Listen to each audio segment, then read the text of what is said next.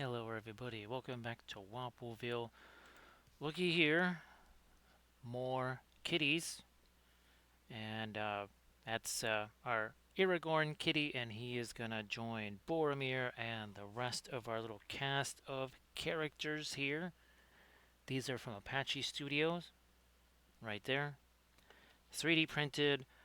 I'm gonna get to do some object source sliding. So say we all. Kind of like this here. Thanks, Armored will appreciate that. Holy smokes. Well, I hope that's true. Okay, it has been one heck of a day here. My goodness. I think it was something like no, it was like 15 of these no, like 16 or 17. Hey there, Blades. So, obviously I still didn't actually technically finish the video yet because I still got to do all of the filler right there. Hey there, Doji. So yeah, these are the first of the Trench Crusade minis. I wanted to basically, well, this is one I'm going to do a tutorial video on, but I wanted to show, well, okay, if you don't have a 3D printer, well, that wasn't terribly hard. Let's put it that way. It was pretty darn easy to do that. Now, this is what we're looking to do here. So, Blades, how you doing? And great to see you there, Doji. Well, Doji, we're only just getting underway. We're only just getting started. So this here is what we're going to be doing. Something pretty similar to that. So Blades, that new figure was looking really good. If you want to post that in the chat, wait a little bit till more folks show up, obviously. But yeah, if you want to post that, that'd be sensational. So here's the Sam. There's your Gollum right there. We got Legolas. There's your Merry and Pippin right there. And I was seriously thinking about making this being like a glowing type of thing here, like a glowing gold or something like that in his hand. So maybe a little bit of object source lighting there too. So yeah, we were doing all this the other day. Oh my goodness, it's been absolutely crazy. Oh, and of course, now Blades, I don't know if I had a chance to send you these, but Recoil was busy. Recoil was very busy. So I'm actually going to take this, probably this one here, and put this on another one of those poker chips with a QR code on the other side. So yeah, Armored Wolf, when the computer wiped out all of, I literally had to go back and find every single one of my internet tabs. Yeah, of course, yours was one of those that was a casualty for doing the QR codes. So I'll have to locate that one again so that I can do that and get that thing going.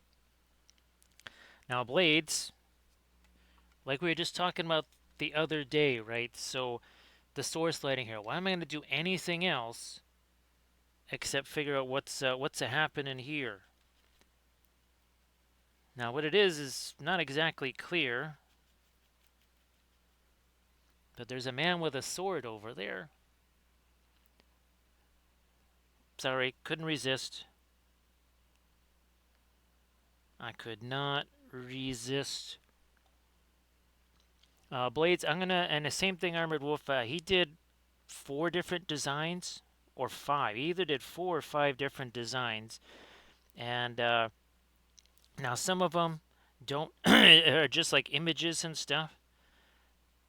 So I thought there's different things that I could do with the different imagery because reasons or raisins, not opposed to raisins. So see, yeah, like I mean, what's to be afraid of here, right? Right, Blades. I mean, if I don't like this, I can paint over it, or I just let it dry and I prime over it. Then no harm, no foul, right? No harm, and additionally no foul. Now, of course, he might be in favor of some foul because, birds and all. But you probably less so, unless there's lots of fromage in it. Now, that could depend on the degree of fromage. Where the heck did my... Ah, here you are. And then, of course, we have the Grand Oracle of the Flashlight, which determines... There's not... Well, there's going to be a little bit here. I don't know, Blades. I started painting orange, and all I could think of was fromage. Actually, I ate all the fromage in the house yesterday. It was supposed to last at least 2, maybe 3 days. I ate it all in one day because fromage, that's what happens. That's what happens with fromage. It's its yellowy goodness just gets consumed too quickly. Okay, I mean, again, there's nothing taxing about that, right? Just hammering away at it. Now we gotta get a little bit of this in here. Now it starts to get a wee bit on the lighter side and blah blah blah. Whatever. This gets a little lighter because reasons. Oh man. Can I reach those? Where the heck did they go? They're in the other. Mm, well, I have to. I'm gonna have to check on some prints, anyways. But those busts are in the other room. The ones that I did with the FDM printer. Oh man, that wasn't supposed to get on there.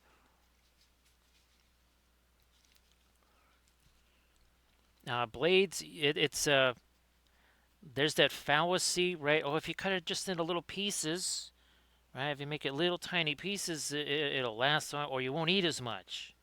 Well, no, if it's cut in little tiny pieces, you're just going to be chomping down more of them because they're little tiny pieces. And you're going to say, oh, they're just little tiny pieces. So, yeah, Blades, I mean, look at this here, right? Look at this here. Now, this one will probably just paint up on stream. Actually, you might paint this one up on Thursday.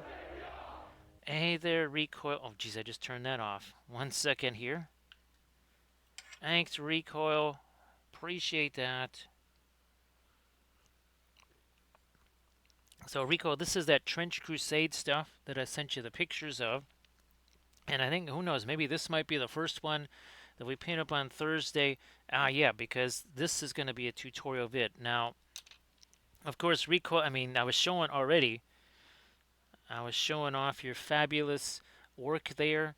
Uh, my apologies, Recoil. This was supposed to be right there, literally right down in the middle, right there. Well, with all of your names that are scrolling, all of your names scrolling across. Yeah, this was going to go right down in there. I did not have time, but hopefully we'll be able to do that for tomorrow's stream. Okay, now there's enough people in here. Recoil, why don't you share your links there? Same thing there, Blades. Share your Insta. And everybody, please give Blades a follow. Oh, hey, Blades. Hopefully the stream was fun. I'm sorry I couldn't join you. I had to get this video filmed, and even then I still didn't finish it. So yeah, sorry I didn't join you on your stream there, Blades.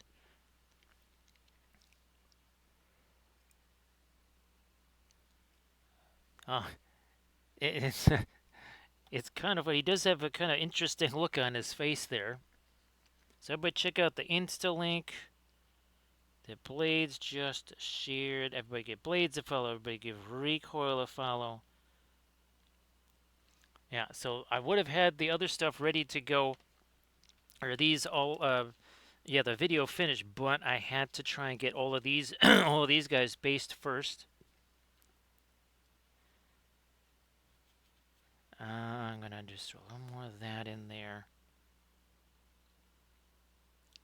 and then we're really gonna blitz this thing here. We are gonna hit that real hard here.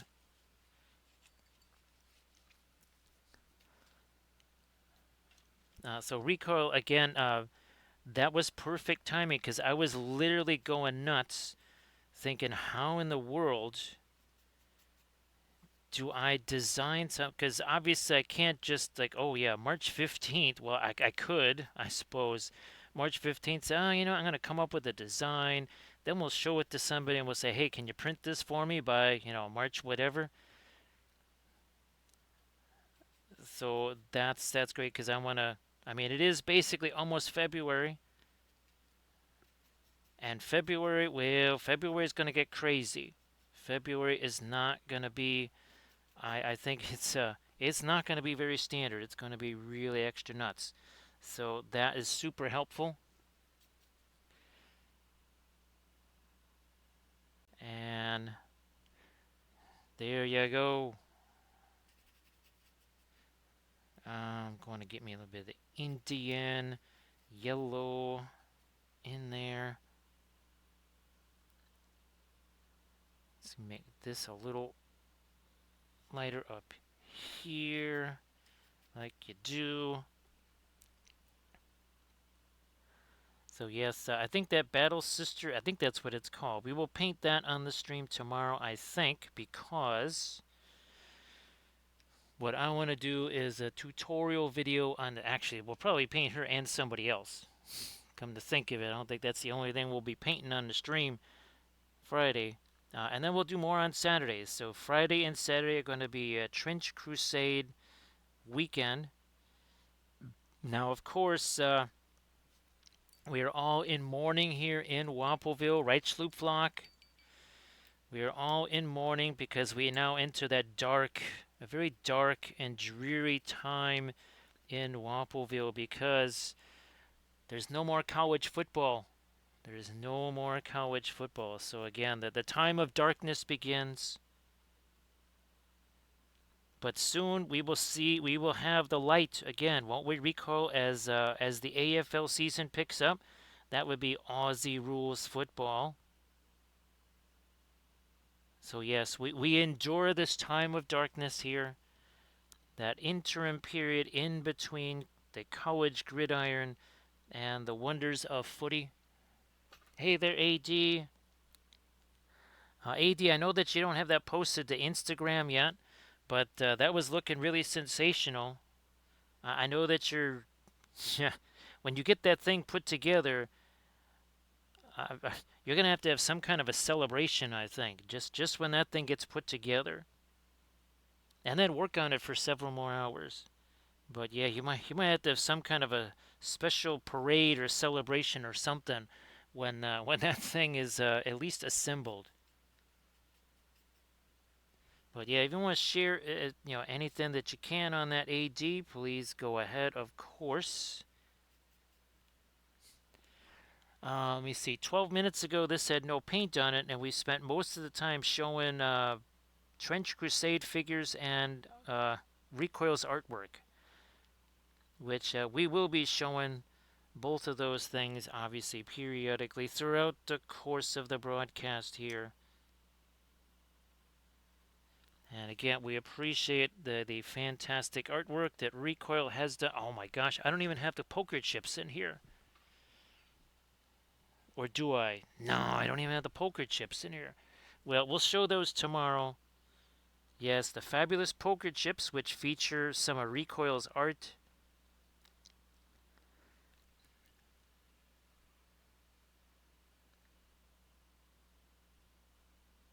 I like to call it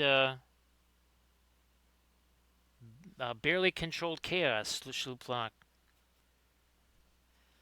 And of course, we're hoping for great things for the Sons of the Mighty West. Yes, indeed, Bulldogs through and through. Bulldogs fight and Bulldogs roar. They give their very best. No, you can't be the dogs of the Bulldog breed. The team of the Mighty West. AD, hopefully, hopefully they're starting to feel a little bit better there too. Because that other mischief was not helpful in getting things done. So again, Recoil, if there's anything you want to share in the chat, please go ahead and do that, of course. Nah, let me just use this thing here. Be easier. There we go. Why fool around? So Schloopflock, happy, well, let's see, happy Friday. Sorry again that this is so late. Amongst all the other things, again, we were trying to finish this tutorial video Let me see. I think it was 12 infantry, three monstrous infantry, one big guy, and then this basically 54 mil set. And again, this is what we're looking to do right here. Everybody, please check out the Insta link that Rico just shared. All right, now we're gonna start fooling around with all this other stuff. Now we're gonna start fooling around with everything else. Again, you don't get this kind of brushstroke precision on any channel. It only happens here. I mean, as you can see, I mean, look at the careful precision of every one of these brushstrokes. I mean, this is meticulous. Every time the brush hits the surface, it's meticulously planned. And look at all the different colors that I'm using on this brush here. Again, you don't get this just on any other channel now. No siree. It's probably best because people would most likely just lose their minds.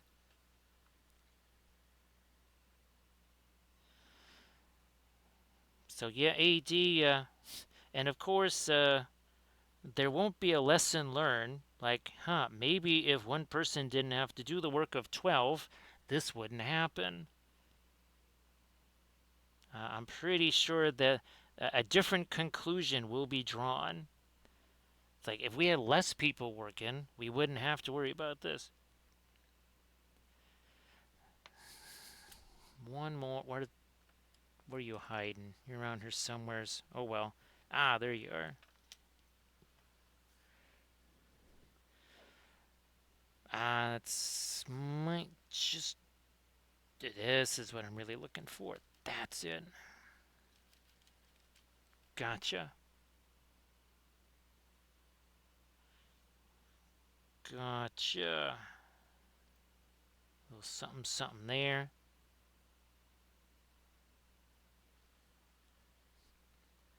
A little something, something over here.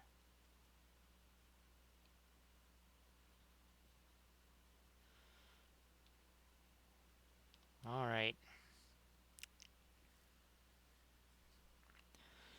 So we're 17 minutes in. Probably subtract 5 minutes for all of the shenanigans. So yeah, 10 minutes. Again, it takes forever to get to this point, doesn't it? Man, oh man, I mean, gee whiz. It's about time we finally got something on this miniature here that looks like something. I mean, it's like a whole 10 or maybe 12 minutes we've been actually painting on this thing. I mean, what the heck are we waiting for? No more dawdling and dilly-dallying. We're actually going to get down to work now on this thing.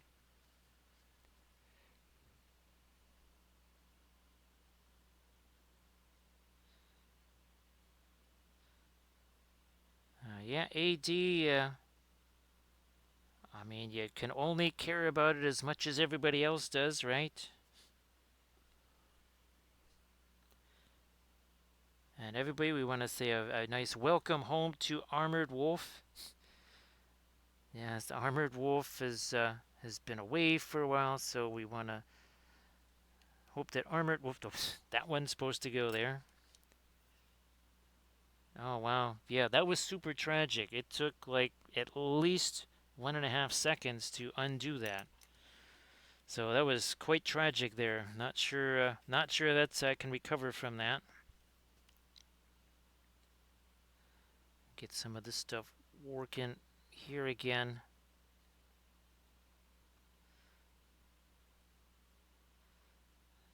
Down here.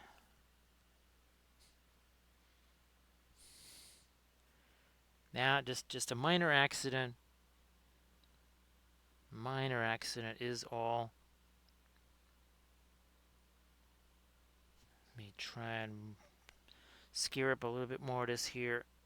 Lighter orange there. Absolutely no idea what I'm doing out here on the fur. I know what we're doing on the clothes and what armor there is, but everything else, not so much. We'll figure it out. We'll figure it out along the way. I know that's not quite usually the approach in this industry. Usually it's meticulous planning and all that kind of stuff. Here it's just kind of like, okay, whatever. I guess we'll do this now.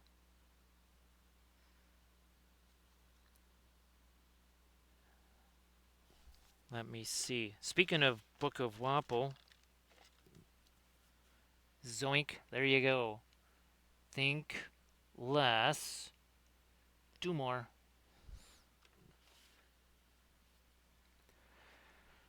We'll see you later there, AD. Well, I'll still be awake when you have your wake up call, so I can shoot you a message then and see how things are going. Cause let me see, what was the an all time new record of getting to sleep at 9:15 in the morning the other day. Cause yeah, that's fun. Ooh, you know what? Come on, we need to get some of this right here. Come on, a little more there. Ooh, a little something more here, but not that bright. Nope, nope, nope, nope. Gee whiz, I can't believe. Well, I can believe that I forgot the poker chips. All the neat stuff that I wanted to show on stream. I'm like, there's something I was trying to remember here. I guess it's just fortunate that I actually have a miniature to paint in my hand. I think that's progress. Progress, not perfection. That's what we're doing here. That's what we're doing here. Let me Yeah, fine. Let's just scoot a little bit of this down here. So this is another basing bit. Oh gosh, I think this is from Goon Master. Actually, Goon Master Games has. They also have some interesting trench basing bits. They also have. I was gonna get those. What's the other thing that? Oh yeah, there's all those terrain pieces. Yeah. So like that cross with all the radar antennas and TV antennas and microphones and such.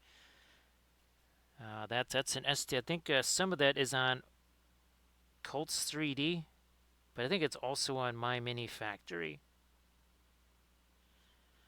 But I was thinking, okay, maybe print that up so that I have it maybe for some photos, and then we will, maybe do take some foam and some plastic card and some polystyrene tubing, and then we'll make our own for the folks that don't have a printer. Which, I mean, ironically enough, yes, this is printed out, but I made these again. I just some. It took maybe 10 minutes to make all of these crosses there. Hey there, Sectorix. Sorry about that. Actually, Sectorix, I'll shoot you some messages after the stream. And we'll see how you're doing since you might still be at the office there. Hey there, Kentucky Fried Treat Creature and Drosarius, and of course, Darling Creepshow. Everybody, please give Darling Creepshow a follow. So, Creepshow, looky here, we got more kitties. More kitties. So, here's the Aragorn kitty. As you can see, these are from Apache Studios. Hey there, Christofferson, how you doing? Yeah, Sectorix, meaningless to me. Hey, Lummox Beast, how you doing? And Harley Quinn. Yeah, because well, I just used their slicer, right, Sectorix, and of course I had to update that stupid thing, right, to late what 1.10 or something. That was, phew, I got some speaks for you there, Sectorix. Yeah, we're gonna have some speaks about that. Now here's our Gandalf kitty. Where's our? Oh, there he is. There's our Gimli kitty. There's our Galadriel or Catladriel. right there. And again, everybody, please give Darling Creepshow a follow. It all started with the Argo cats, and now they've got, look at that, they got their water effects on them and such. Look at that. Here's the other guy. Check it out. Shazam. Also water effects. Yep. So these again are all from Apache Studios over here. Now, we've also had some fun with some of our tutorial vids. So Creepshow, I don't know if you ever saw the finish of this thing. So this was a 3-part series on the Patreon page there. And again, here's some of the sketching that we did, right, to get that design down and then transferred onto our figure there. So that was super fun. Here, let me get you back over here. Oh, and of course we did, here's some of our other figs that we did. There's Touchdown Bobo and Wally the Walrus. Wally the Walrus is significant. Uh, we'll show you. Hey, Spoon Handle, how you doing? Everybody, please give Darling Creepshow and Spoon Handle a follow. Hey, Spoon Handle, if you want to post anything in the chat, just like same for Darling Creepshow, please go ahead and do that. Now, here we are. Of course, Wally the Walrus is one of the he's one of the fan favorite characters on the channel right here. He is actually a master brewer. This is his craft brew right here. It's called Scale Ale. It's a little fishy at first, but well, the taste grows on you. Well, looky here, right? Yeah, they're super excited. They are big fans of Scale Ale. Look at this. Yeah, they're they're huge fans of Scale Ale. So that's we'll be painting that up soon enough. Here we go. Where are you going? Oh, Touchdown Bobo went over there. Now we have, here's some of the other ones coming up. So there's Sam. There's your Gollum right there. Now Legolas here. He's actually a Siamese. So we're going to paint him up like a Siamese cat. That should be super fun. And then Frodo here. He's got, instead of a ring, it's obviously a ball of yarn. We're going to try and make this like a golden ball of yarn here, something like that. We'll see what we can do there. So yeah, that's some more of our kitties right there. And I was just filming that's why the stream is so much later. I was filming a basing video on Trench Crusade stuff. So yeah, that's actually this one and some other ones will probably be painted on stream this weekend. Hey there, Diadems. Nice to see you back. I hope that you are also doing very well. Now, let me see. But it takes a little while to scroll on back to here. Do I already pass those by already? I think I might already passed them by. My Imperial Fists. So this is some 40K stuff that was done back in the day. No wonder. Yeah, kind of went right past it. There it is. This was kind of a nightmare. This would have been so easy with the oil paints. Holy, all this stuff would have been so much easier. I had to paint 3 of these, and I would have done the entire thing with the oils, not just any kind of weathering or whatever. It would then all those yellows would have been immensely easier. Yes, all this would have been so much easier to do in the oils. And this is actually a scratch built thing that somebody sent me to paint, so that was very fun. And there's tons more Imperial Fist stuff on the blog. Now this is a more modern version. This was on our Patreon page here. So this yellow is so easy to paint with the oils. Took about as long as what we did here with this source set. Oh, by the way, this is like 20 minutes of painting right here. Just throwing that out there. Yeah, it's about 20 minutes there.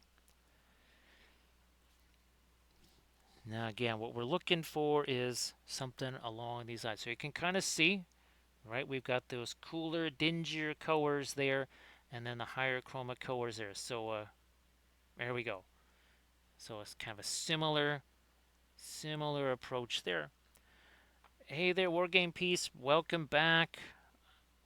Welcome back. I hope that you had yourself a great Tuesday and Wednesday. So great to see you back again. Appreciate you being here, of course. Now, what I wish I had, actually, Creepshow. Oh, I wish I had the poker chips to show you. with the Wapelius Spellbrush and the Kathy figures on them. Do I want to do, you know what, I'm going to go for it. We're going to go for it. We're going to go with this coloration here too, I think. We're going to go with this because reasons.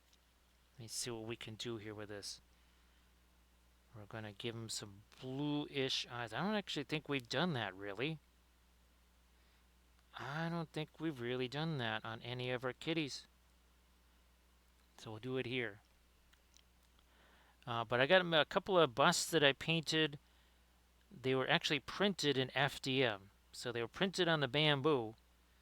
It was an experiment with the... Oh yeah, Sectrix. I think I'm... Oh geez, I'll have to send you the video link for that Sectrix. Hey there, Valfera. Yeah, it was one of those... It wasn't really a snafu kind of day. There was a lot of snafus last night with the stupid bamboo slicer where all of us, well, somebody was trying to do me a favor, and for whatever reason, I've told them many times that I have a bamboo X1 carbon. They thought it was a P1. So the files they sent me were specifically refined for a P1, which meant that there was quite the conflagration. See what I did there in the slicer, because it's like, this does not match the printer you have selected. I'm like, what is going on here? Yeah, I had no idea about that. So I ended up printing something that was basically set up for a P1 on the X1. It seems to have printed okay, thank goodness. But yeah, that was that was unnecessary roughness right there. That was illegal procedure, offsides, illegal formation, illegal man downfield, illegal touching, hands to the face, horse collar. It was all those things all in one. So, Velfair, I hope that today's, well, the last few days have been a wee bit easier. A wee bit easier. And of course, we now have the fabulous, this is just one of several fabulous pieces of artwork that Recoil created. Look at that, huh? Yeah, we're going to be having that on the next poker chip with the QR code on the other side. Now, Valfera, did you send me one of those clips? It's the one guy that he's got the Kansas City jersey on. He basically grabs a football, falls down. Then he's the next thing you know, he's in a ref's uniform, and he throws the flag, and he said, "That's 15 yards, 75 points for Kansas City. Automatic victory. Illegal touching, hands to the face." So yes, Valfera, of course, this is a dark day in Wappleville. Indeed, darkness has fallen because there's no more college football. Yeah, Valfera. Well, there's other things that I want to send you too, so it can all just can all go in the same box. Conveniently enough, right?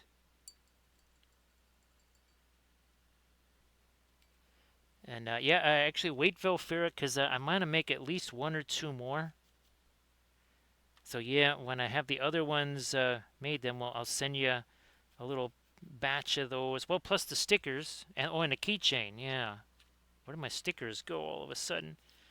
Yeah, so I have to send you obviously some of the stickers and of course our fabulous keychain wherever that went off to. Valfera, we got something better. We have something way better. We got Aussie Rules football. Yes, the season begins in March. The season begins in March, so hope, there is hope. There is actually hope for those of us in Wappleville because Aussie Rules is not far away. Actually, Valfera, boy oh boy, what I kind of also need to do is I need to get that Discord thing going so we can sell off a few figures so that we can do some more fabulous paint sale stuff so that, well, we can also get more of our resin and PLA because those are bueno or extra expensive now. No bueno expensive. Look at that. Nice little extra bit of dark there, huh? Little bit of dark there. So we need that kind of light, dark, and then light again. That's what we're doing here.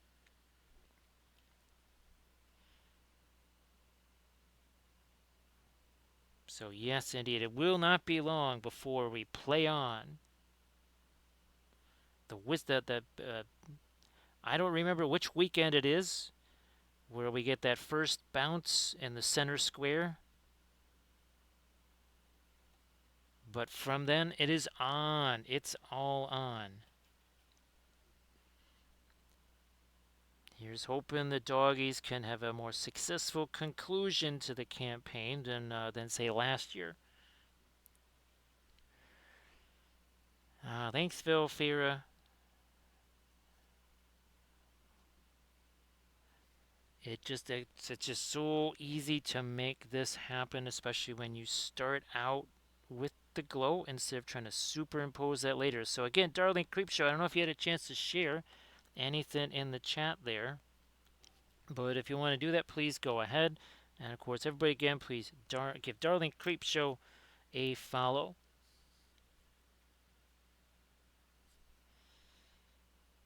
So yeah, Sector X, I lost at least an hour and a half to that last night, running up and down the stairs, going, what is going on with this printer?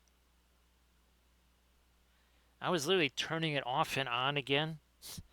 I was about to restart the machine, as in like the computer, wondering what is going on here with this thing. Little did I know. So Schloopflunk, I did not have time to make a new batch, so I just used the Marion Street oils here. I do prefer my own mixes. I kind of like the qualities of my own mixes better, but there has been zero time, sadly, to do such a thing. A bit of a bummer, but yeah, I had to go with the Marion Street oils here. Now, where you hiding? Of course, this has been a game changer, and I have a tutorial series I'm going to be doing with the featuring the Richardson uh, Puro Orange. It ain't cheap, however, it does stuff. there you go. Why were you willing to pay all that money for that tube of paint? It does stuff. That's a very detailed reason, and it's a reasoned explanation of why we got it. It does stuff. Because it ain't nothing. That might make as much sense to some as all of these sports platitudes we've been chucking around here, like grenades.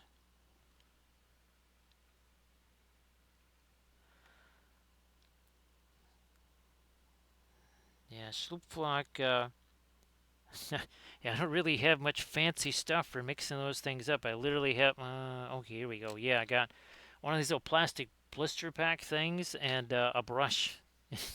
That's it. That's all I got for mixing.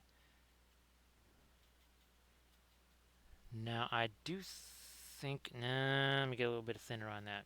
Fine. Get a little bit thinner on this here.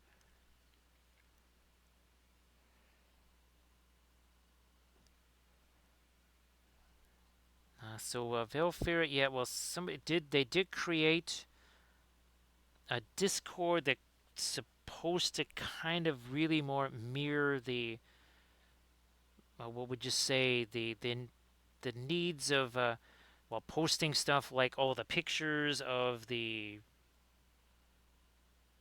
all of our color charts and such, and also to making announcements of things, and so they've been trying hard. We I was hoping that by today I could actually be posting stuff to it. Well, we know how that went.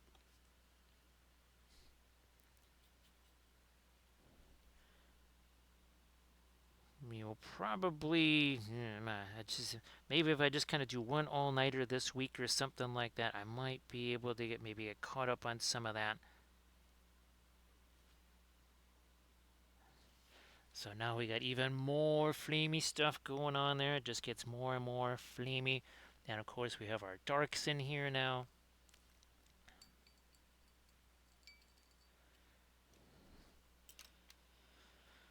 Now over here. Now let me scare up my Aragorn reference here. All right, we need to get ourselves some. Actually, is that his? Okay, we'll say this is his elven cloak. Fine, which means we texturize it. Wait a minute, I'll just grab our Boromir here. Yeah, we'll do this. We'll do this to texturize it there, which means we get to do some of that out here potentially too. Still letting this set over here. Now, where is something we can use for this? I'm going to just roll with this thing right here. We'll roll with this Perline Black. Some of our... Come on. There we go. Some of our brown. Talk about a sap green. Dang, look at that. Looky there, sap green. More dinner.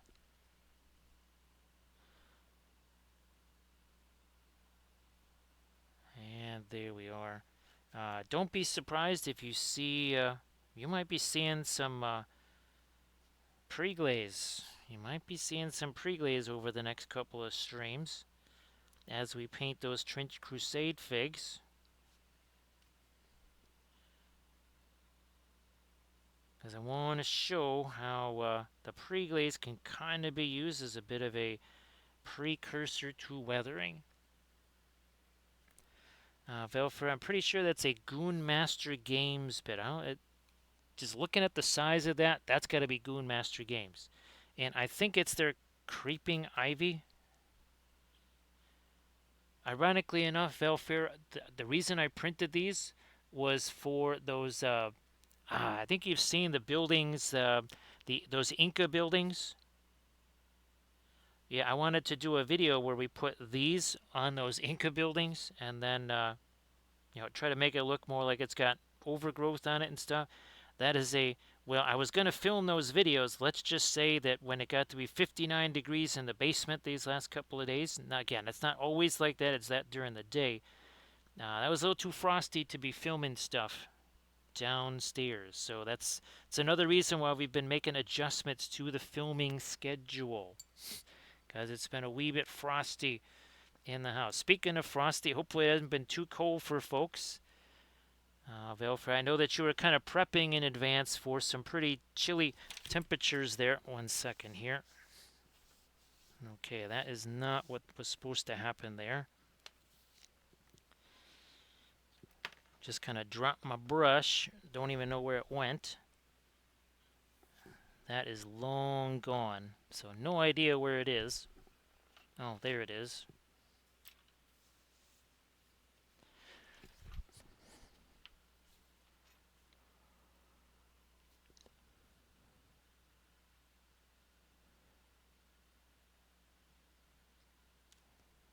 Nah, yeah, won't be that here, that's for sure.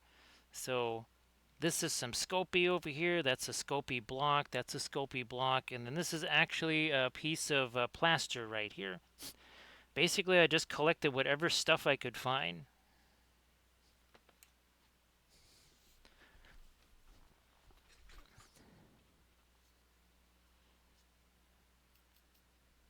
That's basically what I had to roll with there, is just any bits, because I pretty much used all of the baked Sculpey that I had on my Lizardmen video there. So I just said, like, okay, we have this. Not much else, but just use this stuff.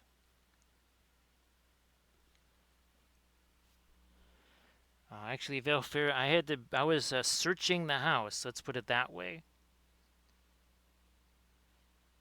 While I was doing other stuff, I kept looking around. This is when I was trying to figure out what was going on with the printer and stuff. Also, try to keep an eye out for anything like that.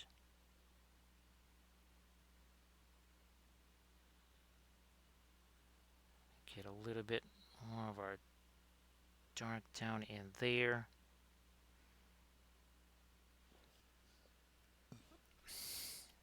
Some here.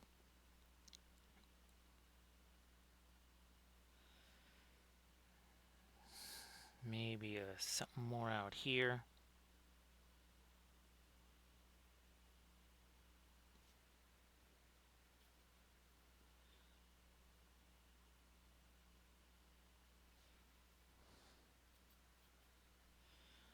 Something like this.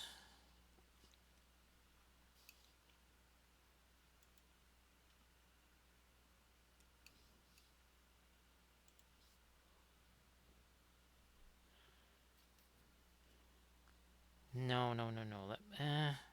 Let me get some of my really dark red. And again, if we're going to be doing some texture on this, let's start doing some of that here. Yeah, so it was basically a booby-trapped file, which I didn't know you could do that. But yes, it was virtually a booby-trapped file.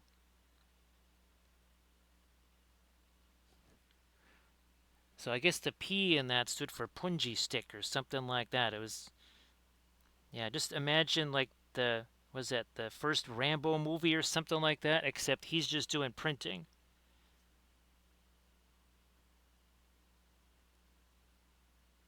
And he's setting up all these printing booby traps everywhere. I'm gonna give me some, whoops, a little more than I wanted. Wow, yeah, big tragedy. Took forever to get rid of that little problem there.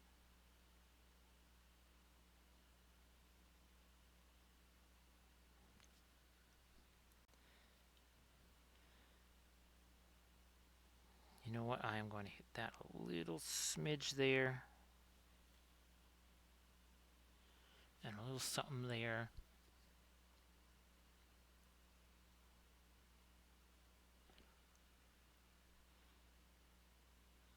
So again, 47 minutes ago, this had no paint on it. We've really been painting on this for maybe 35, really like 35 minutes, if that much.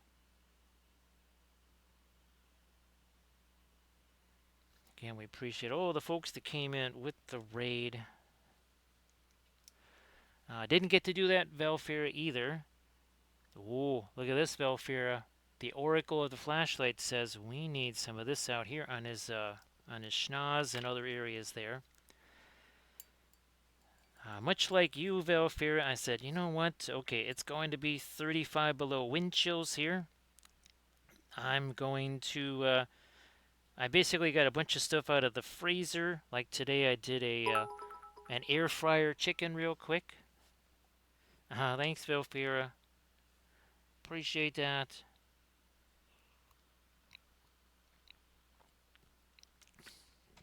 Now, I was sweeping snow at about 5 something o'clock this morning.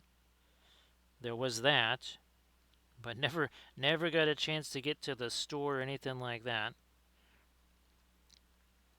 But again,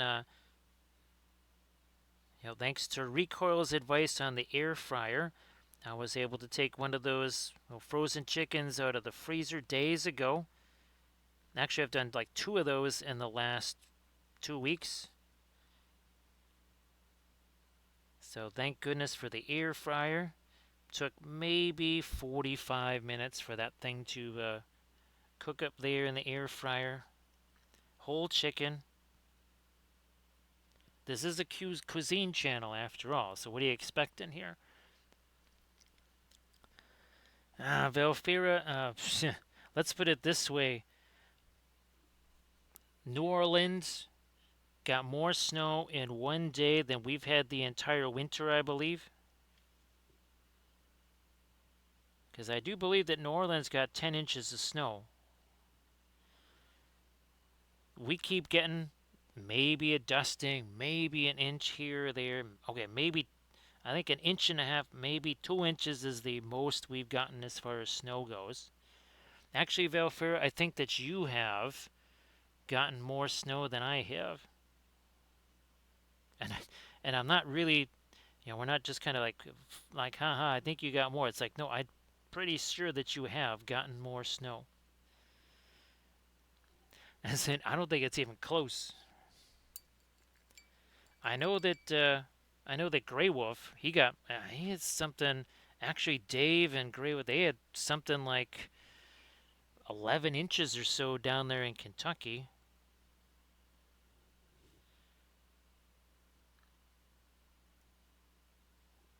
Just going to try and lighten up a tiny little touch of that. There we go.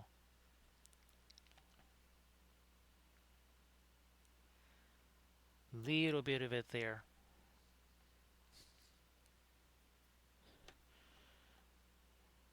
Just try to get some light going on this here too. And now we're going to start putting some more light back here on the sleeve here. Actually, I don't know if that's... It's really not a cloak, actually. Let's not go texturized on this. We're doing a change of plans here. We are changing things up like you do.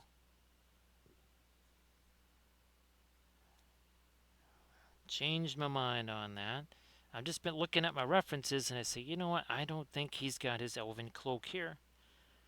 Because if this is Amon Sul, he does not have that elven cloak. He would not have these at Amon Hen, right? This is all about Amon Sul. So we gotta get our locations right here.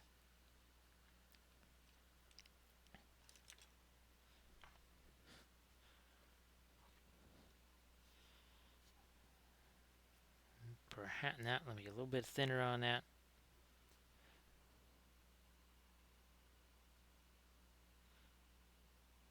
There we go. Okay, that might have been a little too much of the yellow there. We're gonna back off of this with more of our orange. There we go. So Citric, sorry that you're there so late. Again, all kinds of crazy stories there. Now again, as I was trying to do some exercising at, I don't know, 8:40 this morning, because yes, I still hadn't gone to sleep yet. There was a video about the whole kerfuffle there with the bamboo stuff. And it's like, well, that's not really going to matter too much to us here.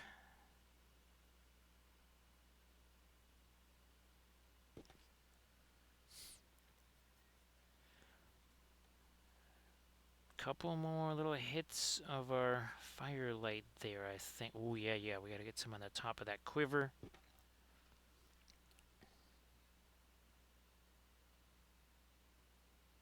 Let's do that.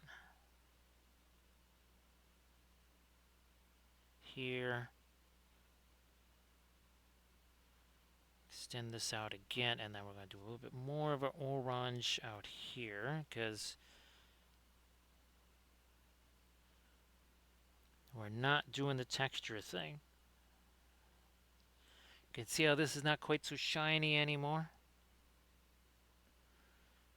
I know it's a little bit weird for folks when they first see it. They say, holy smokes, that's all shiny. Such is the nature of the oils. If the acrylics took this long to, say, dry as the oils, they would be, you would see more shiny stuff with them as well, just for reasons. Now, we do need to have a little bit of our firelight on this metal over here, because firelight and all.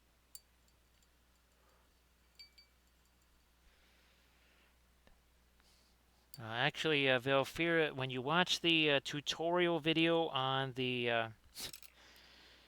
those Trench Crusade figures, there's one that has some candles in a very dangerous location, depending on what food he was choosing to eat. Let's just say you gotta hope that he did not consume too much in the way of chocolate-covered raisins.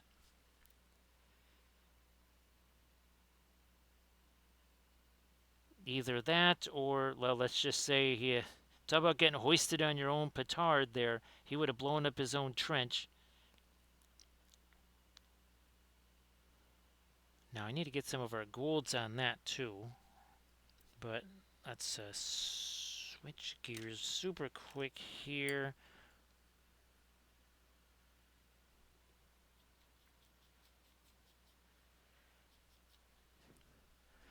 Yeah, Velfira. I'm trying to think. Oh, you know what? There's some vehicle files. Oh, actually, Velfira, you'd like this. Somebody did a vehicle file for this Trench Crusade thing, and it's basically a Saint Charmant. Yeah, it's a full-on Saint Charmant, and that would be really fun to have some tank riders on that. At least, if anything, have a whole bunch of well, the crosses and everything hanging off of it.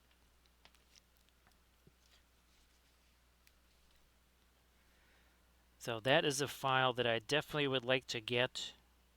And then we could actually do a Vehicles Workshop episode for Trench Crusade. People want Grimdark. They're going to get Grimdark. But we'll also be able to do all kinds of freehand on there. Lots of the your kind of say Byzantine style art.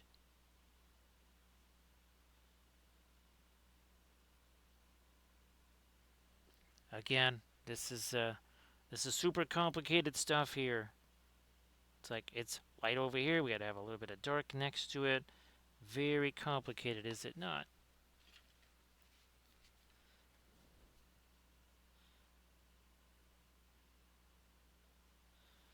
It also needs a smidge of reflected light down here. Let me just keep going with this.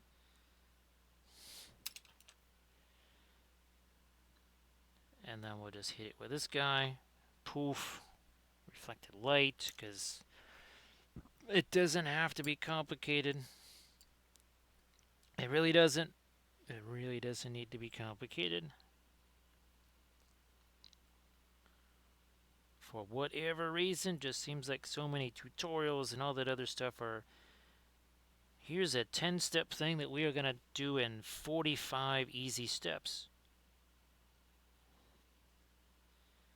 It doesn't make sense most of the time to me.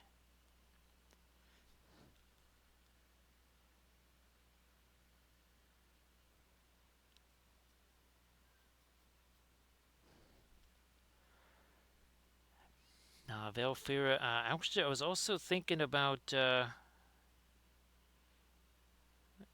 breaking out the, what was that, the iridescent pearl white, also for these, for the Trench Crusade figs. Maybe do some TMM on those guys.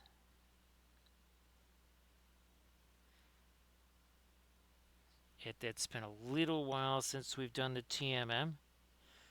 Again, getting our sword going here.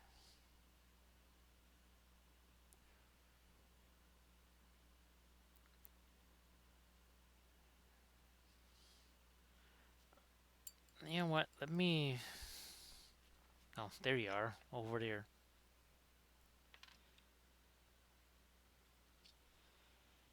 I need a. We got to bring out the Prussians. Speaking of some trench warfare, they were bringing out the Prussians.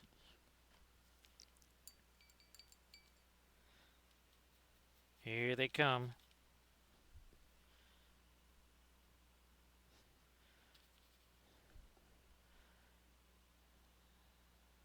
Now we're getting there.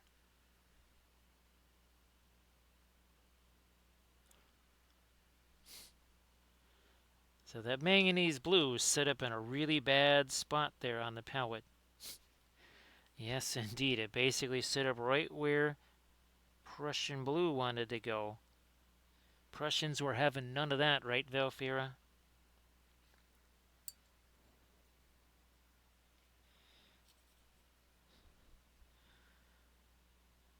And now I want to get a little bit more of our darker bluish stuff on the eyes here, so that way we can actually have a little bit of the fire casting a light on his eye there, because I think that could be fun.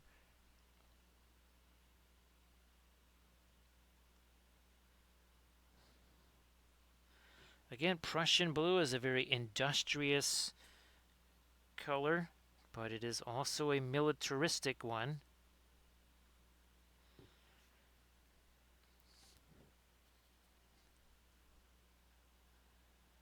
Nope, nope, nope, nope. Let's get more of this in here. Now we're getting somewhere.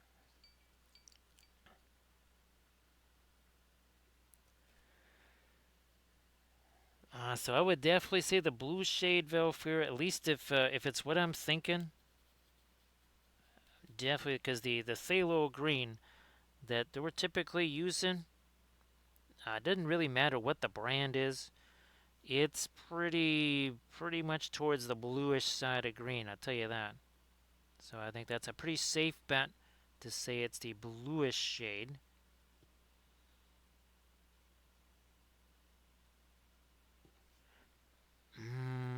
Maybe. Let me see some here.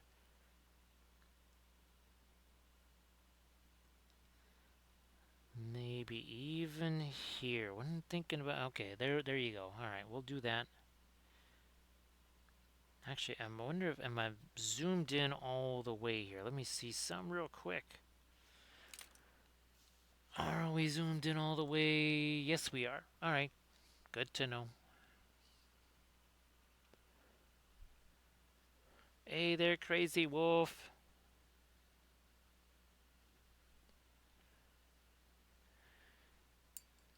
Now, the interesting thing about your Prussian blue, of course, is that it was the very first artificial pigment ever made.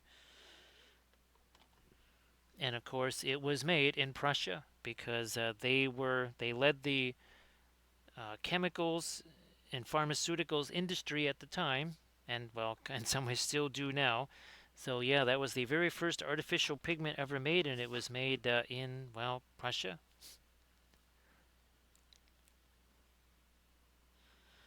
Yeah, Velfira, there's definitely a bunch that I'll need to get. I don't know what the level of the sale is. Like, okay, is are the Richesons more on sale? The Griffins, there we go. There's a little bit of our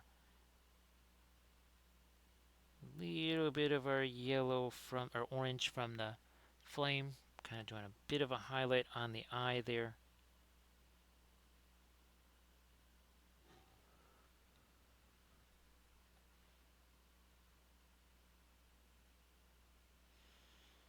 You know what? Maybe need a little more of this up here.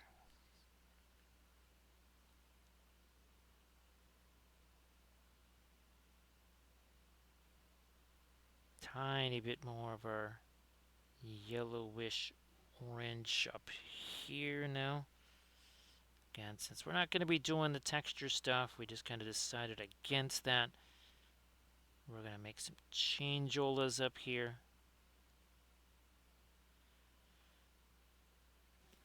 And a grand total, we've done 1 hour 4 minutes so far. That is it.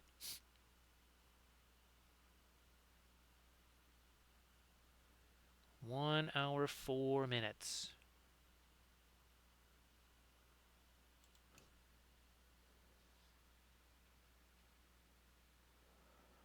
Yeah, Velfra. I noticed that with oh, the what were the Williamsburgs. Those are like 30%. The Richesons were something like 40 or 45,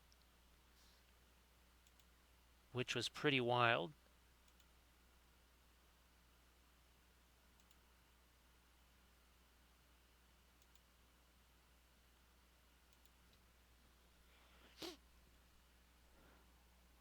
Let me look at my reference here real quick. 1 second here.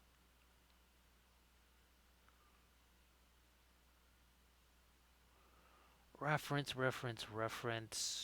Bingo. It's not really we're gonna have to go with this. We're gonna take our. That's the color we're gonna take. We'll take this brown. That's our recycled earth brown ochre. We'll take this blue with it. That's the color I'm looking for. Hey there, Hankshaw, how you doing? Thank you so much for joining again. Happy Friday. I hope that your Friday has been off to a really, really, really good start. Hope it's that way for everybody.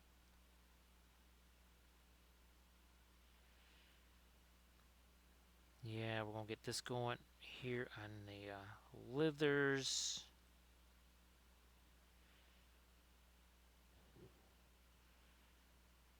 More of that here, just touch. Now more of the ice blue, perhaps. Let me see what happens with this. Let's see how this is going to work here. This should be an interesting film noir, Velfera. I'm trying to get a little more value on this, especially this part right here. So give me a momento here, and then we'll do a film noir on this. And well, it should all disappear, right? There are source lighting for the most part. Now we don't have all of our lighting out here, so it may not disappear quite as much.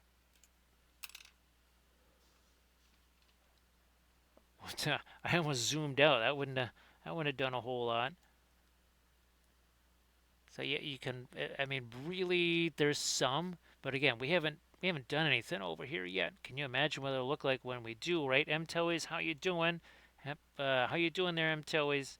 Whoops, there we go. So we're back again, and it is a color temperature thing. It is a saturation thing, right? Desaturated, cooler, and saturated and warmer. So nice to see you there, M Toys. So M Toys, the stream did start later because, well, looky here. Yes, we were doing a Trench Crusade basing video. I think I was basing 12 infantry, 3 of the kind of like, I don't know, I'm just going to call them monstrous infantry, 1 big, like, monster hero character, something like that. And then, what was the other thing? Then that 54 mil you just saw there. So it's been a very active day. And actually, MTEL is there's a whole bunch of terrain out there. Let me tell you. So MTEL is I think you posted your first to Instagram, right? Your Trench Crusade stuff that you did. Now I guess I don't know, you guys gonna be playing some of that this weekend at Shea Landrest? So have a good night there, Valfera. That ain't what I want. There. Again. Why am I going to struggle? I ain't going to struggle. I'm just going to just say, you know what, here, let's just do this. Now I'm also going to get me a little bit of our blue in there. A little bit more of our Prussian blue. Come on, a little more of that. There you go. Uh-huh. Looky there. Yeah, and you can fool around, struggle, do all that kind of stuff. Or, take the easy way. I like the easy way.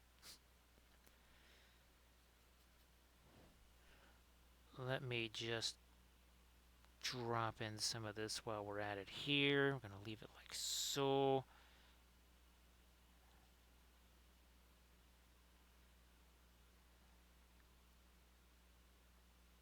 Something like that. So yeah, MTOYs, that was really pretty wild filming that. I still actually have one more segment to go. I still have to add all the texture paste and such. and some rocks and gravel.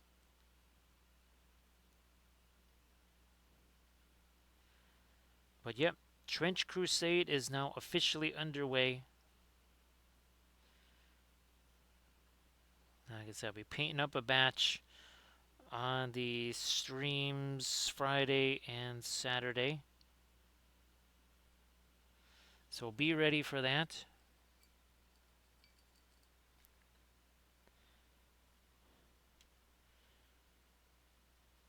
Probably do some infantry stuff tomorrow.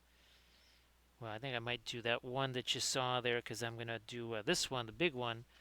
That's going to be a tutorial vid on the Patreon page. And again, if you don't have a 3D printer for doing basing bits, at least you can just, well, take some balsa wood and make those super quick.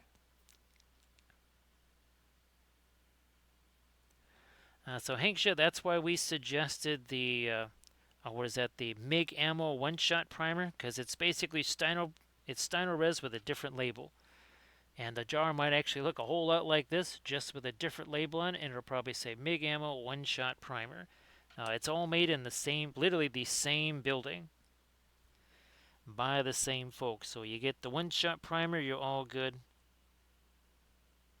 So that's what we suggest for all of our European friends.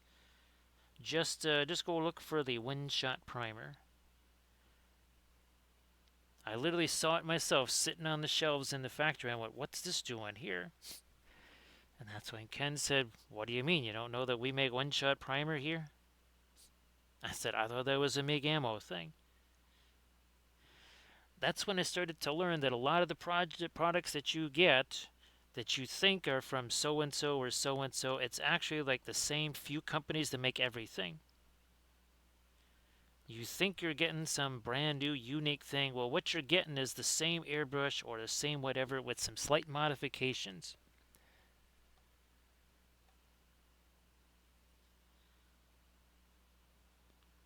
So Schloopflock, the MIG ammo stuff might have a rust red primer. I mean, this literally is practically rust red. It is what we use for rust. I mean, the terracotta oil paints, it's just the same as this. That's what I use for rust. So it might be called rust red. Hanksha decides to fire a pun right there. Shots fired by Hanksha. So yeah, Hank, try that out. I would imagine it's probably a whole lot easier for you to get the MIG ammo one-shot primer than it is for me. So that would be good. That would be very good for you there.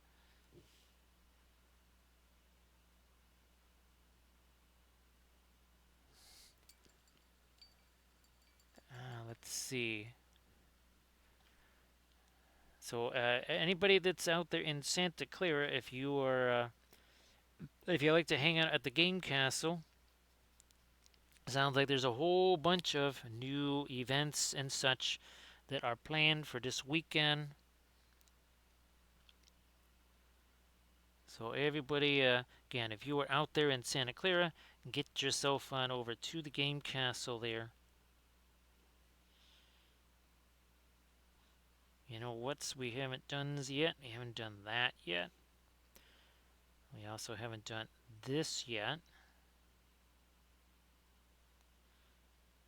Come on, there we go. That's better.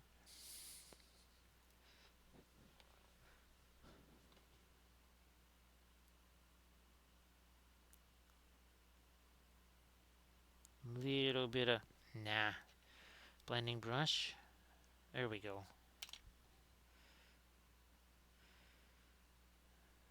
Let's do something with the fletching on these arrows here. They're not orc arrows after all.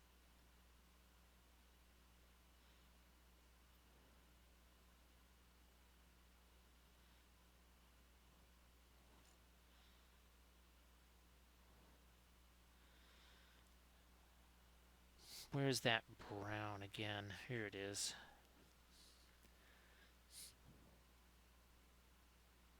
There we are.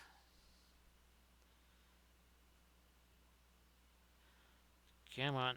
There's some more here.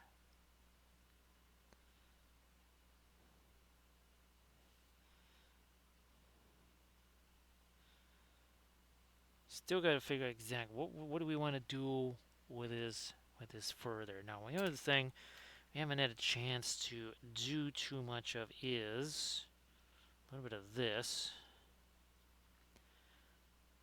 Now here, I think, oh, that's right. We might actually hit our raid. That's it.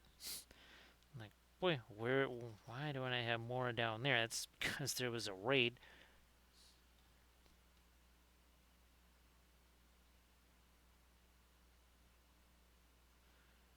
Catch a little more of our not object source light there.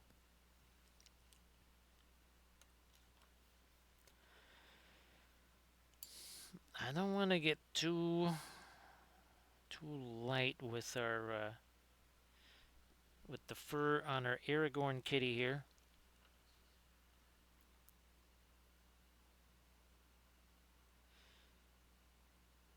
Might want to also do some variation on that.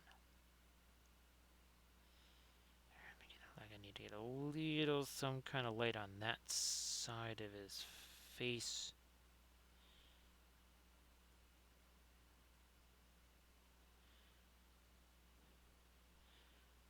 A little something more there.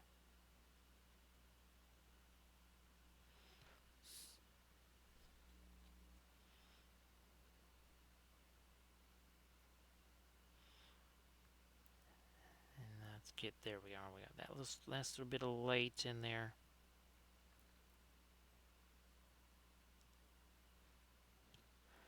How's about a little bit of pink? Oh, that's not pink. That's orange. Here, I'll try some of that on his nose there. Oh yeah, Hank should go ahead, share those in the chat, and we'll make sure that folks go check those out. So again, everybody, please check out the Insta. Is it gonna be Insta link there, or is it a Discord there, Hinksha, so that folks know? Well, yeah, you want to post stuff so that people can go check that out.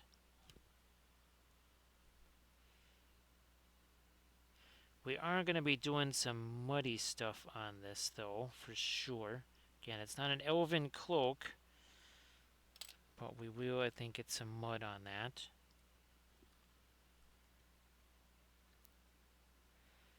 Oh, geez, I still haven't had a chance to do those. I'll get, was it General Grievous?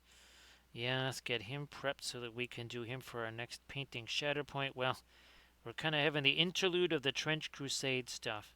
Oh, and by the way, I will be doing an army painting series on that. Don't know which faction. Well, it's either going to be the...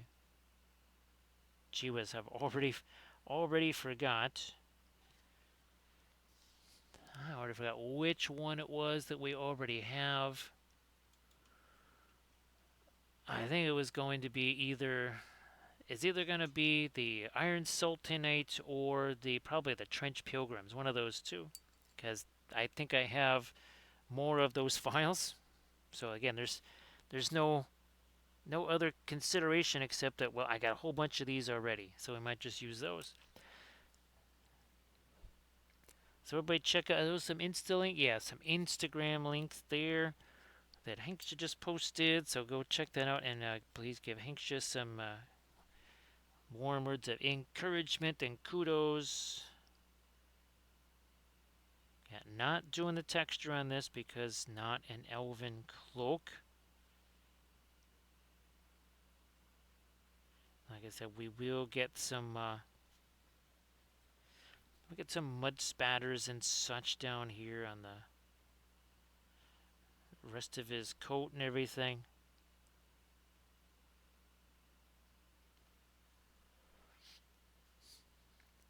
So, Hanksha, I'm glad that the oils are also working faster for you there. And hopefully also drying faster. And like we've said several times on stream, is that the faster those dry, that's when you know you're really kind of starting to get the handle on them. Because that means that you're using less and less and less, doing more of the mixing. on the figure, so you're really starting to take advantage of how they work.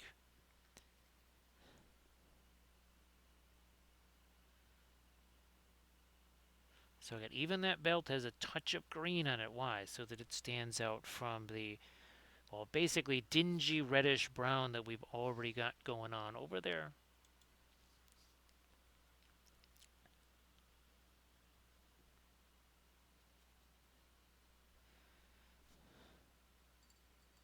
Get all this junk out of the brush there.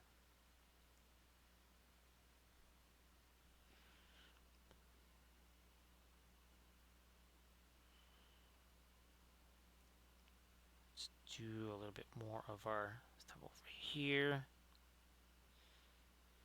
A little bit of that lighter brown up there. I might, I know, we haven't used this. We're going to actually go to our violet here. That's another kind of alternate leather color, especially for leather straps. Yes, violet. It's a very dingy violet, though. You basically never know what it was. It just looks like a gray.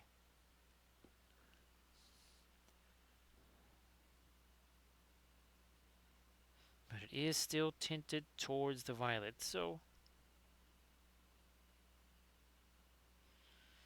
there you go. A little bit of it up there. Might even start doing some of that on the fur here.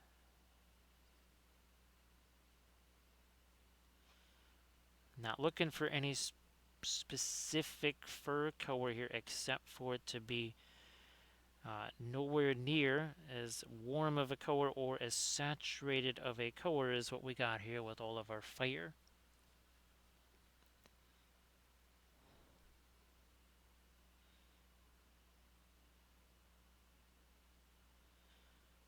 We can have some of the lighter stuff on there, but we definitely don't want to have all of this kind of really warm orange on there. We want to avoid that if we can.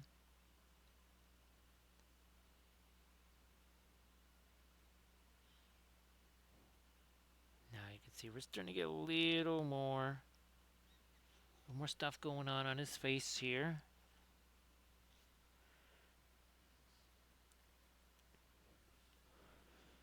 See what we can do up here on his hair.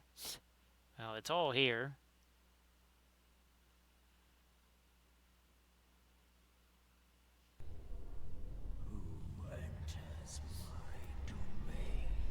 Now looky here, something wicked has entered the building. That is Wicked Elf. Wicked Elf, happy Friday. Hope that you're doing really, really, really well. Everybody, please give Wicked Elf a follow. And of course, Wicked Elf, like always, if there's something that you want to share in the chat, please go on ahead and do that. Yes, indeed, that is, it's Aragorn, but it's also a kitty. And these are from Apache Studio. We've been doing a whole batch of these. Here's Boromir. Here's our Cat Doff. Cat Ladriel. There she is. Also, Gimli. Yep, there's our Gimli kitty right there. And it all began, there's two of the Argo cats, and now they have their water effects and their foliage on them, just like the other ones. So yeah, there's the Argo cats. And, well, we got more on the way. Yeah, because there's Legolas right there. There's your Gollum right there. Sam. Where's Frodo? There's Frodo over here. So there's Frodo. So again, everybody, please give Wicked Elf a follow. And of course, again, Wicked Elf, if you want to share something in the chat, please go ahead and do that, of course.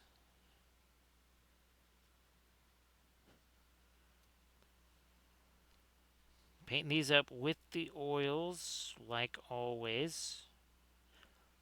1 hour, 25 minutes ago. We hadn't even started painting this yet. He was just primer. Yes, it is. So it happens quickly. And again, everybody, please give Wicked Elf a follow. So Wicked Elf, I'm guessing that the Adepticon preparations really are kicking into full gear. And if there's any classes that you're teaching at Adepticon, anything along those lines, and you want to share that info with folks, please go ahead and do that as well.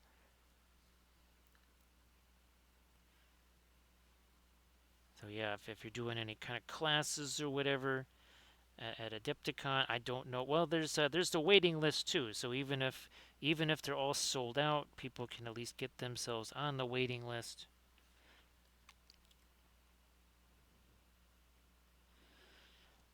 Now, speaking of classes, then if you're not doing those, were there classes you were gonna take, or is it the ultimate chill fest for you, where you just say, you know what, I'm gonna kick back, and relax.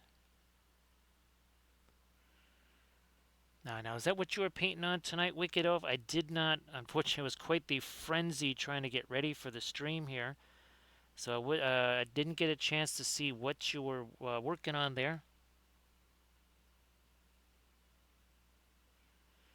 I painted up a unit of the dwarves. I have printed out a unit of they're the mounted barristers, but we call them the mounted baristas. Yeah, what they actually do is they just ride around the battlefield throwing paper cups of hot coffee, yelling people's names.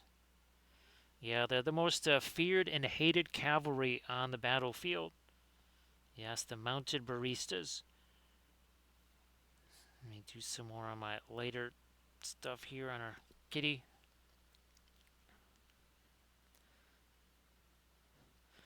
You know what? No, nope. I'll just use the fast matte white here. I was thinking of using more of the ice blue there. We're just gonna roll with this. Hello, little hobbit. Spark my ganja. Thank you so much for that follow. We appreciate that. Of course, Gandalf does too. Thank you so much, Modesty. Ah, fancy seeing another cat here. So what are you talking about? It's like, you do realize you're a cat. It's like, I wasn't a second ago. It's like, no, no, really, you're a cat. It's like, is this some kind of weird thing from Sauron right here? Thank you so much for that follow. Appreciate that. This is our first roll on the Gandalf 6, which, oh my gosh, that just went flying back there. However, it is a good solid roll of a 4. If I can pick it, there we go. So yeah, it ended up being a 4. It wasn't a cocked dice. It just went flying way out of reach there. So thank you so much, Modesty. Appreciate the follow as always. Thank you so much.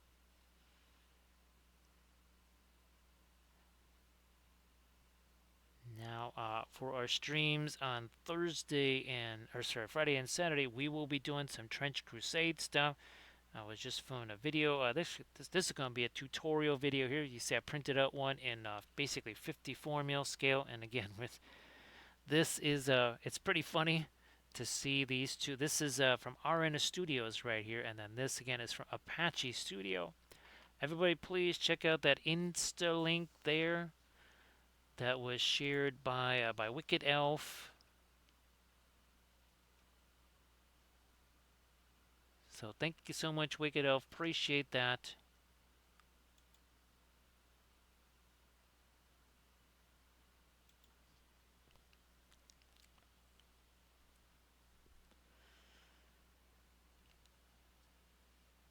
We were able to finish one bust and get another. Well, that's fantastic, Wicked Elf. I mean, it's not like Adepticon is next week, but it's also, it's not exactly 3 months from now. So glad you're able to get those done. I'm going to try here. Let me get some of our. That's our Naphthol Scarlet. Ooh, okay, a little bit of the Purl or the Perline Red, not that much.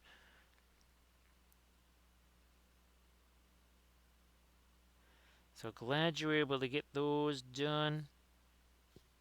Where's my other blending brush here? Let me just... Yep, okay, that'll work. That will work. There we go.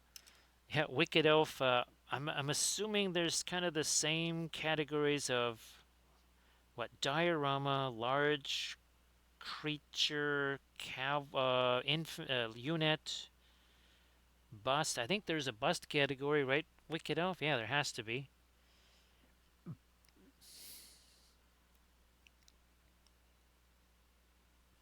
Ah, we're doing the cyber succubus. Now, I can't quite remember what the latest the creature caster one.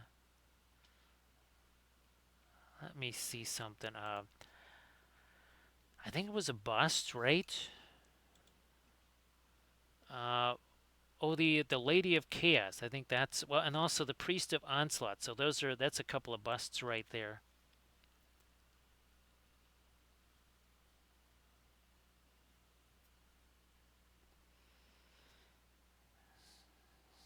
Hmm.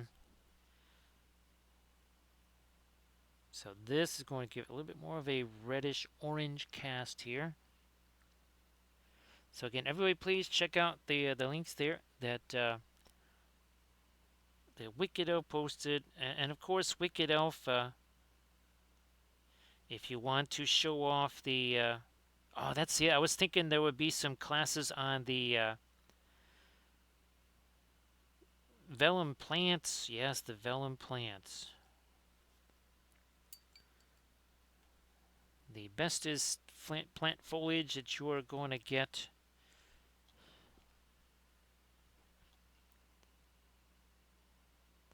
Thanks, Wicked Elf. It's so wild because it literally is the very first thing that we do.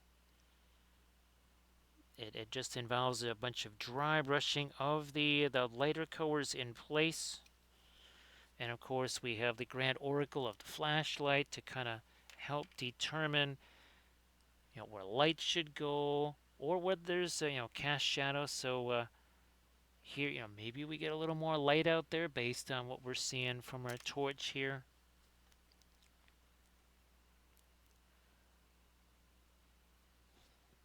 What do I have on this brush here? What I want to do is get that channel a little bit later there.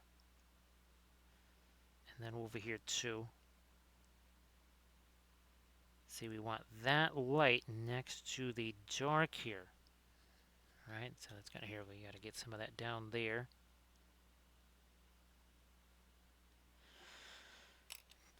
Blending brush. Just use this. And of course, again, having the oil paints, super handy. Super handy because all this blending stuff just happens so easily. No extra working or anything like that.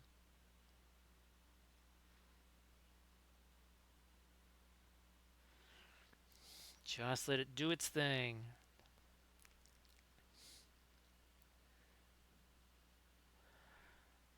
Ah, yeah, Wicked Elf, that would be fantastic.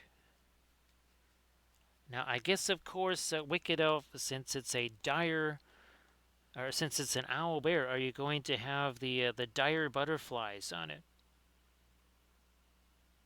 Because again, that is one of the most favored pieces of all of the Wicked Elf collection of the vellum plants. Ironically enough, is of course the fabulous vellum butterflies. Can't beat those, right, Grand Oracle? Thank you so much, Grand Oracle. Appreciate that. Boy, oh boy, Grand Oracle. Stream started real late, but we're almost done filming this video. I have to do the segment where we do all of the texture paste and stuff, but we'll be good to go with, I think something like, let's see, 12 infantry, the three big guys, 15, and then her, 16, and then the really big, whatever, kind of looks like a Cornish guy with wings or something like that. So yeah, about 17 of them there. So Grand Oracle, great to see you. That wasn't, well, I was so busy trying to get all the basing stuff on our kitties here that I just did not have time to get going with the video there. How is about a double raid? Not a single raid, but a double raid from Catmaster and Kaylee. Everybody please give Kaylee Larson and Catmaster follows. So Kaylee, I hope that you're doing really well. I know that you're going to skedaddle off to bed there. So have yourself a fantastic night. So good night there, Kaylee. And of course, Catmaster, I hope that you're doing well. And I hope that the new digs are working out really well for you. Everybody, please give Kaylee Larson a follow. Also, please give Catmaster a follow if you could. So, Cap, it's fantastic to see you. And of course, as always, you want to post something in the chat, please go ahead and do that. Let's see, 1 hour, 36 minutes, and 37 seconds ago. That's when we started on our Aragorn kitty. And yes, he is a kitty. He's a kitty. He's a chibi kitty. And this is from Apache Studio. And we've got, I think, was this our last one? Yeah, Boromir was the last one that we did. Here's our Catdolph figure. Oh, and here's our Cat Ladriel. It all started with the Argo Kitties. We did 2 of these. Now they got their water effects on. Actually, Cap, I think you saw these being painted, right? Hey there, Landrast. Yeah, Cap. I think actually we were painting these on a Thursday, and I'm pretty sure you rated while we were painting the Argo Kitties. So, Cap, did you get to see a movie today? Here's the other Argo Kitty. The other thing, Landrast, I got some hilarious stories about the booby-trapped file that I was sent. Yeah. Uh, the person that sent me the file just thought that for whatever reason, despite, you know, many times saying I have an X1 carbon, they thought I had a P1. So they literally customized the file for the P1. And let's just say it took over my printer, changed all my settings, and it's like, this is not the printer you have chosen. This is not the designated printer. I'm like, what is going on? Turned the printer on and off about 10 times. Was about to restart the computer. Like, what is happening here? So yeah, that was another comedy of errors there, Landrast. Hey, Lecter's Kitchen, how you doing? So everybody please give Kaylee Larson a follow, give Catmaster a follow, and give Lecter's Kitchen a follow. So Lecter's Kitchen, same deal. You want to post some stuff in the chat, please go ahead and do that.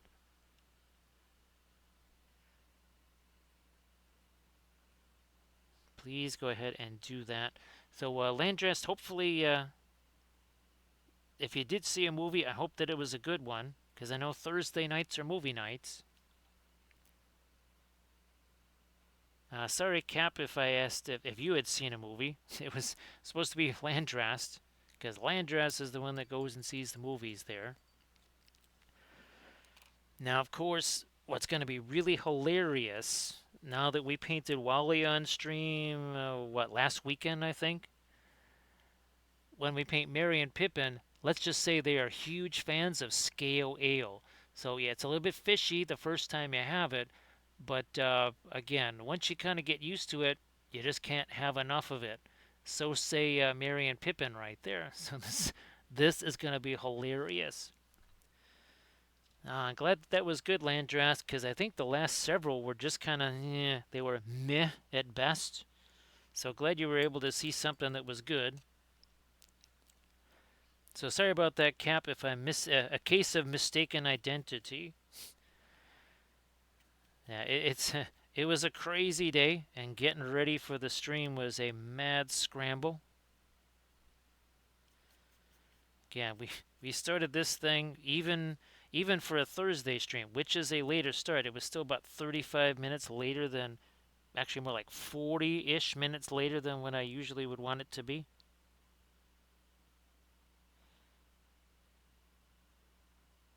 And I was literally just filming a video, so I had to go from, I think, yeah, there's still some of our basing material. Look at that, we have support junk here sitting on the table.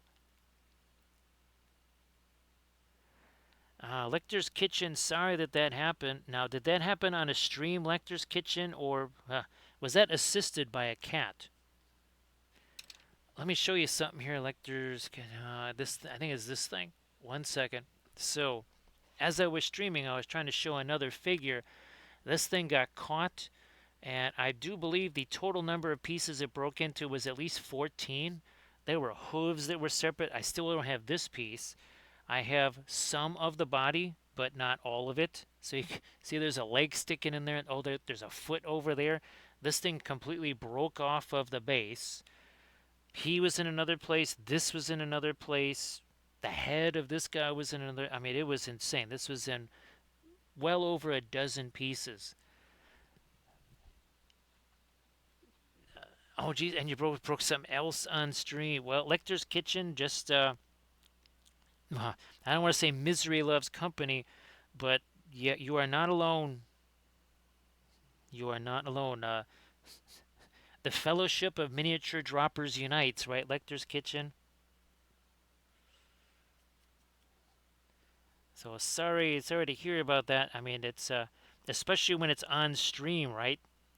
Now, I think Oblades had, oh man, a really nasty drop, and somebody else did too. They had, I mean, it literally was something they had just finished, or it was something that they were really happy with, and they dropped it on stream.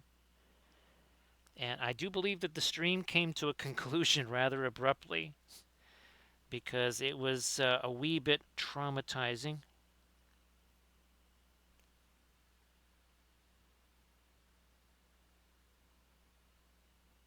Yeah, Lecter's Kitchen, it would have been okay, but it hit some stuff on the way down, and it hit something real hard on the way down, and that caused it to break, and then obviously falling from that height meant that it was likely the pieces were going to, shall we say, have a little diaspora.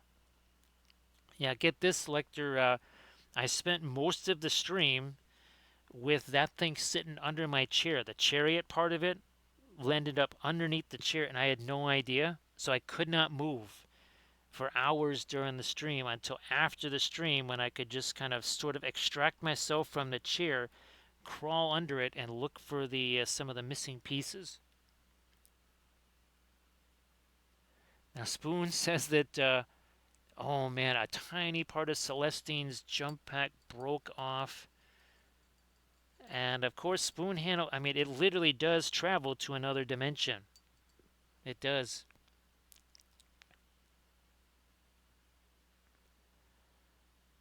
Yeah, Cap, that sounds fatal right there. That sounds like the end for those Voton.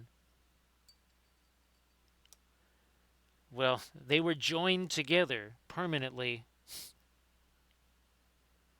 Yeah, that was one horde of dwarves you had all of a sudden right there.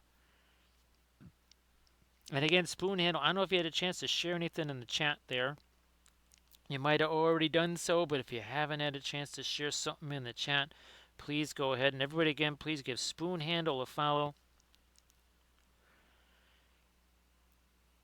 And again, everybody, please give Lecter's Kitchen a follow too.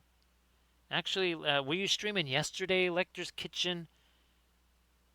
Or was it earlier today? I think, was it yesterday, the day before?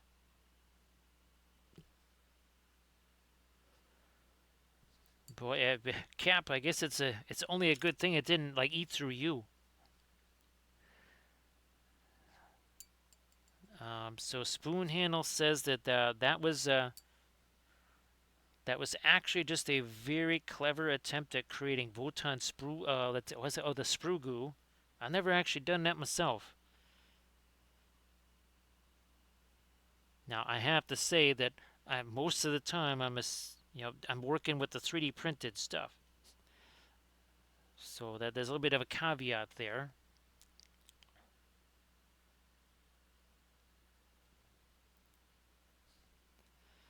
Ah, that's cool. Well, again, Lecter's Kitchen, great to see you. Now, again, everybody that's doing stuff for Adepticon, uh, if you want to share what you're doing, if you're teaching classes at Adepticon, let folks know. Because again, even if the classes are sold out, it's there are waiting lists, and people will go on those waiting lists because not everybody was able to sign up that day. So, yeah, if you want to do that, please go ahead. Yeah, Catmaster sometime, well, like you say, there's no rescuing that. Now, of course, here, what I will end up doing, since I just cannot find the necessary parts of that figure, I'm just going to see if I can't yank out the two legs, well, the leg and the foot, print out another one, and just paint that and stick it in there. To be honest, what I should have done was actually make a video out of it, like when disaster strikes.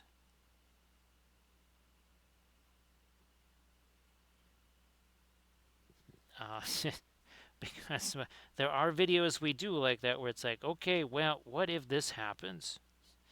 What if something happens that you don't really like happen? Well, what do you do? How do you somehow go about fixing that?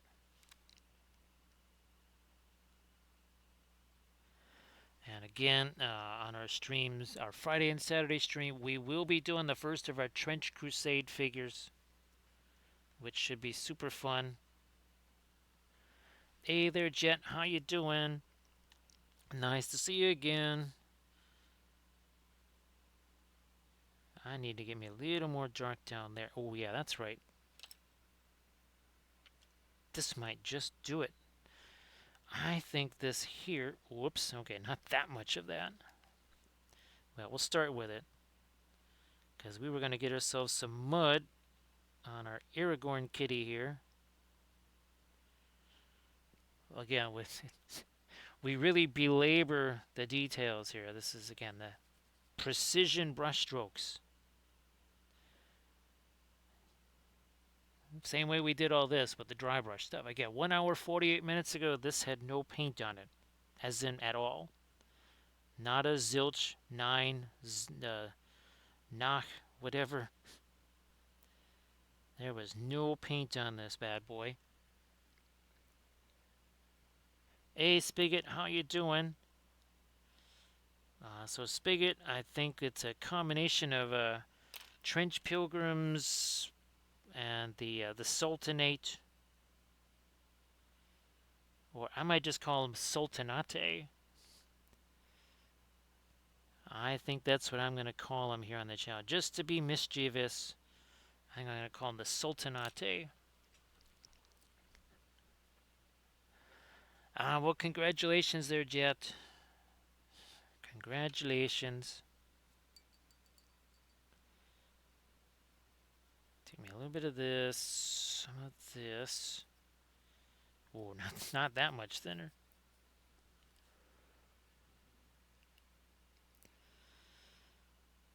I like to just get you the nice thing about the object source lighting. I think see this is literally the brush that I use to establish pretty much almost all of the object source lighting here, and again having these little flashlights here, very handy. Right now, then they take all kinds of different forms. Here's another one. We call these little light grenade here. So boom, we pull the pin.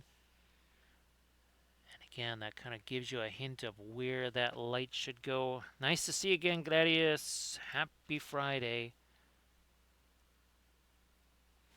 And there's all different colors. Look at this. This is a violet one here. We got a blue, we got a green. There's orange. They're all different kinds of colors. Oh, here we go. Here's my flaming chainsaw. Now we're talking about those poker chips that we made. This will be another design here. One second, let me just get rid of this. So we will be doing another poker chip design with the Book of Wapple on it there. And other we'll be doing Book of Wapple stickers as well. Again, we want to thank Recoil for doing all that hard work. Man, that's is very fortuitous.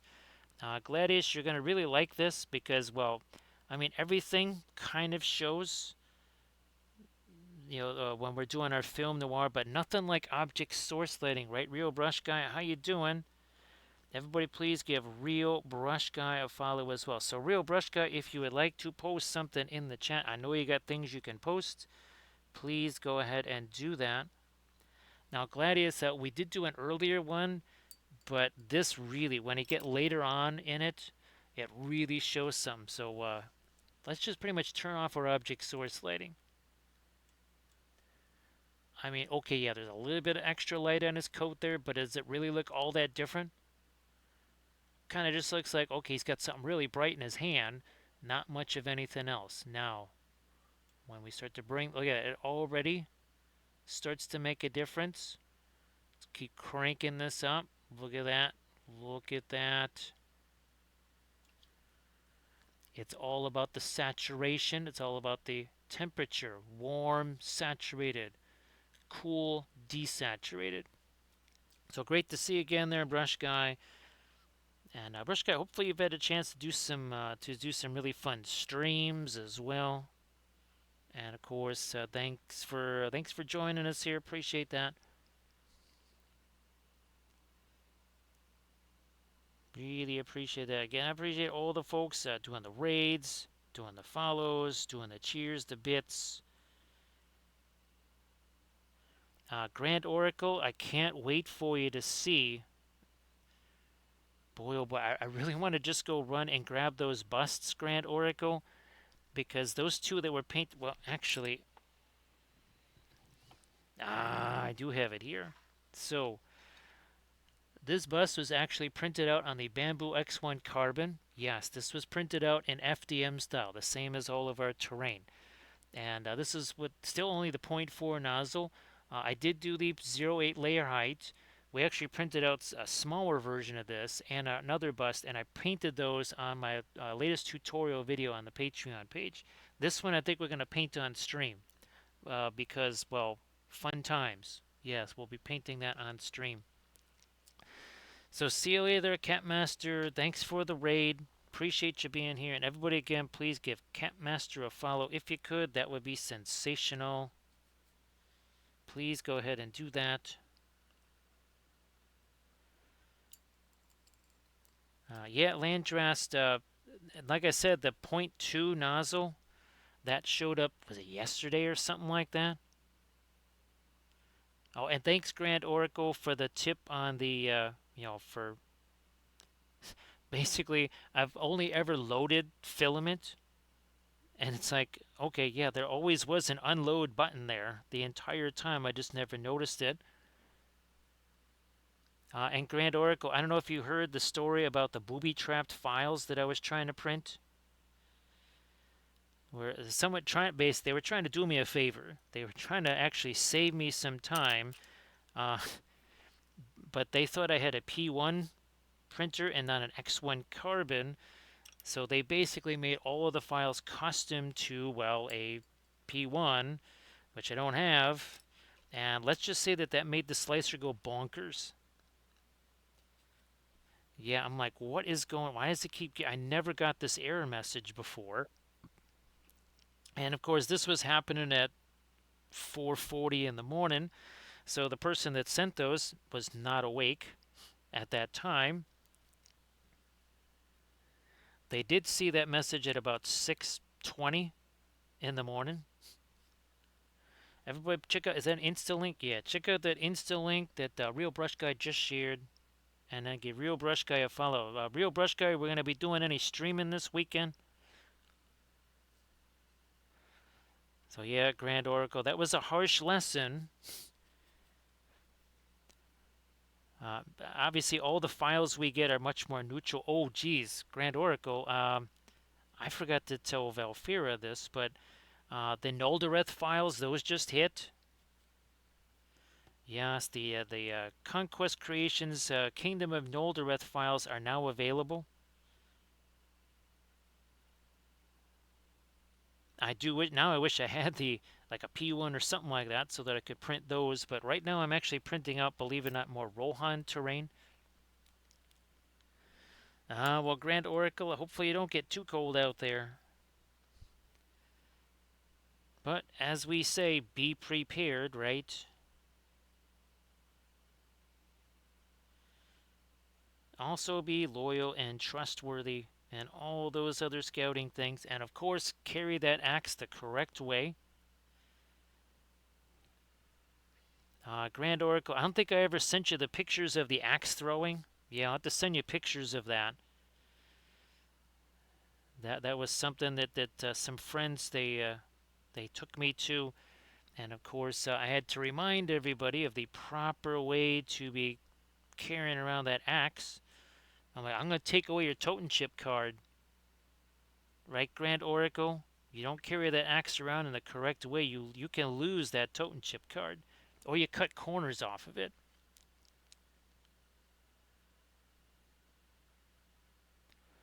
So Rio Brush Guy might be might be even be streaming tonight.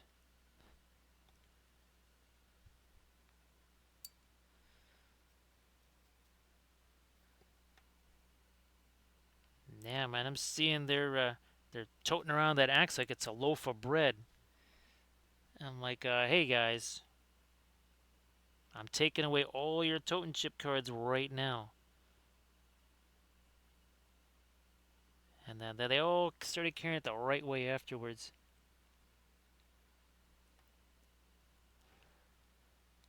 I'll have to do that, Grand Oracle.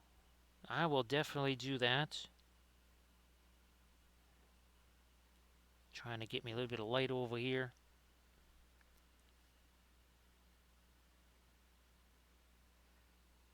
Well, Rio Brush Guy, now lately that I'm getting to sleep more like, say, 9 o'clock in the morning Central Time here, all of a sudden, it's like I practically live in Hanover or Hamburg or Essen or Wilhelmshaven or Bonn or Berlin.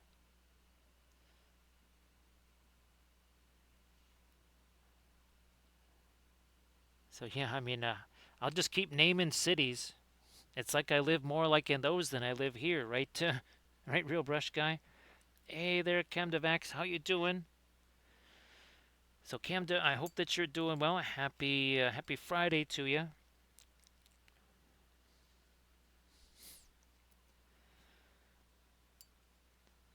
Yeah, what was really surprising was how light the axes were.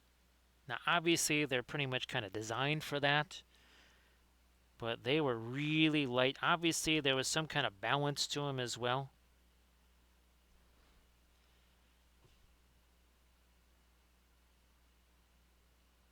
Let's put it this way: it was easier doing those than, of course, this is somebody who does horseshoes and not those bean bags.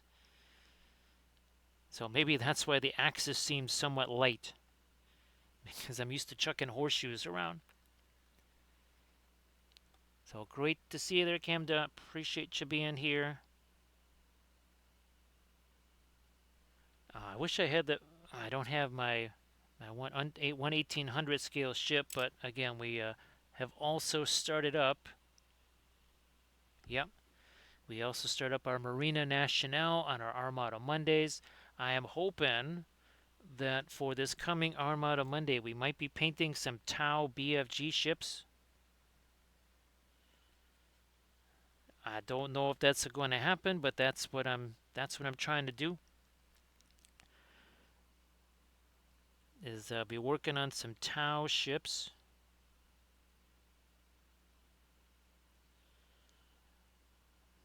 We'll also be doing some tutorial vids on those, I think. At least one.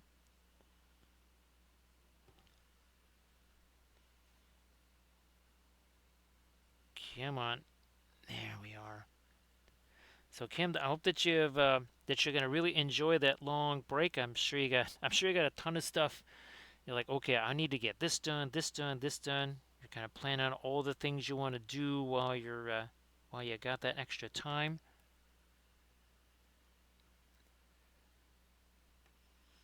So yeah, real brush guy. It's not really not something that we were planning on. It's just kind of has evolved that way. That is not what we were planning on. It just kind of worked out.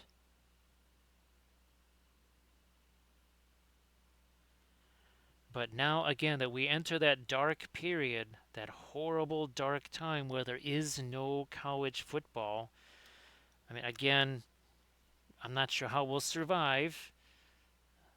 Well, the only way we can survive is that maybe I start some of those Saturday streams a bit earlier. So, say somewhere in the neighborhood of maybe 5:30-ish or something like that Central Time. Yeah, I mean, just the sound of the just saying the words "no college football" is a shocking and horrifying thing.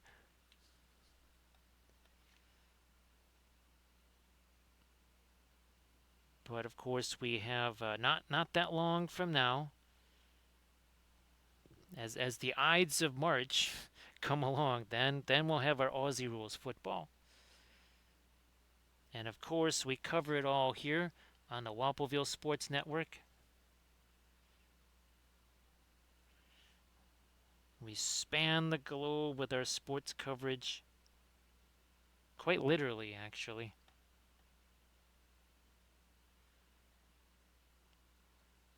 And of course, Recoil is not just our Aussie Rules football on-field reporter, but he's also our cricket reporter.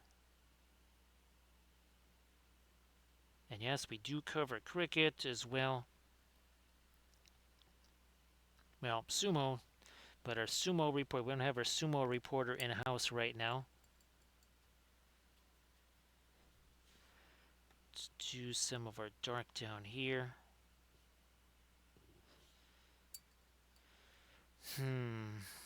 I don't think any of this light reaches that. Does oh my goodness. Well, I'll be jiggered. There is a little bit of this that reaches down here.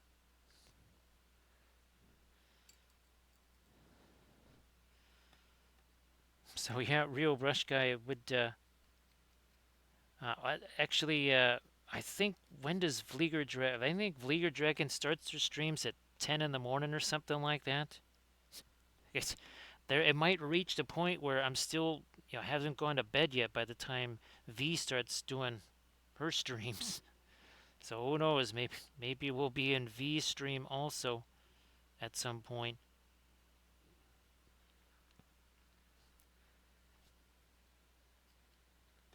Do I? Throw some of this over here and see. So we can make that lighter. Oh yeah, excelente. Can make that lighter too. Very good.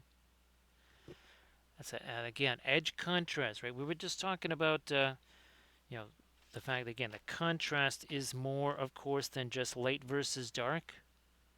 However, contrast is not just warm versus cool, saturated versus unsaturated. Edge contrast is the thing. There's a reason why the fur and the cloth look soft and that sword looks sharp. Sharp edges, sharp knife. There you go.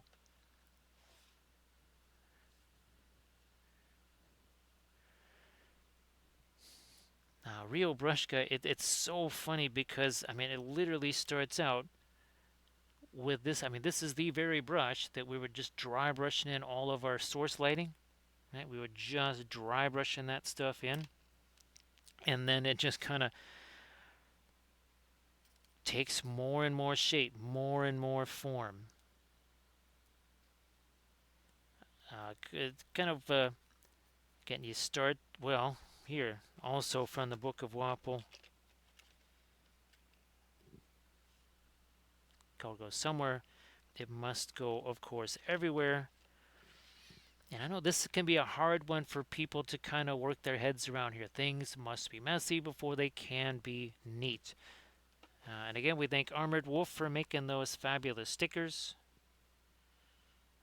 Armored Wolf's also please check out Armored Wolf's Etsy page, because this is the point where we are again contractually obligated to not allow Armored Wolf to ever sleep.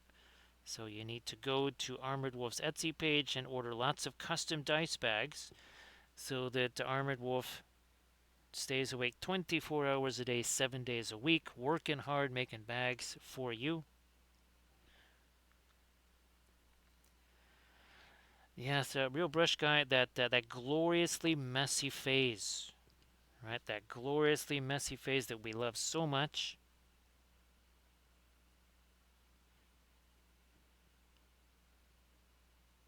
And I understand why people, they'll say, well, geez, I want to, at the end of my work session, I want to be able to see, okay, I did this part. This part is done. Very understandable. The only thing is that really does slow you down, though.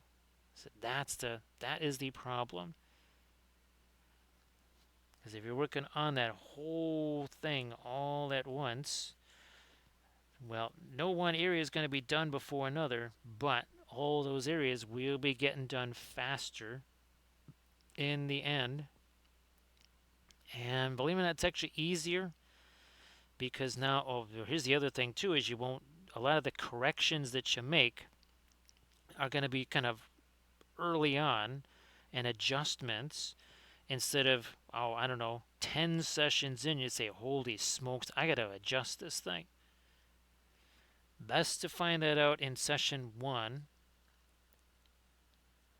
Oh, sorry, Brush Guy. Here you go.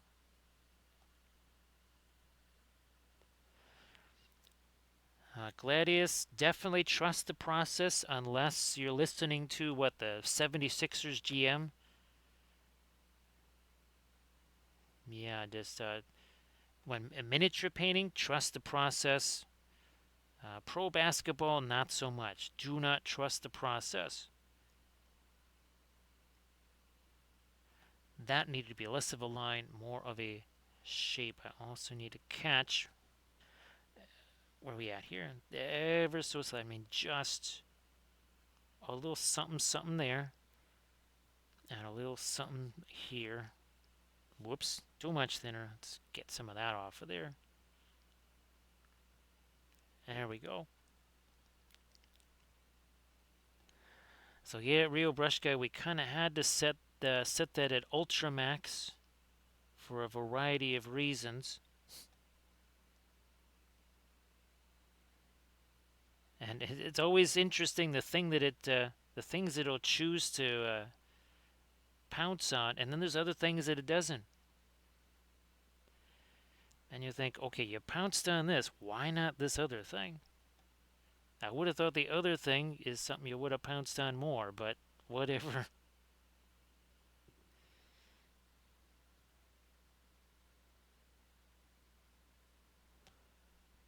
Actually, Real Brush Guy, there's some paint colors that it'll actually pounce on those. And we're like, really? That's a paint color? Did I? I'm gonna. Okay, there we go. A little bit more of our orange reflection on his eye. I might go. Yeah, I'm gonna do. Well, let's see. I'm gonna do it. Yeah, it's gonna lighten up this a little bit more. We're gonna do this. Where's my manganese blue? All right, what's going to happen over here?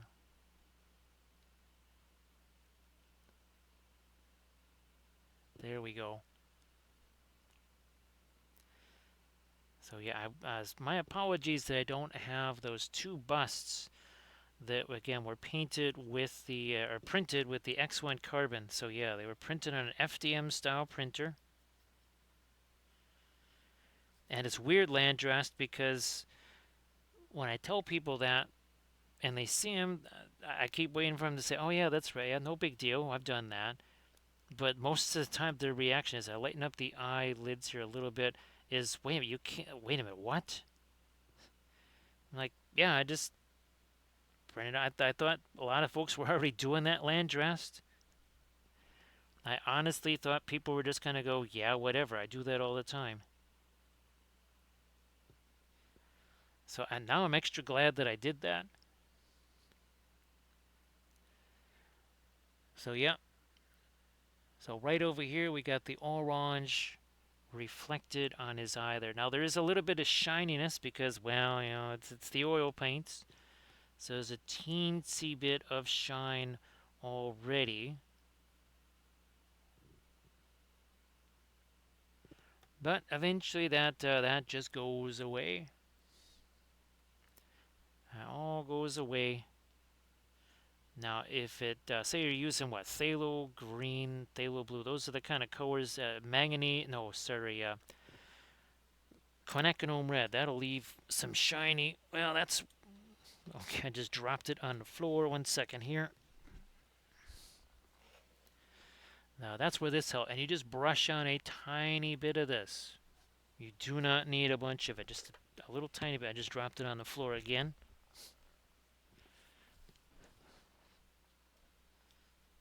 So yeah, that's the craziness there. Stuff falling all over the place. Lighten this up yep. Gonna need some thinner on there at least.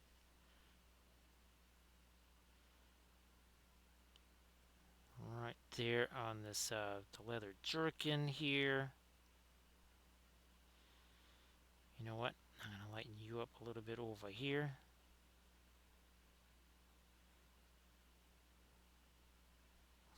Oh, gee whiz! Wow, look at this. That's actually Arwen's jewel right here. I only just saw it now. Yep, that is Arwen's jewel right there. Holy smokes! Didn't even notice it there before.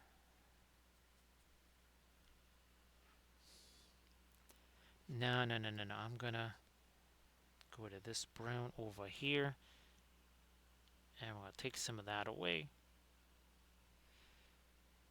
That makes a little more sense now. We've been doing an awful lot of lighter stuff here on this on his coat. Time for some darker things. Yep, pearline black. Still want to get me a little bit of that brown ochre though in there, because that makes quite the sap green. Let me tell you.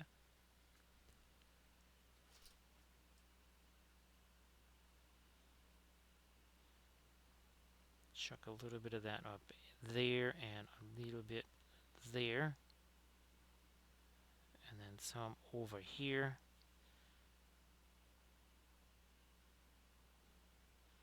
Come on, all down in there.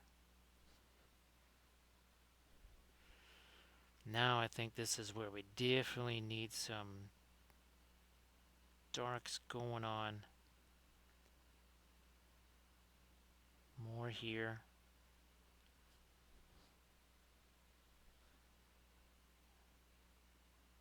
Something like that.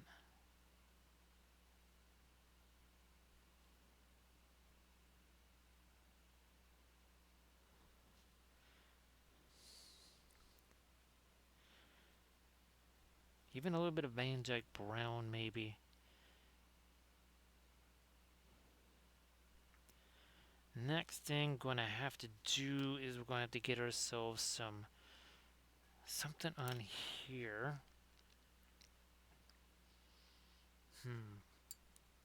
Still got to figure out what we want to do there first. That can't be quite so light up there.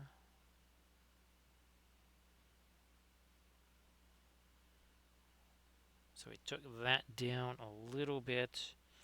Now we gotta get something. Maybe just something more neutral. Oh, here we go. That's it. More of a bluish gray with a perfect lighter color for brown. a lighter bluish gray. It's like it's a natural thing.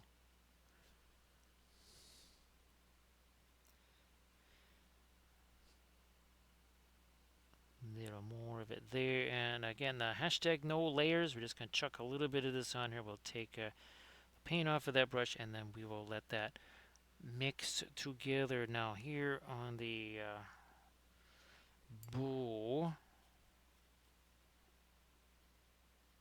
Okay, that's not going to be light enough. Fine, we'll use this. Okay, there's a big old chunk of paint on that brush. Let me get rid of that. Now, I don't want this to be as sharp of an edge, say, as what we were just doing on that sword. However, it should still be a little bit sharper than the cloth, right? Which that's going to need some more of our greenish highlights on there. So again, 2 hours, 16 minutes ago, our Aragorn kitty was devoid of paint. He was just a dark brown primer. And that's it. Nothing else.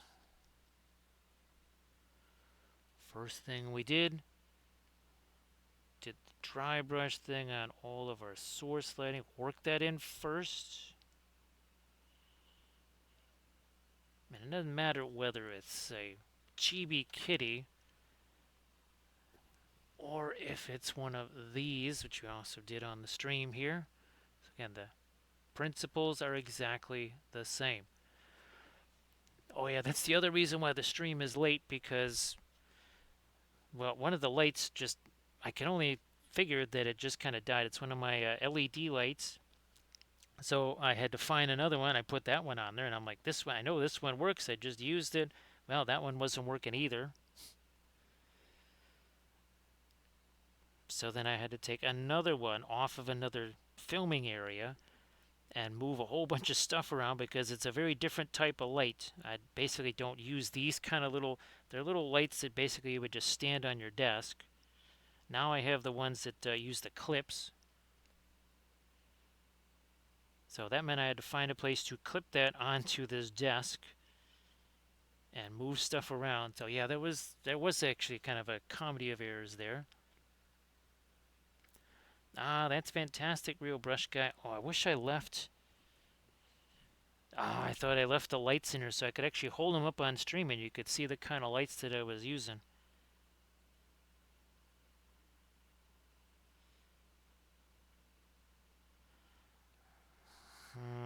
Let me do a little something there. Again, try not to have this be too light because we want that to be. Actually, speaking of which, I need to go. Ah, that's fantastic, Rio Brush Guy. Now, of course, let me see if you can see here on the. So look at the palette there. Look at that's in the upper left-hand corner. So you can see we just turned off the light there. Now we're going to turn that light back on. And we're turning up the light. Now I can also change the type of light. So see, it's kind of a warmer light. That is a much cooler light. And that's kind of a neutral light right there. So it's got 3 different types of light settings. It's got about 5 or I think it has 5 different brightness settings. The ones that I have here, they have 3 brightness settings, and there's no way you can change them from being a warmer light or a cooler light. So that's kind of these things. They're about the same price, but I actually kind of like these a bit better. And of course, Real Brush Guy, I'm really glad all the internet stuff. Remember for Gee Whiz, it seemed like 2.5 years. The internet stuff, that all getting resolved. Really, really, is that just the frustration and that is just. It just lasted so long. So glad that that nightmare is over with. And you can just get down to streaming like you wanted to do the whole time. Now this needs some of that super light stuff here too. Gonna break down some more of this here fast matte white. breaking it down here. I might need to deposit some of this elsewhere. Also might have to, well, I don't want to get my orange in there. Then that's just going to look like firelight, so I think we might take a pass on that this time. So I'm trying to, let me get some of the paint off of this brush here. Now I think we might be okay. I just need the tiniest bit along this edge here of this channel.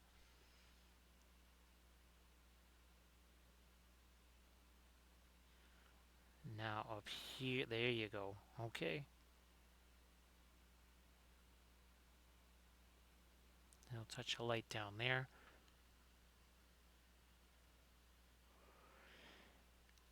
Real brush guy, that there's been a couple of situations here where a year later I'd still be dealing with that situation if it wasn't for I just happened to get the right person on the phone who said, "Holy smokes, that is how did they screw that up?" And they kind of took it upon themselves to make the corrections and such and make things right. Otherwise, I'd still be floundering with that. So every so often you do, like you say, you kind of hit pay dirt there. You get lucky. And you just find that one person that can kind of cut through all the mess and sort of set things right. So I needed a little touch of the blue there, a little something. Now over here, this is also a little bit too much of the, just the dark stuff there. So I'm going to take kind of like a mid-tone to that. So there we go. Okay, that works there. We need a little bit of reflected something something there. And then this says, oh, you know what? Here, wait a minute. Time out. We'll do this. And then, where's our brownish green? That is going to go over here. There we go. Yep, that's what we needed there. Yeah, brush guy, well, it was an insurance thing. And then I had to do it again with the other insurance. And I just, again, happened to get lucky and just get a person who was very, very helpful and just kind of took pity and said, "Here, holy smoke, let's get this thing right."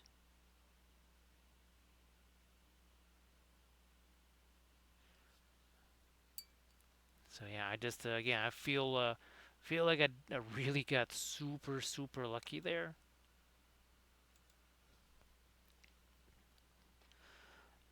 How's about this blending brush here? Our flashlight.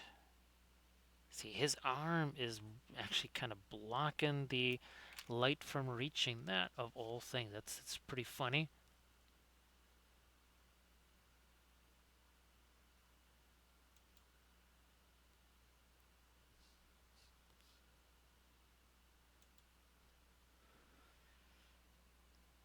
There's something more that I want to do on that, but we'll just wait on that first. I think what I am going to do here is also get some more dark on the underside of this bow here. Now let's see if we can do some lighter things here on the toy. Well, at least some more of our orange here. So we're going to get the, and this is our floral orange here. Now that we've, again, this has had 2.5 hours or so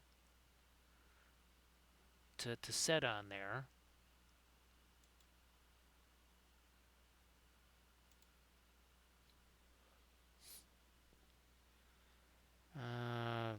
Again, it almost kind of, it's not quite a glaze. This is something that I recently found. You can actually kind of glaze this stuff. You know what? I'm going to even throw in a little touch of our Naphthol. So some of the Naphthol Scarlet and our Flora Orange there.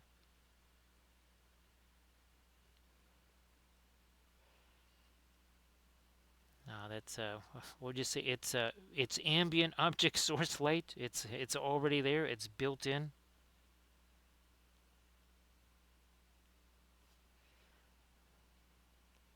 Some of that down here also now. See, I can start getting some of that orange now on his sleeve, on here. This is something I had to just kind of wait. Don't be hasty, little hobbitses. Don't be hasty.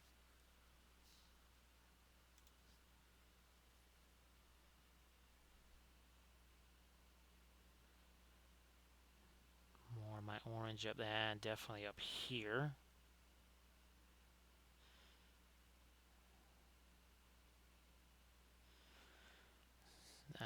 We'll turn this around and start getting some of that over here.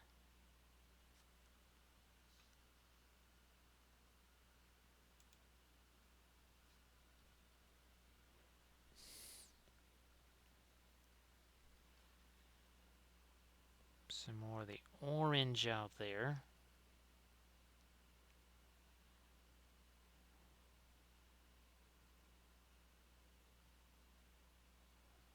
Same up here.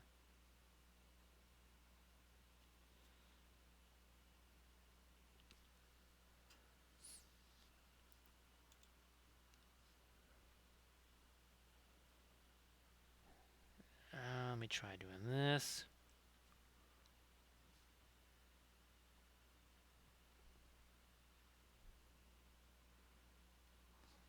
Over here with my orange again. Oh yeah, let's get some of that down here. The rest of his torch.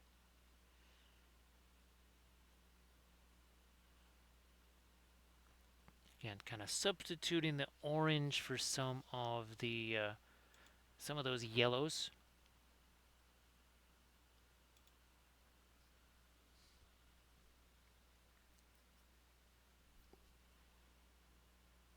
Same over here on his on the fur hair.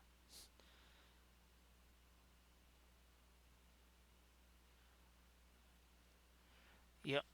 Oh yeah, that definitely is certain. And then we got to do another bit of some extreme light.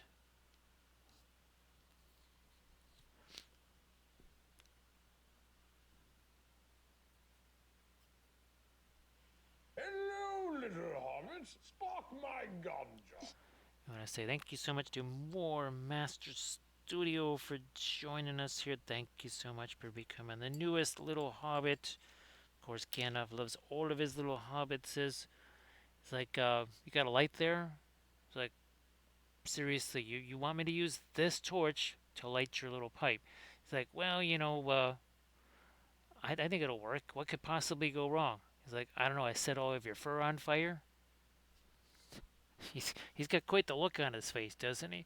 And Gandalf just kind of like, what's going on, man? No problem. It's all good. It's like, it's not all good. So thank you so much for that follow. It's our second roll on our Gandalf 6. What's going to happen here? We did have ourselves we almost had a 6. It was at a 6, and it kind of bounced one more time into a 5. Still a very solid roll. Still a solid roll for War Master Studio. So War Master Studio, thank you so much. Appreciate that.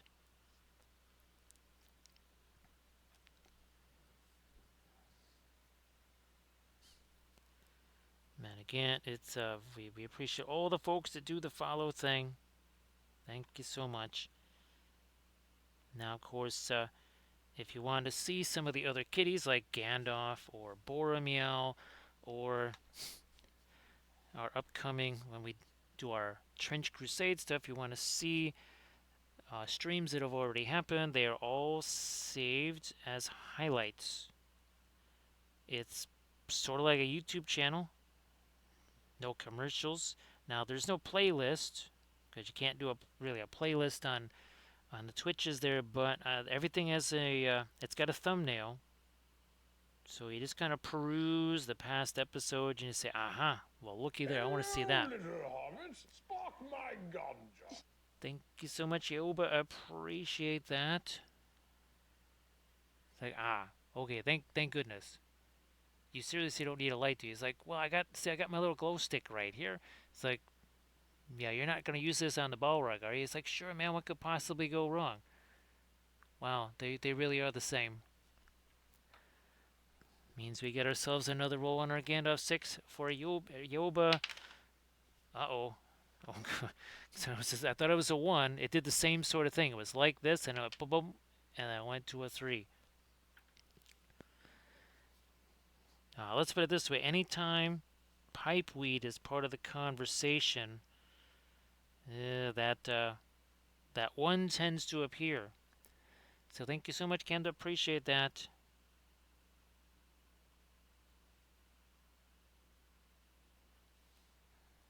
And that's it again. Oh, here's another. Speaking of our source lighting there. So our Gimli cat. Same deal, right? Cooler, less saturated colors, warmer, more saturated colors. So let's do a film noir on Gimli cat here. So look what happens. Well, it's like the cloak has no source lighting on it whatsoever.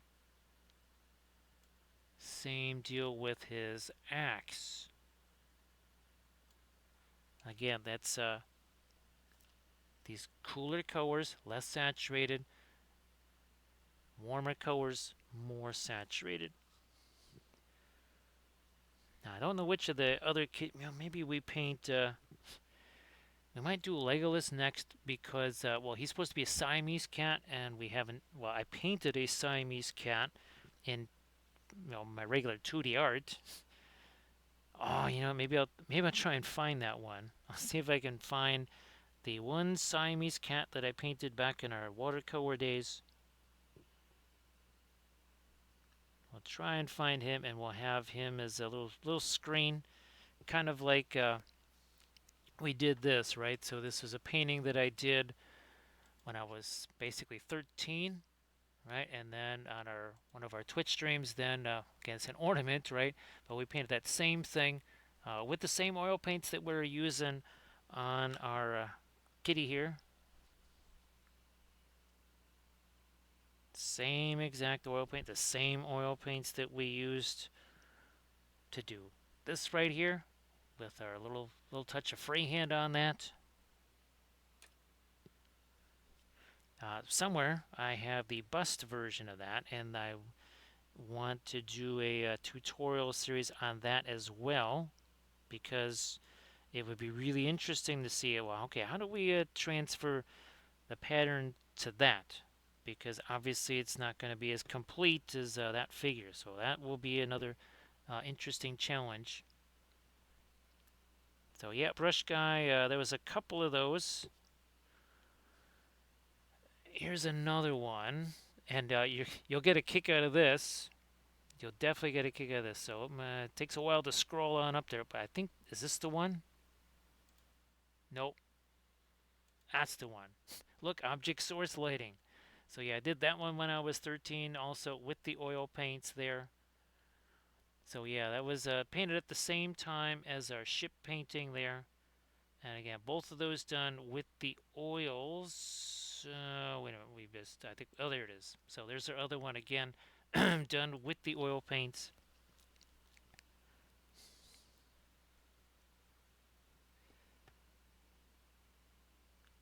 Get me some more of my orange on this too.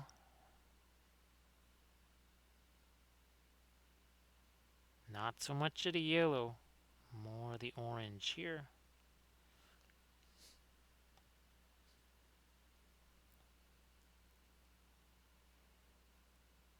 There we go.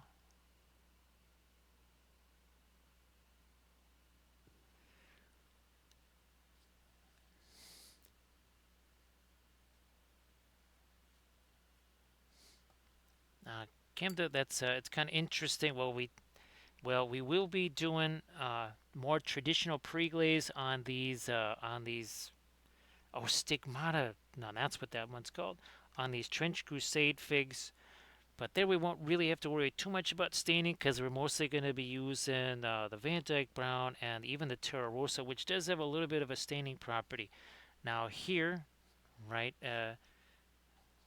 we've been adopting the darker primer approach, which means it kind of inverts the process.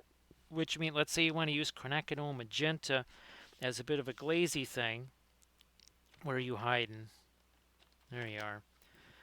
So this has zero staining power. Actually, this has negative staining power. However, it's a really potent glaze color.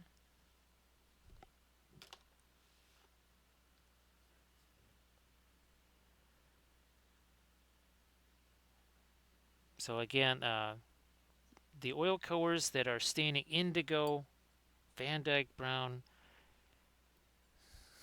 uh, let's see, the Egyptian violet, Indian yellow. Those are two of the most potent staining colors.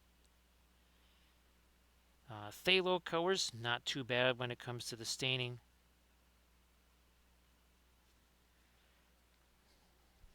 What's interesting is where's my brown matter? Is that where are you hiding? You're around here somewhere. So I think maybe you're in the next one down here. Yeah, I think you're hiding down here. This used to be one of my favorite watercolors right here. Now, of course, it was called Brown Matter Alizarin. Now we actually got to get this baby back out on the palette when we start doing some more horsies. Of course, this is the Cavalry channel after all. Oh, and here's, I think this was our latest stream, wasn't it? No, our Monday stream was. This was our Saturday stream right here. Actually, Brown Matter would have been very interesting on him. Again, a little touch of freehand on that. Oh, we got to get our foliage on there. But this is what I was actually after here was Cavalry, because again, this is normally the Cavalry channel. And we painted all these up on stream. We did 2 horsies in one stream, 2 horsies in another.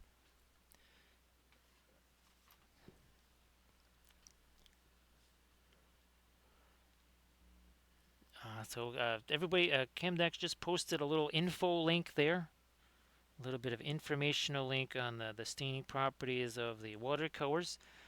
Now, watercolors are going to be a bit different because, well, one of the things there, your operative ingredient there is the glycerin as opposed to the linseed oil or safflower oil or walnut oil.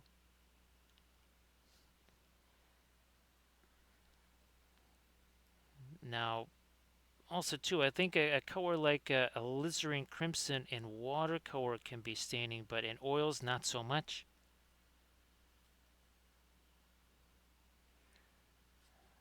So yeah, it is interesting. What is a staining color? Now, of course, to date, I think this is the most expensive staining color that we have discovered. Ah, here it is. And this was in one of the tutorial videos. Yeah, I was shocked that it was usually any kind of red has zero staining property. This one did. Now, of course, it is a Series 6. Now, there is the fabulous paint sale going on Dick Blick right now. So if you're looking to maybe get something like, oh, I don't know, cobalt teal bluish, or treat yourself to a little pearline crimson, I think now's the time. Because when it gets to be, say, the end of February, that should be the end of the fabulous winter sale.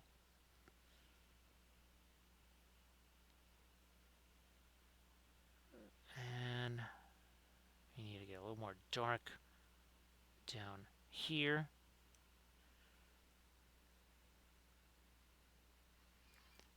Now let's get a little something here. We need some kind of green on our ivy here. We have nothing but gray.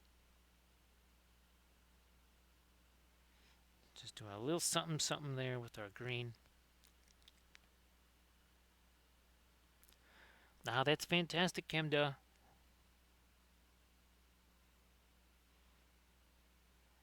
Yeah, Camda, well, as like we were saying, we now enter the dark ages of sports here as college football has ended. However, the light cometh.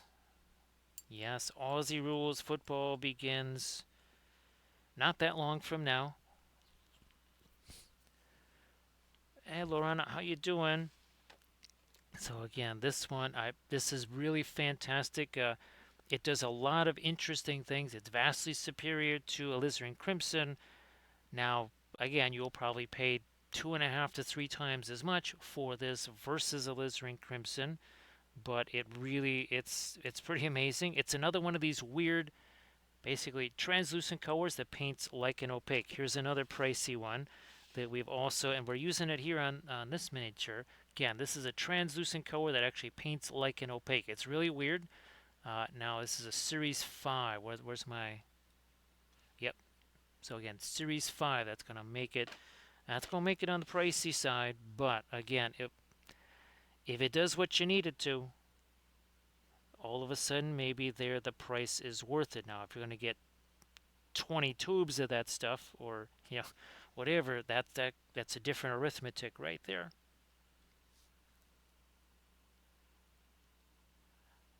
And of course, as we like to say, it's generational wealth because your great great grandkids will probably still be using that.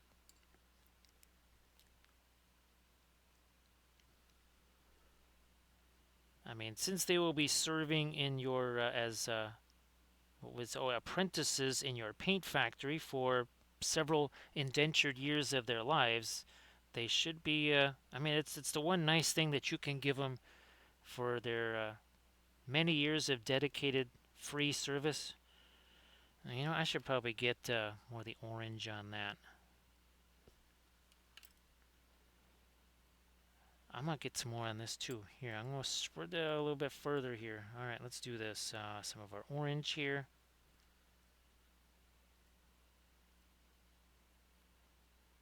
Not much, just a smidge there.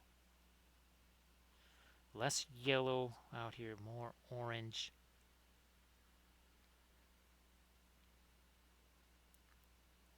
Brushka, even for me, I probably will never, ever, ever, ever need to get another one of those. Now, in contrast, something like this here, now this is just a Series 1, of course. We kind of tear through these things really fast. Some of our core colors, like the indigos of the world and such. And, well, where's our, yeah, here's our Tira Rosas and our Indian yellows. So that's all that's left of that Indian yellow. So we do tear through some things really quickly. Other things, not so much. The cobalt teal bluish. That's actually more expensive even. That's a Series 7. That is a Series 7. That is the only Series 7 that I have. Now, of course, if you years ago had gotten the Modern Colors starter set from Williamsburg, like some of us did, unwittingly you were dealt some of the quinacridone golden brown, which is not even made anymore. That ultimately ended up being like a Series 8 or 9 or something. I think it was a Series 8 or something. So as a result, this little tiny tube, even what's in here, is probably still that's maybe $30 worth of paint sitting in there now. Again, for whatever reason, they were putting this in their starter sets. And then they realized, wait a minute. Everybody please check out that Insta link that Spoon Handle just posted. And of course, please give Spoon Handle a follow. So Spoon, I don't think we're going to be streaming tonight, right? Yeah, if you want to give folks a little heads up on your schedule-ish there. There's another edge that we needed right there. Sulam, nice to see you again. So Sulam, I hope that you are doing fantastic here on this Friday. So Sulam, yes, we have many more kitties. And this is going to be extra hilarious because I can't wait to do Merry and Pippin. Because what are they? They are huge fans of Scale Ale. I do believe we painted this one maybe 2 weeks ago. Wally the Walrus here. So yeah, that's I think he might have been like our Thursday or Friday stream last week even. It's possible. Nice to see you there, Thranual. So Spoon Handle does the Monday, Wednesday, Friday nights. So again, everybody, please give Spoon Handle a follow. So great to see you there, Thranuel. I hope that you're doing well.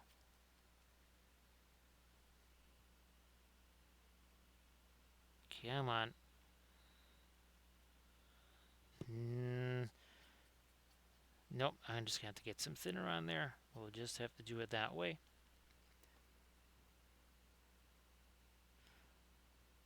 So Terreno, I don't know if you're already commuting right now, or if the commute has been completed. It's what 2:21 here.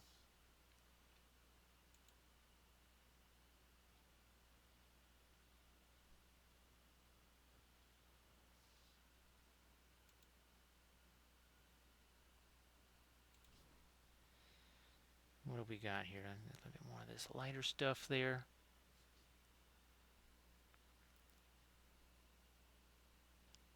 Right on the edge of this belt. Buckle. You know what? I got to get me a little bit of a little more light on that because it is a piece of metal. So there we go. A little touch extra of the light there. I'm glad that you handed in the essay, and of course, best of luck there, Thranuel. Hopefully, you get the grade that you're looking for, which is, of course, the best grade. Let's see, I don't, unfortunately, again, you'd have to check out, it's on My Mini Factory. Check out Apache Studio. I don't even think this one was called Boromyao. I think we just kind of gave him that name. So I don't know what his official name is, but if you check out the Apache Studio My Mini Factory site there, it should have all the names, like for Legolas. I do know that I'm pretty sure Cat Ladriel and Cat Doff is what they used for those respective characters. Don't know what they did for Aragorn.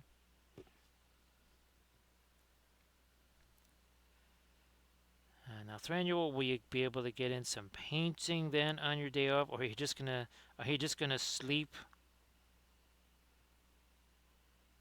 Because well, that would not be a bad thing. Getting a little bit of sleep.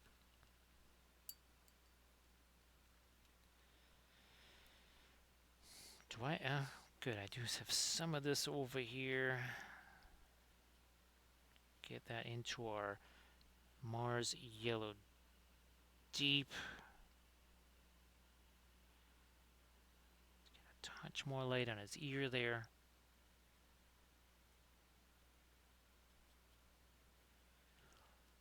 So we had 2 hours, 48 minutes ago. This little kitty had no paint on him.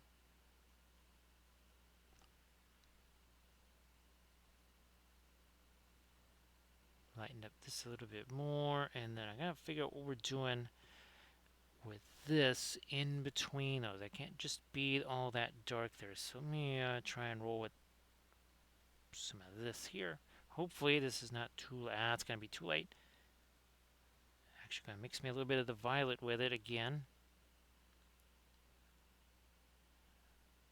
And that might just work. Okay, there we go. And then of course we have Arwen's jewel right there.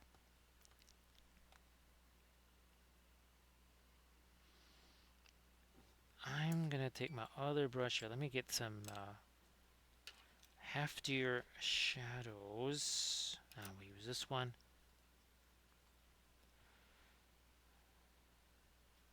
So the indigo, the Van Dyke brown.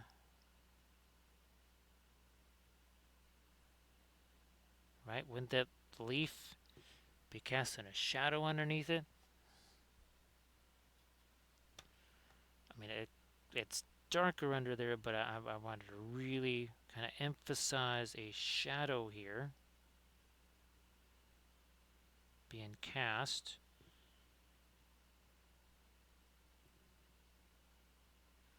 Sort of works there.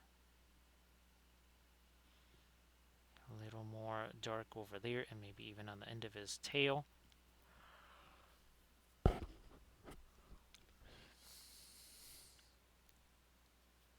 So again, some Van Dyke brown, some indigo instead of just black, because black is, well, and not much of a color. I will be getting some flock and foliage on this though. The thing we're going to need to do is paint some cracks here on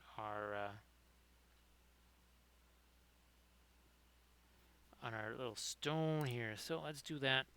Let's do that. Let's get this.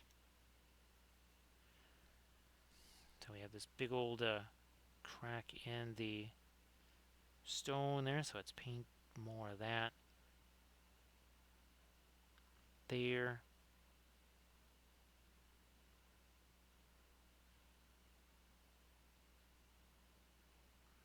Yep, let's go with that way with our crack.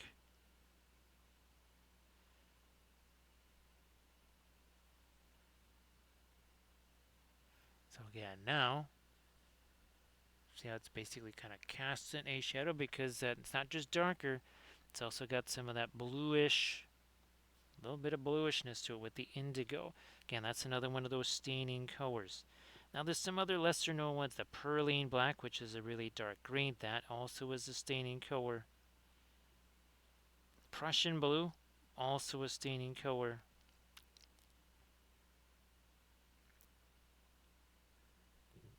Yeah, there's not all that many, so you don't have to know dozens and dozens of them because there's maybe 12 of them at most.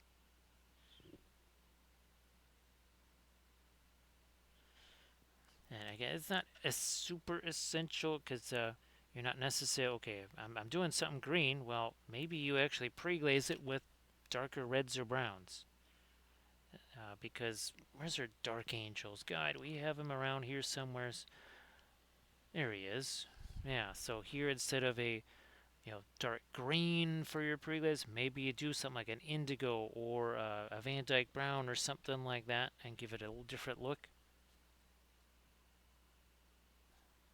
I need a blending. Let me see what this is going to do here first. Make sure we get all the paint off of there. And then we do that. There we go. Hashtag no layers.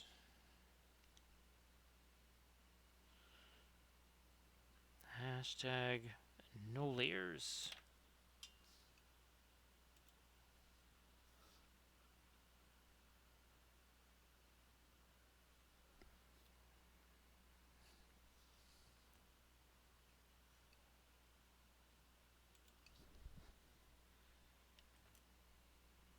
This over. Okay, there was a little something on that. That was not what I was expecting. Oh man. All right, well we'll grab our blending brush there. Okay, I wanted to make that a little bit darker on the bottom there. That was somewhat unexpected. That's hilarious. I was not anticipating that.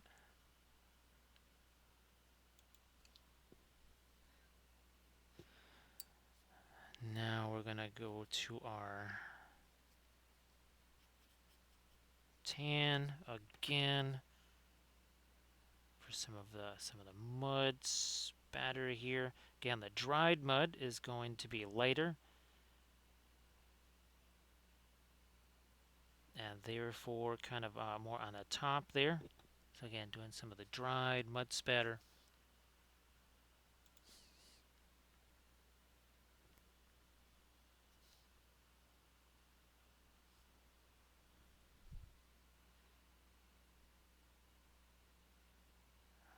More of this up here.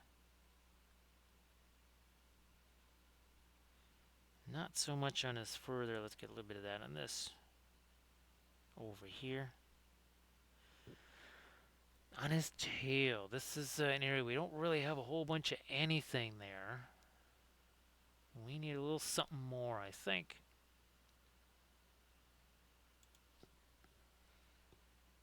Also, ooh, here's another. Here's something else that we really need.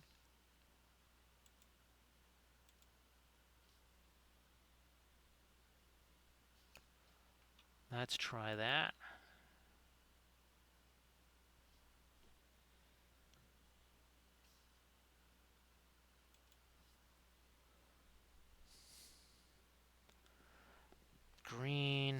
lighter, not too light though. Pearly black, a little bit of our radiant green mixed in because, well, there's this weird little fold as that goes over his tail. I didn't only just saw that now.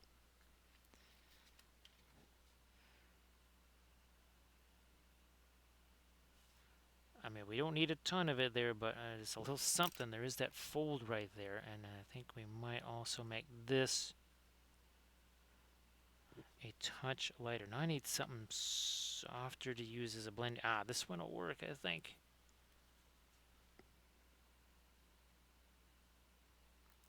There you go. Does not take much.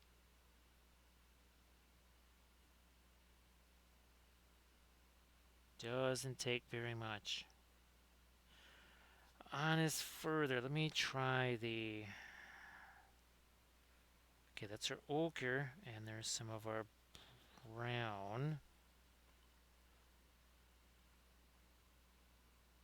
I think I like this this dark end to the tail there, so let's not do too much of that towards the end of it. I think I need to sneak a little more of this up in here.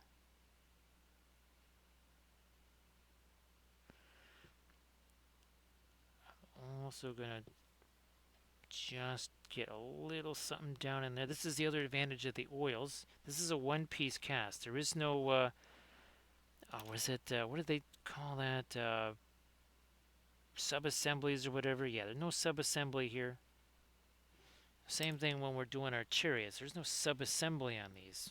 We're painting the whole thing all at once.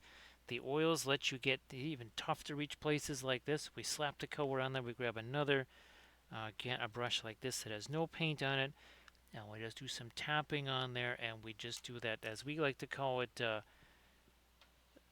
blending brush.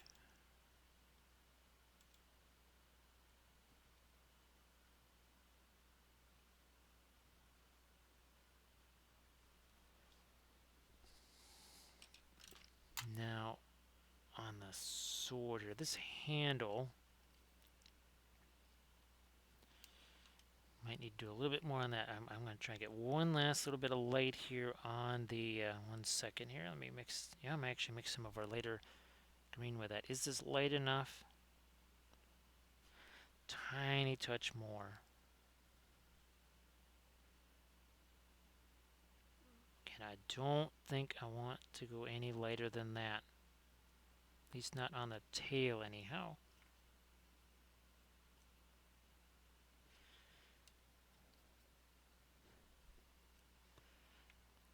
Ah, the bow. That might be a place where I need some light right here. Or some dark, either way. We need to have something because that's kind of a...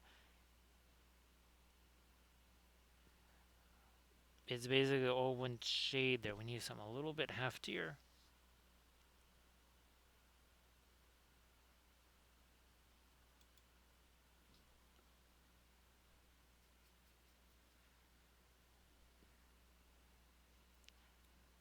Now on the quiver here, is there too much thinner on that brush? Nope, not. I thought there might be a little too much, but we're just okay.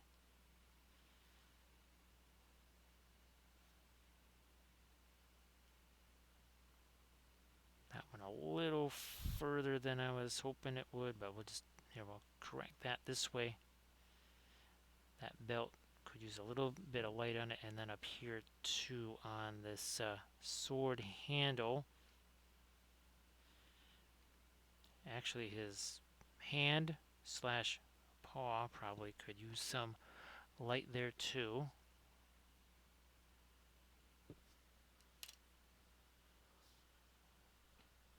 Hey there, Nishlin. How you doing? Great to see ya.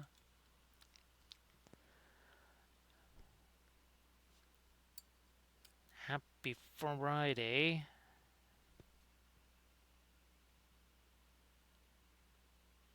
And yes, back to our Lord of the Kitties here. I've got 5 more that are ready. Yeah, I got 5 more that are ready to go, but we are going to the next couple of streams, mess around with those Trench Crusade figures, which should be, again, that's going to be really interesting. We haven't really done something quite like we did the Orc Sun stream. They had a little bit of Grimdark to them, but maybe not quite so much as these guys. People have been wanting to see Grimdark. You're going to get yourself some Grimdark.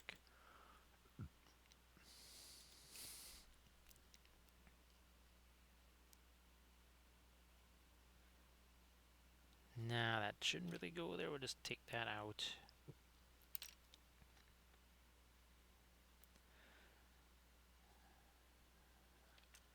I'm going to just make sure I have all the paint off of this brush here. Just again, this little craft brush. And I'm just doing this. I'm just going to poking at it here. We're not doing this because that's just going to smear it. We're not looking to smear it. What that does, you can see there's a little bit of paint on that brush now. It's just taking the excess paint off of there, which basically acts to smooth everything out.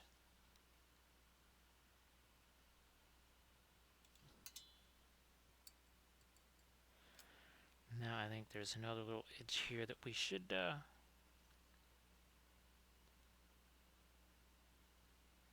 this one too.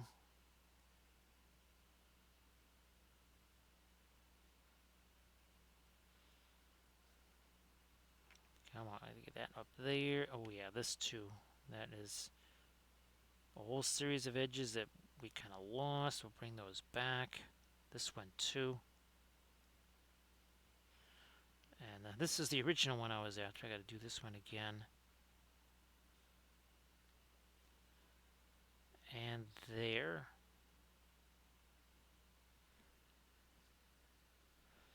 I might want to do one more. Here, let me try something here.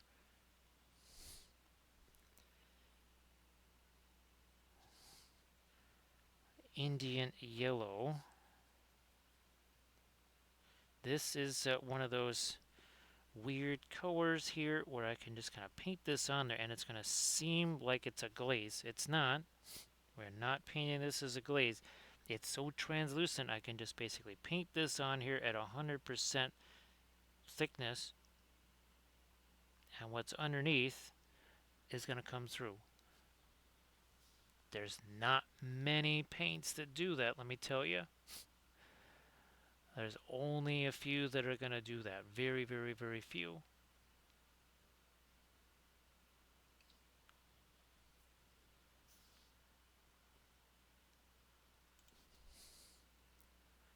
Might do that on the other side here. Now again, not too much thinner. It's already very translucent. I'm just going to put that over the top of what is there. Remember we were talking about how Indian yellow is one of those staining colors?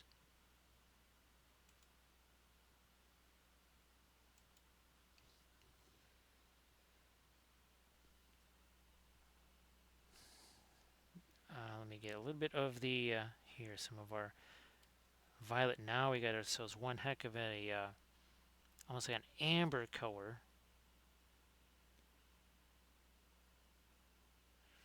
Now I need to catch a couple of really bright glinty lights here.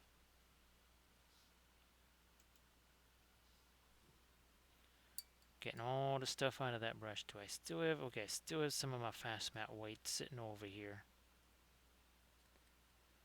Might actually bring that down over here. Let me see what we can do with this. For a couple of really bright glinty areas here on that sword.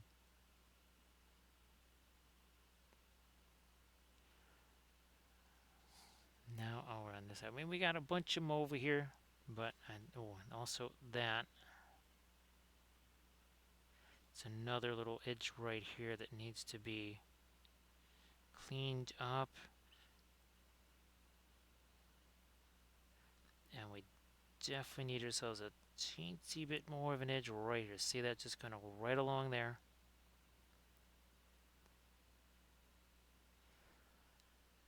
Again, sharpens up that sword nicely.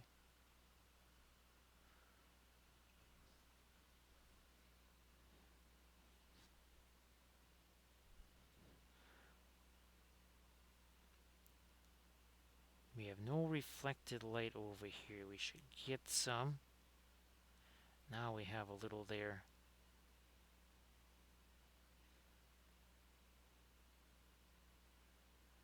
A little touch of it there too.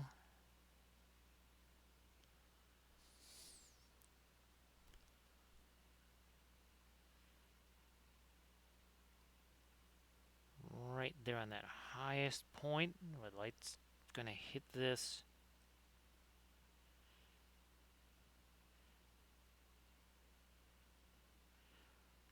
No reflected light or colors. It's not gonna look like metal.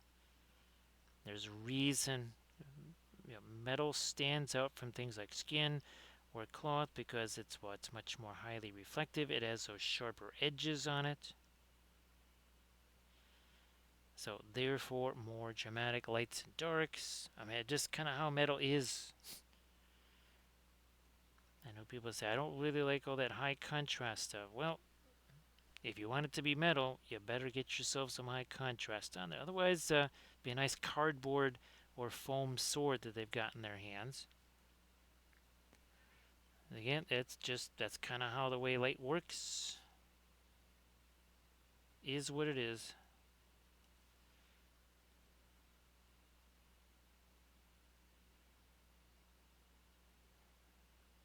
Now here I need a little something there. This again not going to be kind of the reflective light you'd see on metal. I just need a little something there. It can't just all be the dark here. I'm going to get some of our brown there. Okay, good enough. That's it. That's all I need. Don't need anything else back there.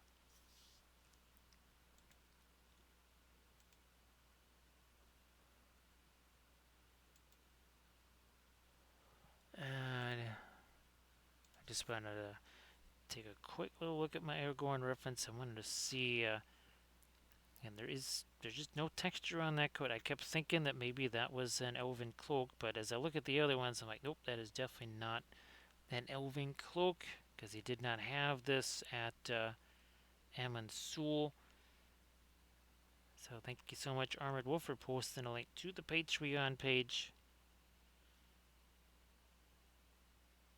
So one of our more recent tutorials is again this one here with some freehand. Now again here, let's say on this, if I wanted to make this the golds on here even more intense, I could take that same Indian yellow and then just kind of brush it over the top. Now this is all dry, which means it's actually even easier to do that process. And that was, I think, a 3-part video series. So again, if necessary, it doesn't have to all be rushed in one session, right? You could say, all right, well, look, I got to let it dry. Or I can't finish it in this particular session. I'll just wait for it to dry. That's why you don't have to do everything wet into wet to be able to get the wet into wet blending, if that makes sense. I know some people go, wait a minute, you have to do it wet into wet if you want it to be that. No, you actually don't have to.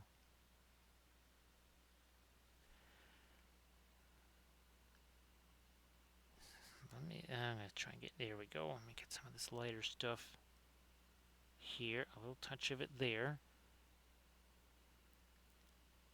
Bit more of it on the knuckles there and on the arm. And then a little something up here. Let me see. Grab some of this. And that's going to go up there. Yeah.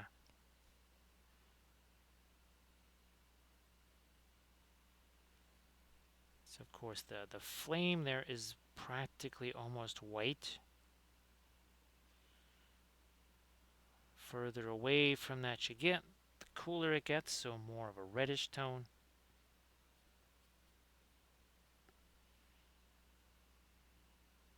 So yeah, obviously you don't want to be doing the fire where it starts out almost black and then goes to orange. Also too,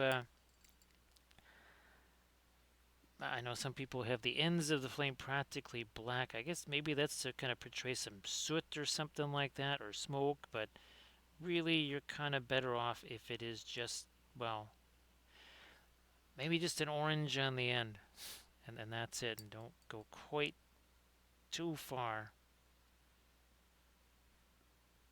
towards something really, really, really dark on the end. Now here we're going to take our floral orange and our floral yellow, gonna kind of do another little, almost like a semi-glaze thing here. Again, because we are past the 3 hour mark on this now.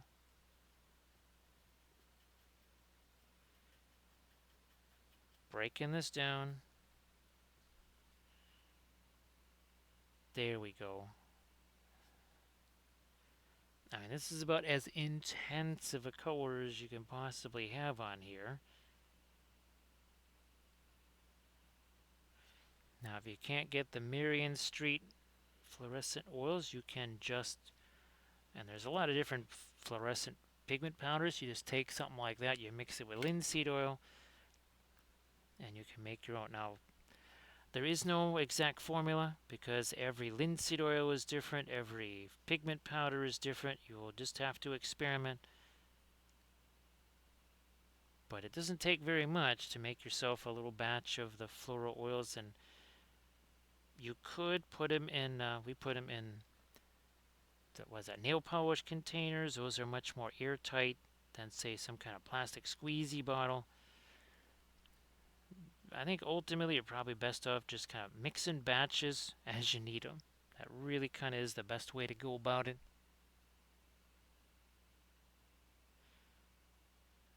Now we're getting a little bit of this light on his fingers or paw, either way.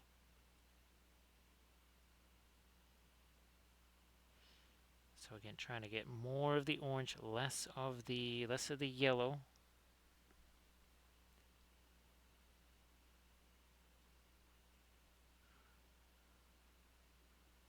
The fletching here on his arrows.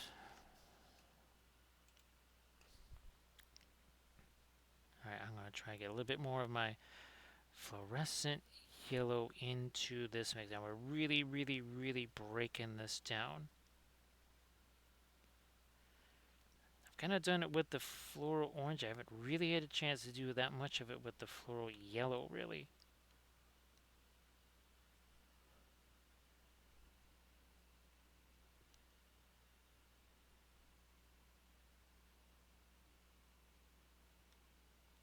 Yeah, let me do a little bit more of this right here.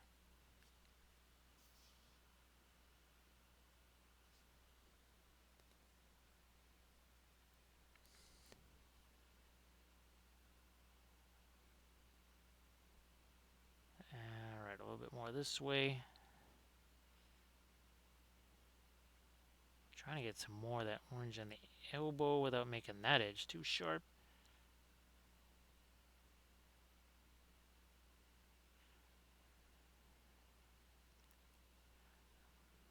Let me see if I can get a little bit of this on the end of these. Here's there, maybe just on the very end of those two, and that is it.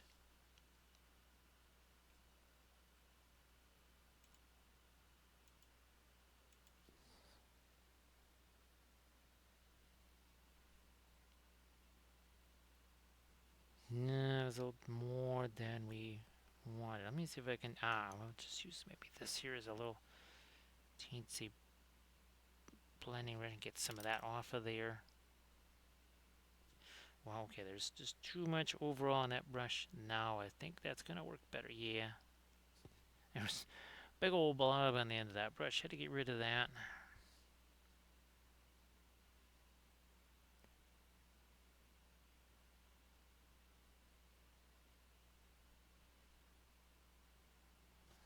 Put this in here. I guess you could say the ends of his fingers.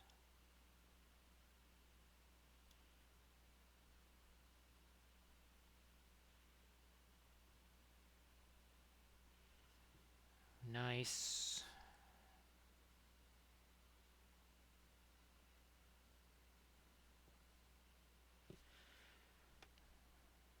I need to go back to my much lighter stuff over here. Oh, that's a little too much.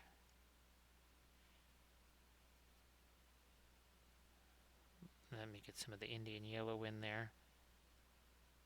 And we'll try this again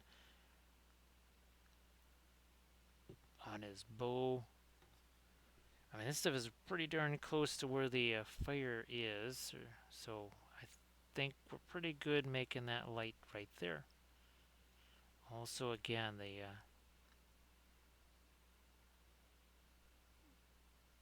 yeah, let's get this fletching a little bit lighter too. I mean, if it's gonna be this light where it's not object source lit, it should probably be pretty light where it does have the source lighting basically right on top of it.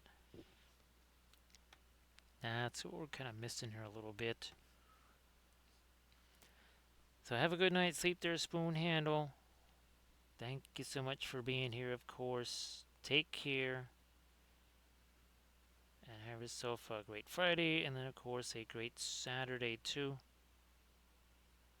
Hopefully, we see you on the stream. Well, later today, because it will be later today.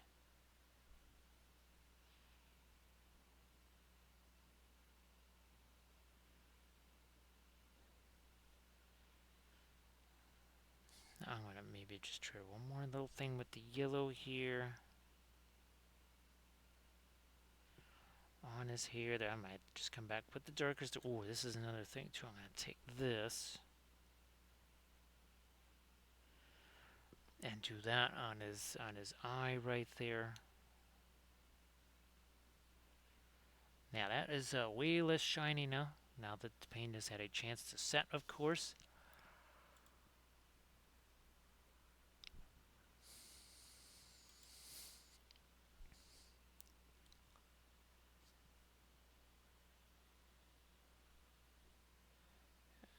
No, I'm not going to go back to the orange just yet.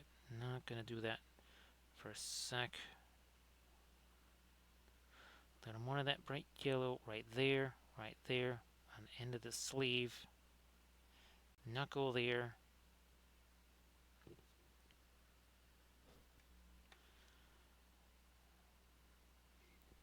I don't think I want to get any more of the light down there. I might try to take our Perline red combo here with the violet there.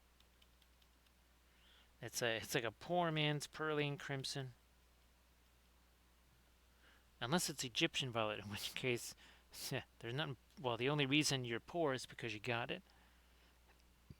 That will make you poor. Because Egyptian violet, not a cheap color unless you get it during the fabulous winter sale on Dick Blick, which is going on right now.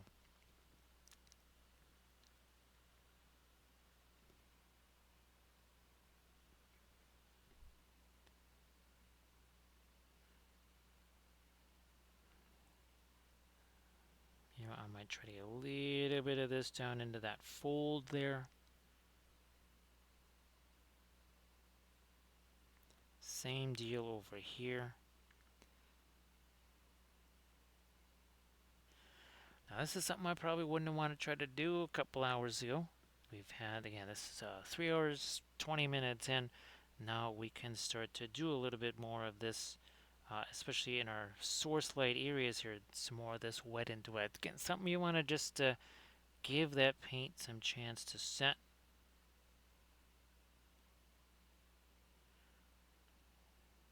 Nothing on here is dry. There's no dry paint anywhere. But there's definitely areas where the paint is more set than others. One of the things that folks will run into when they're trying to paint oranges, reds, especially it seems, they're kind of trying to put a whole lot of paint layers and applications on top of each other, and that you're just going to run into issues because even when you do the thin over thick and vice versa, it's still not going to want to stay there. It's going to want to just either pull off what's already on there or just bounce off of what's already there. Either one of those is kind of frustrating. And yeah, obviously we don't want frustrating. The more frustrating the painting is, the less likely you are to do it. You're just going to say, man, I've had enough frustration for one day. I don't need to inflict more on myself when I'm supposed to be, this is supposed to be my fun thing.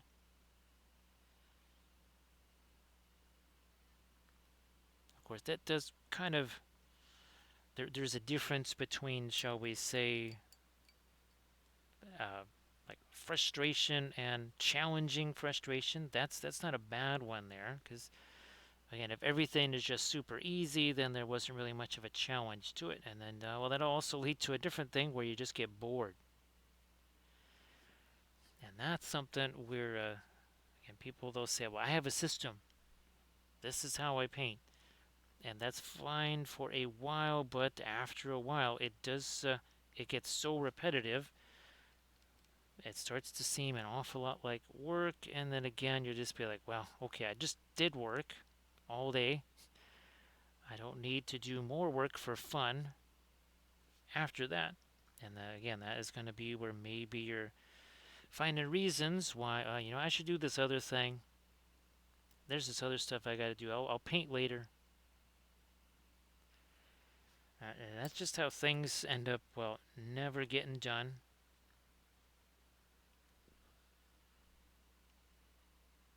Which will lead to more frustration because you look at stuff and you say, gee whiz, it's been sitting there for 2 months. I haven't done anything on it.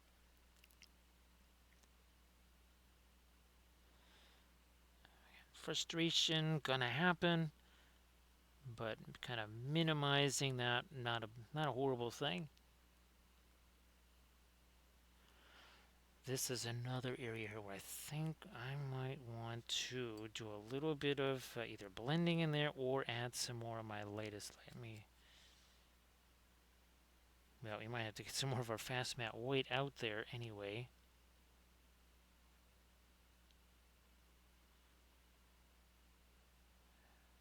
And there.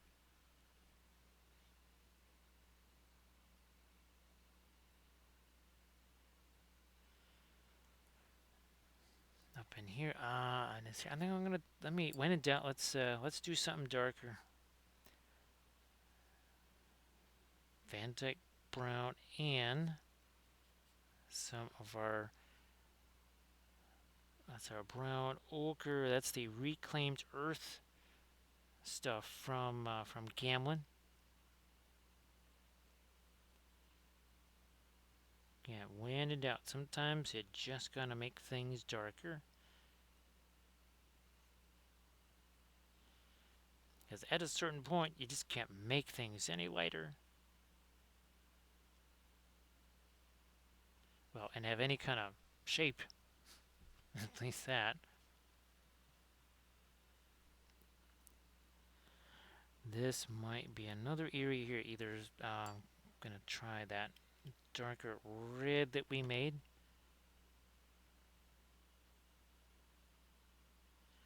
There's still some of my original dry brush sitting here. Yep, right there was some of the very first dry brush that we did. Basically, almost 3.5 hours ago.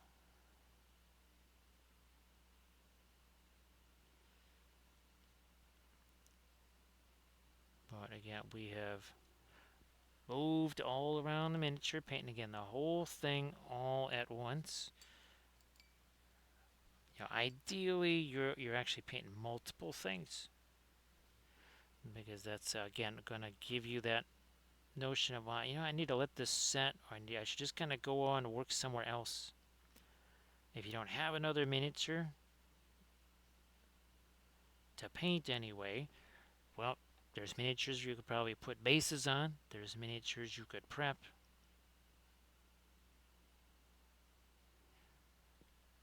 One of the things I have tried to cover in a little bit more in the recent painting videos has been even more of a focus on time management, that sort of thing, and not just on the army painting series.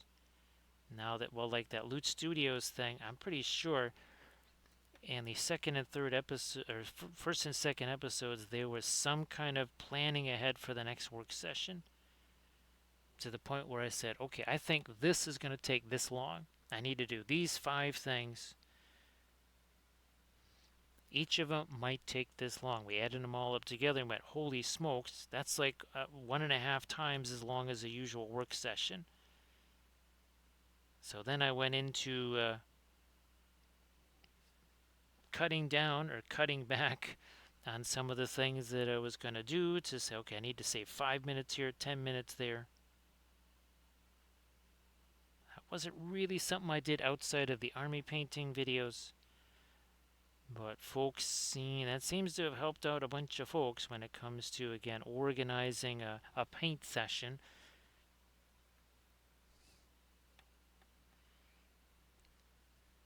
That's really not how things go for me. It's just, it all has to be done. You will just not sleep until it's all done. But most folks, well, they're not doing it for a living, so again, it goes back to that, it's their fun thing.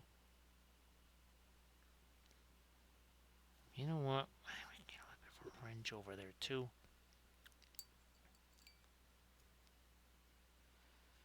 Because, yeah, that's a bit much on the yellow right there. We will also here take some of our little orange glazy thing here, and it just takes some of the yellow off it. Just a little slight subtle thing, nothing major.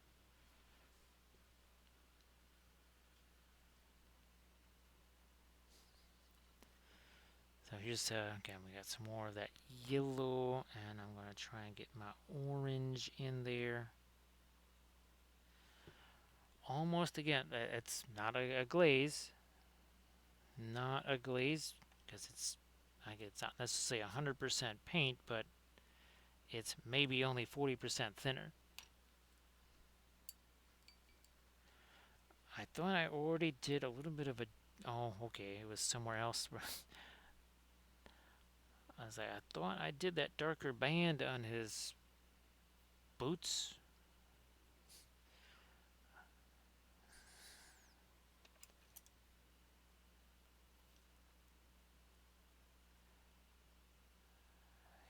Here's that.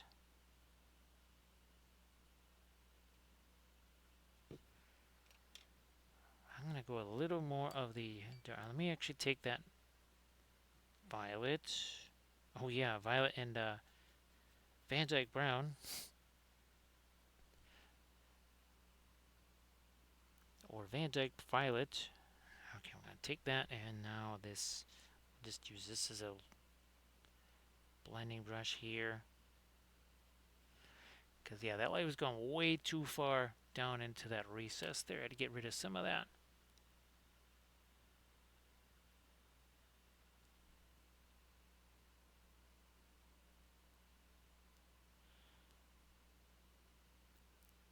A little touch more of our dark there.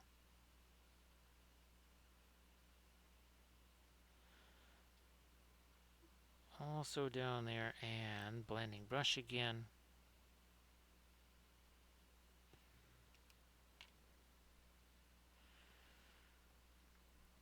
I think the orange, yeah, see, that was going a little too far over this. So yeah, there we are.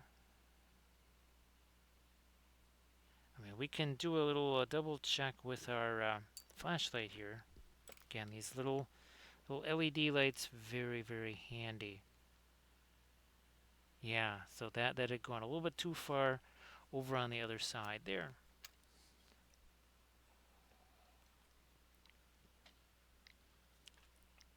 Now, do we...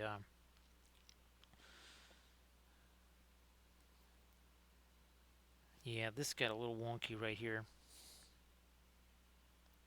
I'm going to separate that a little more.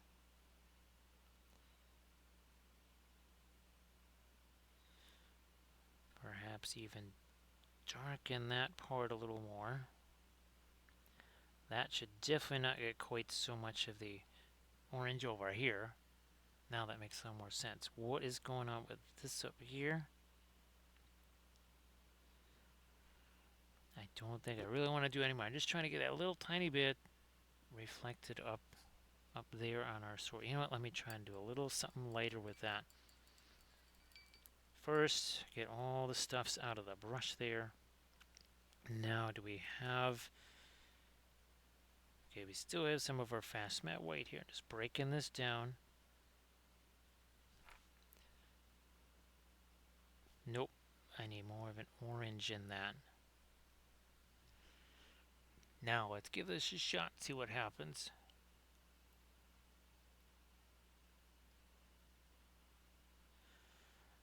Just a little bit right there. And no more.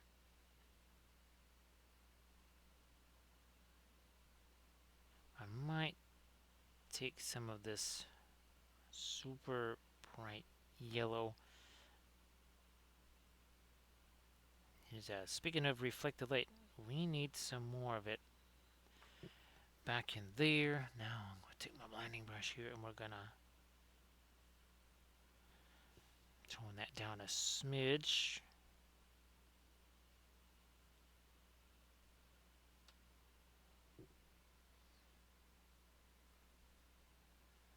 This down here has absolutely no shape on it.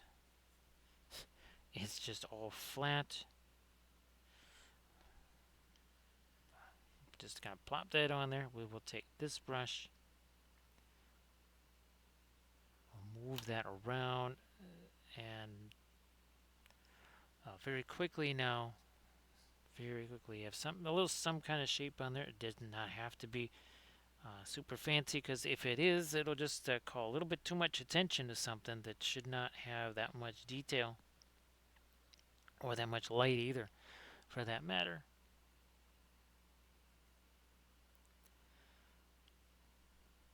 This is a little bit of a tricksy thing here. I do need to get some light over here, but not too much. And if you've seen some of the other figures, they were... this base was every bit as barren as this. We are going to get some of this flock and foliage on here too.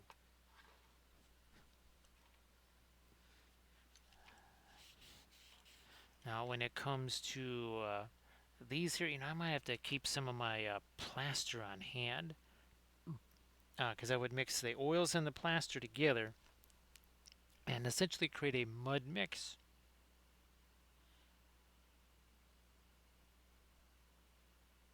The other thing you could do is take the heavy gloss gel that we use for ice effects, snow effects.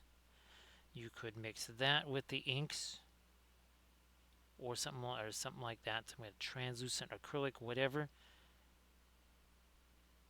and then maybe try and get, again, some kind of water effect there that has a little bit of color in it, like some kind of brackish, muddy water, whatever.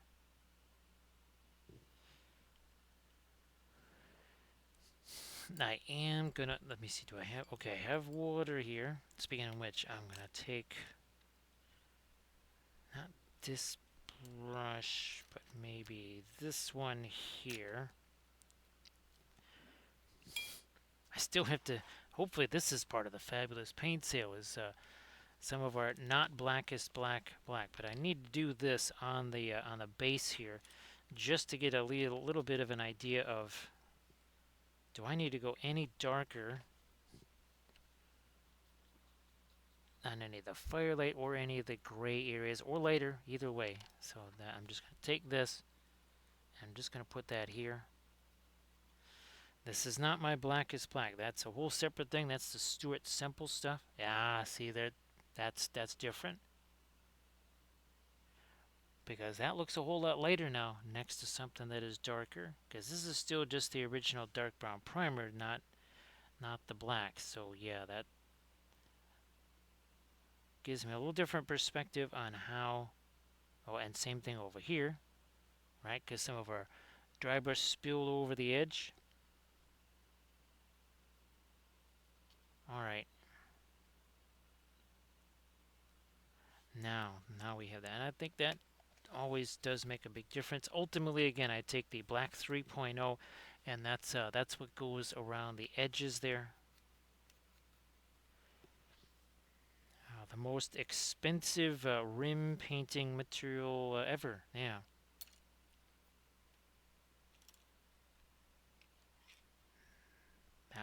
that's the brush I'm looking for.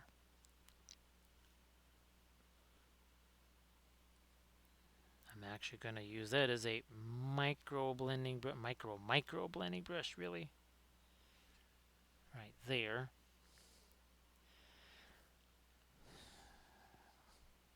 Yeah, scare up some more of this Prussian blue here.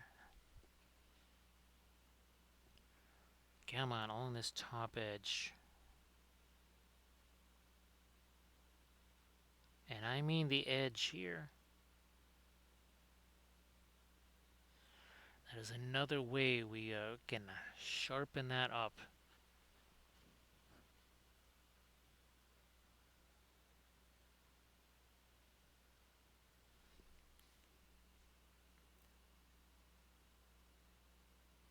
More of that there.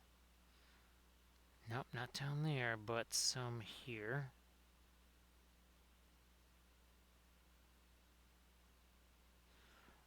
Yep, sharpens the edge of that.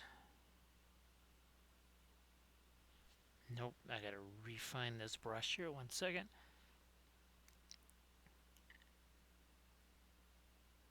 Now we're getting there. Okay.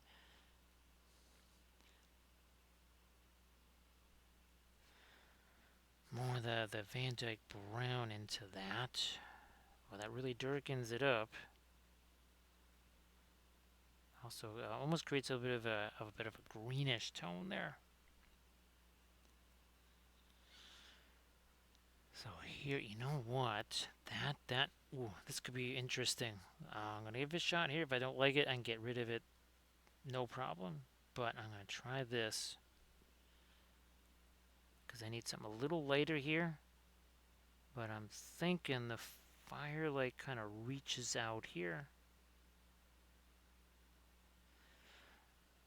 See, I got an extra edge in there now. I mean, again, I could have done that with just some kind of bluish gray, whatever, but I'm looking at the orange over here and thinking, you know what, maybe we extend that out a little further out here. Also, too, maybe that's with the kitties here, they did try to, for as much as they are chibis, they tried to do as much realistic sculpting as they could, which is really handy. And of course, here we try to do the somewhat more realistic effects, right, with the source lighting and everything else to try and maybe make that convincing.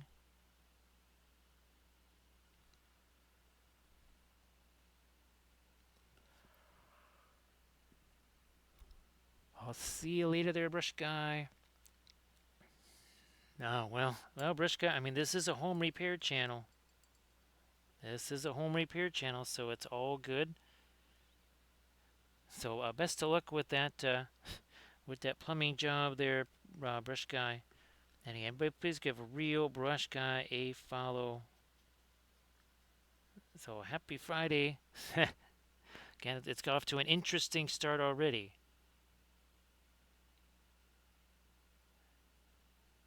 Alright, now I'm going to take more of my, just the brown.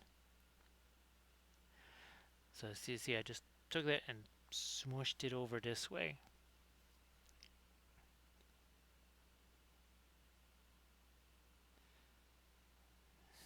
I think I need a little something lighter here. Not necessarily reflected light, but it can't all just be that dark.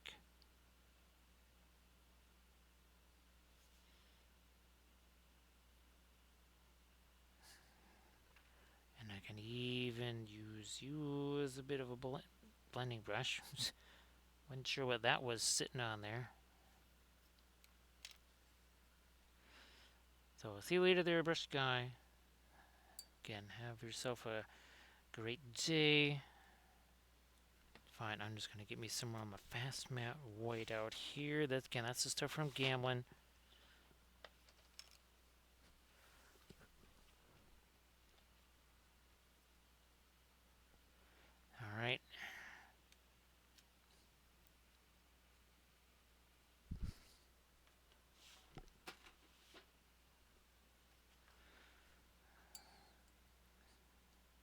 just take a little drop of thinner here, and that's just gonna go on there. That starts to break it down as it's sitting there.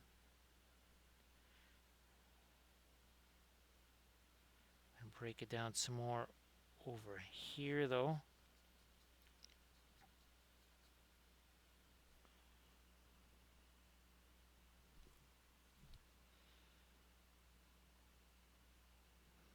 Maybe a touch right on the end of that.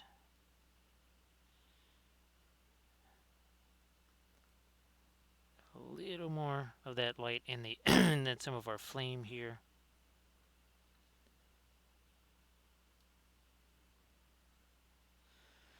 So we get all of our kitties here. These are from Apache Studio, and that's Hello, going to little be on hobbits. My Mini Spark my Factory. Gondor. Thank you so much, Mr. Pottas. Appreciate that. Well, it is only appropriate. So you're back again. It's like, yeah, I don't really need a light this time. He's like, well, that's good again, because I would probably just set you on fire. It's like, that's what you're fixing to do, those Nazgul over there, right? It's like, yeah, there's only 9 of them. At least it's not a Balrog. Let's see what happens on our Gandalf 6. We've had some adventurous rolls because the thing has been bouncing around all over the place. Okay, that's a nice little, again, solid roll of a 3 right there. So thank you so much, Mr. Puttas. I appreciate that. Now, of course, Gandalf does too. Gandalf loves all of his little hobbitses. Especially if those little hobbitses have a certain shire weed in their possession.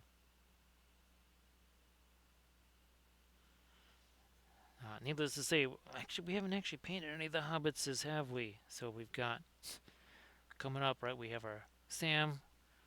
We've got our Frodo here, and we're going to try and do like a golden, some super shiny golden ball of yarn there, and then Merry and Pippin here. I do believe there's individual versions of them too.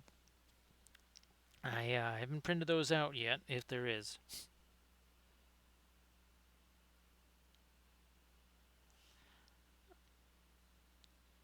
I already, yeah, got my light there. Here's another area there. Hey, Tarzan, how you doing? Nice to see you again.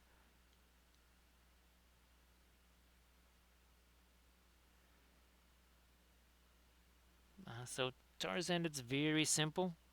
There's the fluorescent orange and the fluorescent yellow. There's the, well, I mean, we are starting to use this now. This is something I found. Now, this is a very pricey thing, but this works very, very, very well. We've also used, well, cadmium orange and cadmium scarlet, but that's also in the pricey range. So Naphtho scarlet, that is definitely a much cheaper thing. Whereas, oh, that would be this here. Well, of course, you'd have to get either the regular version because they don't make the whatchamacallit, the Alkyd version of that anymore. But yeah, nothing super fancy. The floral orange, the floral yellow, something like a Naphtho scarlet or whatever. Obviously, either a Hansa yellow or, gosh, radiant yellow, something like that. And of course, where's our? Here it is. We start out dry brushing the stuff on there. That's the key. That's the very first thing you do is the object source lighting. Everything else is constructed around that. Some handy benefits. Well, you're obviously not going to have to repaint an area a bunch of times. You paint it one time. You say, well, that pretty much just needs to be orange. You paint it that way, and then you can just kind of leave it that way. No problem there, Tarzan. And again, really key to begin the process with the source lighting and not tack it on at the end. It saves you a whole bunch of time, frustration, all that. I knew there had to be a little bit more of that down in here. Appreciate that, Tarzan. Again, and of course, The same goes if it's going to be in acrylics or something like that. We start out with that lighter stuff first, do the object source lighting to begin with. Whether it's only one light source or whether it is multiple light sources. Right? Whether it's multiples, whatever. I mean, you can imagine here, right? This is the only little strip of ambient light right there. Everything else is either green or orange.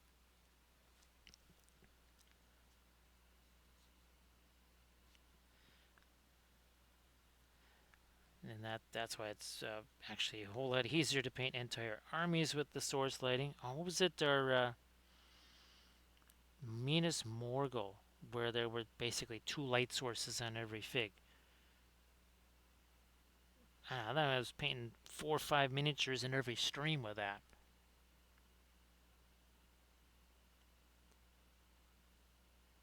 Maybe lighten that up a touch more.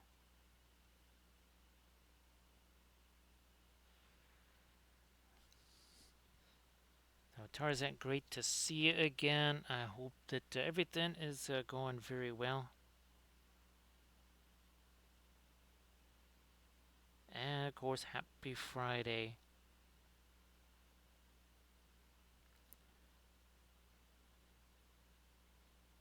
Yeah, maybe that shouldn't be quite so light there.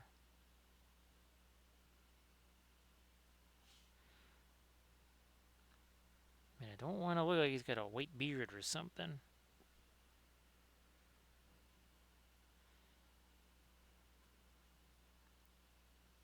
So Tractor, a lot of interesting little things that they're experimenting with, using the FDM printer to actually print out some busts and painting those. That was a really wild experiment. Actually went way better than I thought it would. And we were just I was filming a video on Trench Crusade basing. We will be painting those up on stream on our Friday and Saturday streams.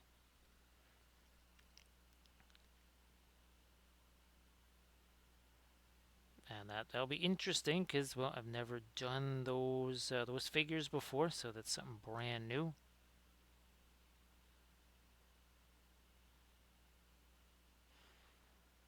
Now I'm starting to feel some of the glint here on the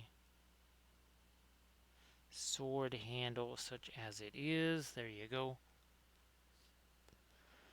So yeah, Tractor, this was also part of that experiment. Now this is a larger one, actually. The ones I painted were smaller than this. There's actually two of them. But yeah, this was printed out on the Bamboo X1. It still was with the .4 nozzle. And of course, with the oil paints, right, the oil paints sink into that FDM. So that's why I mean, these are all printed in FDM. That's with just the standard layer height right there. Where's our ships here? Again, same thing with our ships. People can't really tell. There's our yurts, because those layer lines really get filled in very effectively with the oil paints.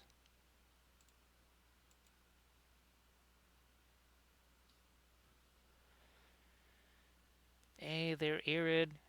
So yeah, Tars, I actually now I have a .2 nozzle. That will be kind of the next phase of the experiment. Everybody, please give Erica Wife a follow, and of course, Erit, if you want to share any links in the chat, please go ahead, like your Pinterest links. I wasn't sure if you had done your. I know you had all the appointments and stuff there. I wasn't sure if you had done those yet. Either way, and here's hoping that everything works out in the best way possible. So everybody check out that Pinterest link. Arid you'll be doing your usual Saturday 7 p.m. Pacific stream, right, Arid? So again, check out the fabulous jewelry there from Eric and Wife.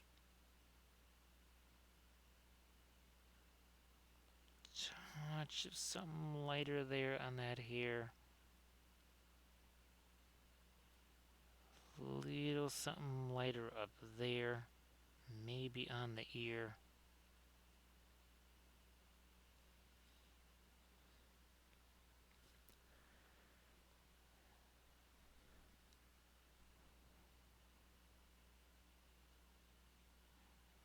maybe a little something lighter right on here.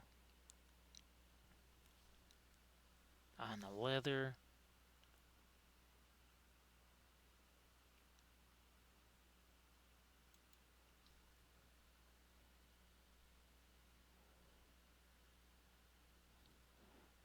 So sorry about that there, Erin. Hopefully the weekend is a big improvement over that.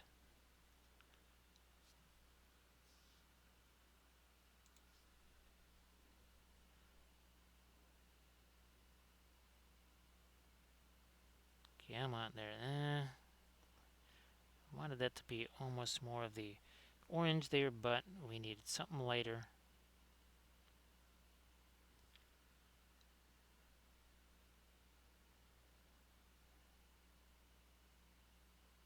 So again, the Saturday 7 p.m. Pacific. Be there to hang out with Cam wife. I'm gonna try. Let me see if I can do that. I don't know if this is. Now let me do a little bit over there, and then one more touch of the ambient light up there. And I think I might also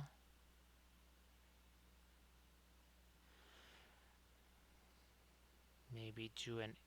There we go. Okay. Yeah. So we have the ambient light on the eye, and then also this projecting its little bit there. Oh, no problem, bad boy. Eric, I wish I had the busts out here to show you the ones that I painted that were FDM printed, because the results were very, very interesting. I mean, there's a bunch of folks, when I show them the pictures, they do not believe me when I say those. Yeah, those were just done on FDM. Let me see if I can find those here. Let me try and do this. Okay, phone not cooperating. 1 second here. So let me go back. Oh, not that. One sec. Was having to scroll much further back than I thought. Well, actually, they're not here. Never mind. Let's see if they're here. No, I'm just going to have to do it the other way here. So again, these were FDM printed here. Come on. Nope, that's not them either. There they are.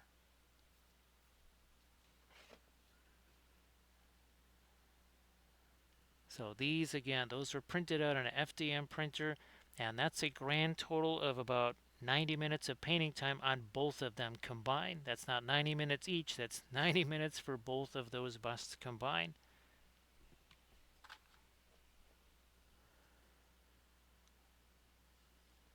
So Camda, it's pretty funny. Oh gosh, I don't think I'll be able to dig it out for you, but because it's very much buried. Last time I used it was years ago. Camda, we like to say contents under pressure. Yeah, you open that tube and the paint comes flying out of it. Yeah, I stopped using that, gave up on all of those type of things, and I said, let's do it the acrylic way. Iridescent pearl white. Basically, you mix this with any of your darker colors, instantly those all become some form of a metal color. Now, I don't have the large scale figure handy. No, oh, here it is. Yeah. So this is one of the tutorial videos right here. It's not all that long ago, probably last month or whatever, where we took, again, the iridescent pearl white, mixed it with a bunch of other colors. We even made our reds there. So our reflecting reds, those are actually all, yeah, so ditch the silver, ditch the copper, ditch all that stuff. Forget about that and just do it the easy way. Do it the easy way. Just get yourself the iridescent pearl white. And this, again, you mix it with indigo. You have a fabulous gunmetal gray. The more of that you mix in, the lighter it gets. No, that's not metal medium. That's not, here it is, right here. Let me grab this. So this is where I got the idea from, because this is what I used to use. did the same exact thing. I mixed that with the acrylics, and that created essentially a metallic color.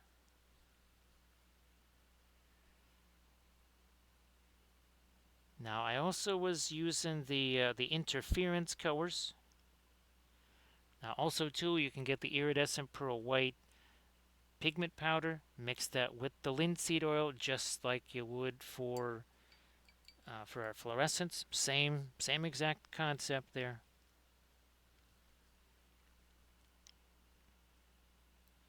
But yeah, that Gamlen silver. Now the other thing too is it has alkyds in it, so it was literally drying on the palette. I mean, it has hyper alkyds in there. And again, every time one of us would open that up, it would just go all over the place.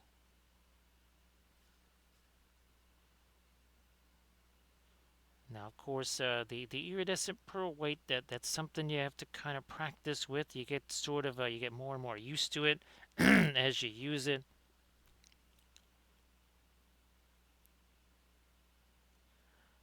That should bring a little bit of shadow to it there.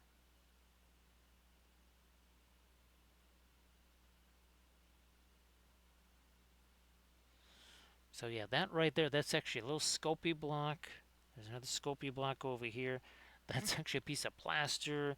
This is some regular rolled out Sculpey over here that was carved. I was kind of scraping the bottom of the barrel when it came to Sculpey because again I used up so much of it with the lizards.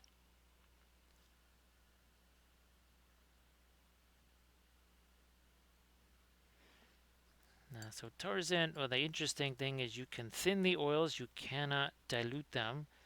We use the high quality odorless thinner here. Speedball is the main brand. Mona Lisa is kind of the sub brand right there.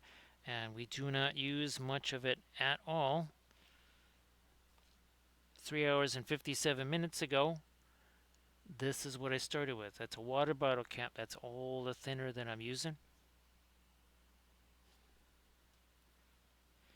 Because yeah, unlike acrylics, like even here, so the lightest colors in there, that was actually a glaze of the lightest colors. Because remember, your lighter oil colors are going to be opaque. They will not be translucent. Doesn't matter how much thinner you throw in those, say like a white or something like that, it is not going to become a grayish whatever like it would in acrylics. It's a whole different ball of wax there.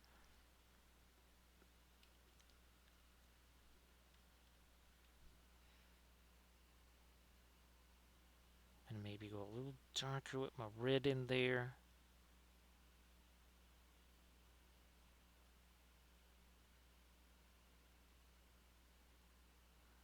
Same over here. Tone that down. A little too much of a hard edge right there.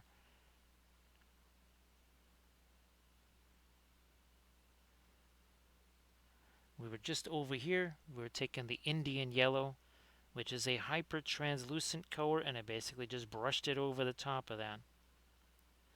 Now, of course, if you want to do a more of a, if you want to call it a traditional glaze type of a thing, well, you just you let the oils dry in between sessions, which of course is what we do with every army painting series. They're 5 episodes long. Paint's gonna dry, and even this one here, this was a 3 episode arc, and each in between each session, the paint dried, and that was where we really got into kind of the detailed planning because we wanted to kind of maximize each session. We said, okay, what do we want to get done here so that we can take advantage of the paint drying in between sessions?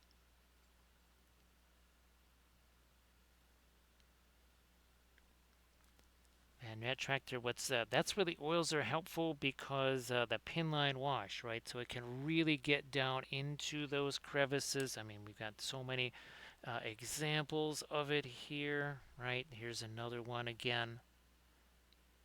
Same deal. And I mean, even in historical, I mean, that's a historical miniature, but still, the same principles apply. And we'll even here on our, again, that's our regular Aragorn. Same things apply, whether it's a chibi Aragorn, a chibi cat Aragorn, or Aragorn. Either way.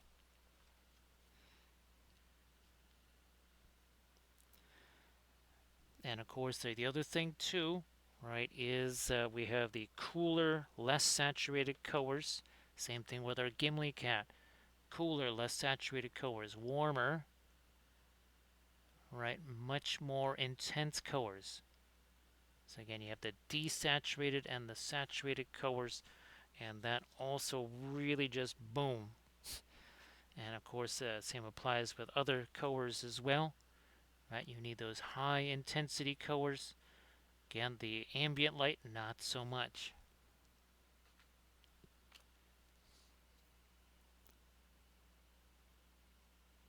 Take out some of this here.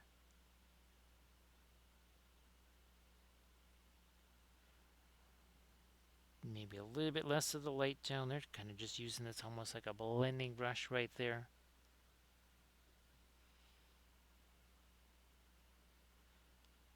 Might be another ear. Yeah, let's place down here. We're going to try and get a little bit more of our shadow built in down there. And they're not using a dark green. I'm just using a dark brown. Just Van Dyke brown. Okay, maybe now a little bit of the Perlene black, which is a dark green. We will mix those together here.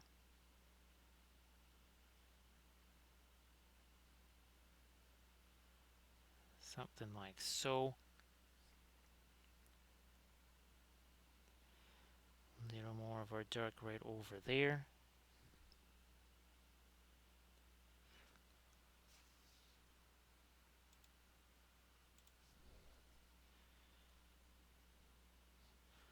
Now these are all 3D printed. These are from Apache Studio. And I do believe it's called the Lord of the Cats Collection. And that's on my mini factory, Apache Studio.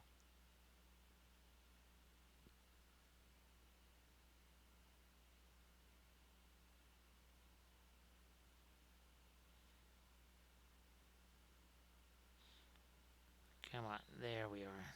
A little bit more of our dark right there.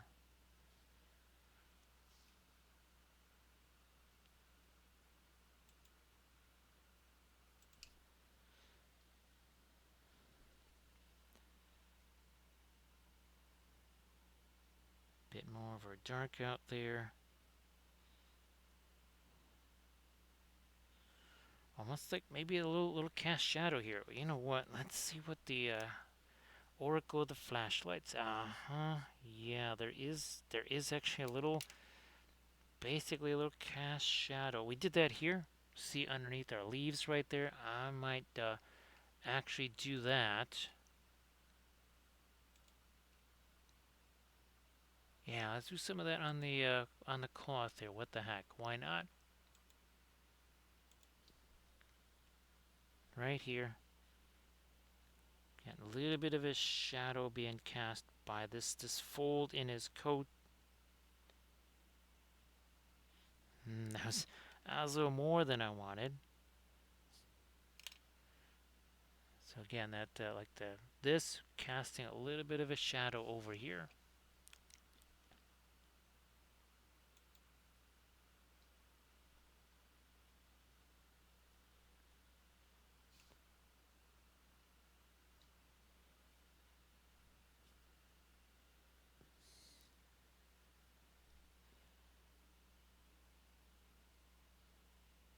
You know, I'm gonna cut a little bit of this back up here. I think, yep, that's good.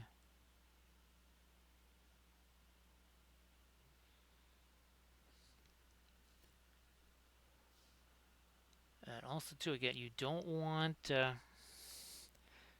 end of these to get too dark. That is kind of something that I see happen an awful lot there is that stuff tends to get kind of on the darker side.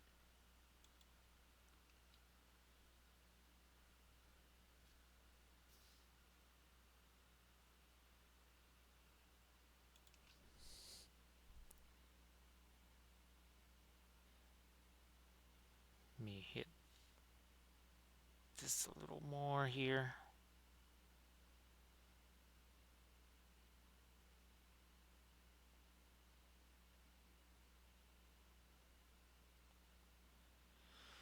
Now, we did get a little bit of reflected light on that. I think I actually have to maybe either go more with the reflected light, or I'll take the pearline black here with some of our darker brown and maybe actually make some of this darker here.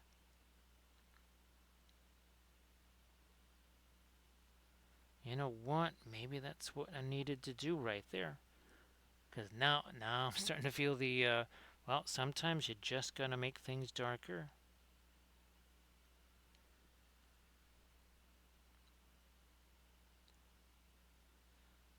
I think I've got, yeah, we've got, yep, that edge is, I'll have to go back and hit that with our lighter stuff again here.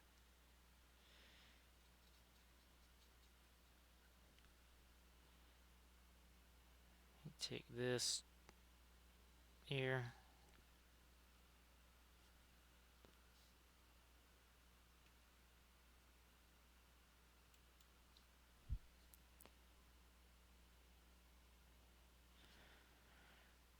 Uh, no, I'm going to stick with the ice blue and the Mars yellow deep combo here.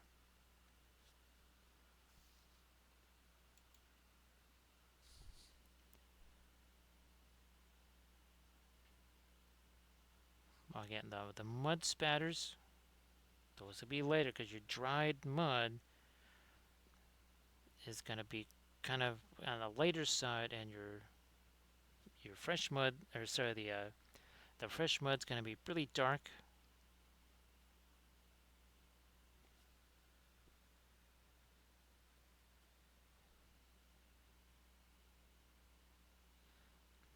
Now some of that right here.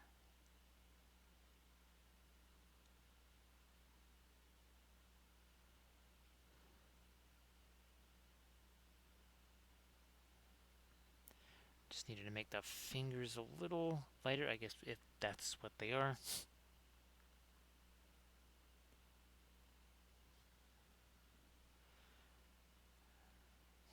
These ends out here, those got a little bit too light. I'm just going to take my blending brush. You know, I'm going to wipe a little more of that away.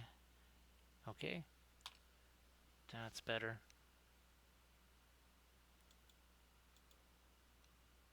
Let me get back to my reference there. Just wanted to see. Okay, yeah.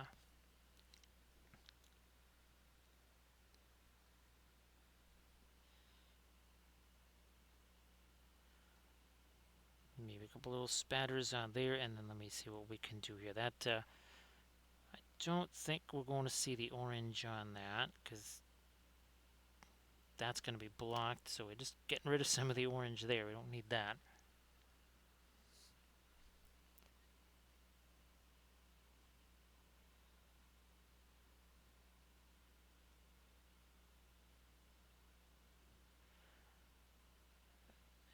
And there. So yeah, those experiments that I did, was really surprised at the results. And the point 0.2 nozzle will be really, again, this coming week is when I'm going to try the point 0.2.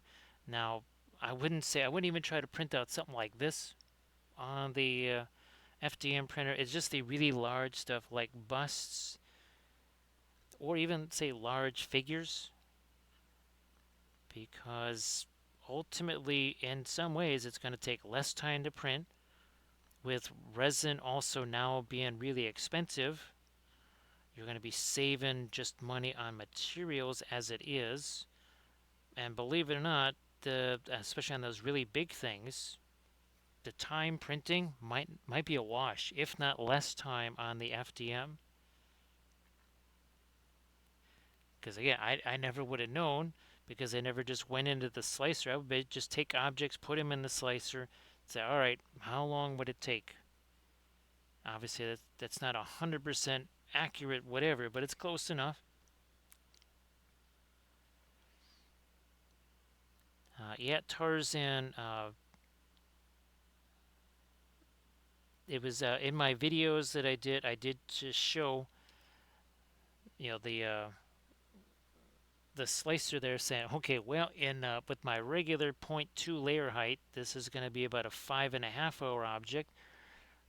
With the 0.08, well, now it's like 14 hours or something like that. But yeah, tractor, I'm thinking again for now. The other thing that I was trying to talk about in that episode was managing the rotation, which of course is the orientation of it is way different than a resin printer. It's almost like kind of the opposite. And that was something that I learned the hard way in this experiment was okay, the bamboo might want to orient it this way, but you just cannot do that. Otherwise, you're going to get supports hitting it in a really nasty place. So that's the kind of the thing that is different. The resin supports, well, they still do some damage, but that they maybe don't do quite as much as what the supports do on the FDM type printers.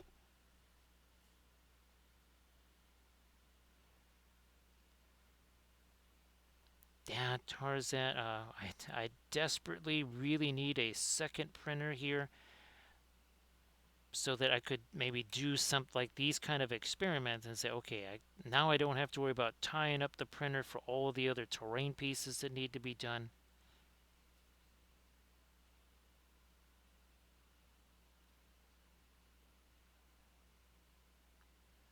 I don't know. We might have to have maybe we'll have a goal or something like that, a fundraising goal towards that or something.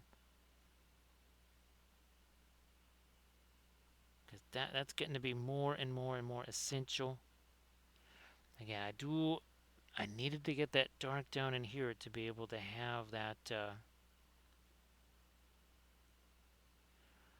I needed that light, dark light. Now I also need. Let's see, that's not going to be quite light enough. This is also more of just a gray here, not a yellow necessarily.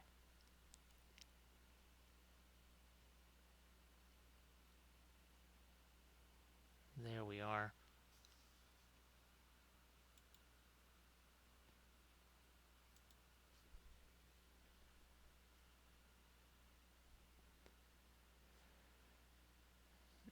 Hey there, Nerifel. How you doing? Nice to see you there, Nerifel. So all I have is the Bamboo X1. Ironically, I was sent an Ender 3 back in 2020, which never got set up. To which most people say, yeah, you saved some of your sanity points there. With the resin printers, I'm still using the old Anycubic Mono X printers. I got two of those literally side by side.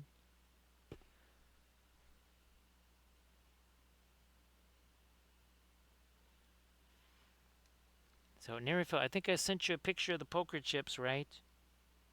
Well, there's going to be an additional, we're going to have a new design on the poker chips, another set of them here. 1 second here, let me do this, and nope, not that one. Yeah, I think this is the one here. There we go. So that'll be on one side, and then there'll be a QR code on the other side.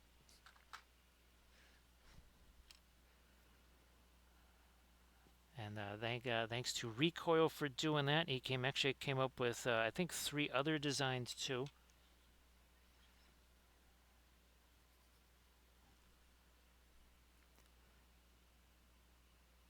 So yeah, Nerif, I'll send you the pictures of those after the stream. Yeah, Recoil literally right as I was trying to Get ready to stream here. Rico says, I got a surprise for you. Check this out. And those were super fabulous. Nerifil, actually, that was all kidding aside. Now, I'm sure there's probably websites where you can find that too. You want to probably delete that search history, but there's Fan's Idea. I think maybe Fan's Idea is where I can have that made. I might even try to have a baseball jersey made of that.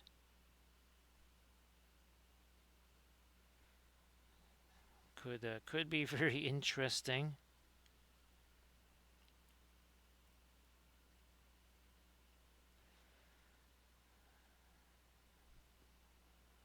Now the Bamboo X1, it does have its foibles, which is why instead of, I know there's supposed to be a new one coming out, well, I guess in a matter of months, like a new larger version or whatever the X1, but that could also mean just, well, now you have inherited whatever new issues are going to happen with that new printer.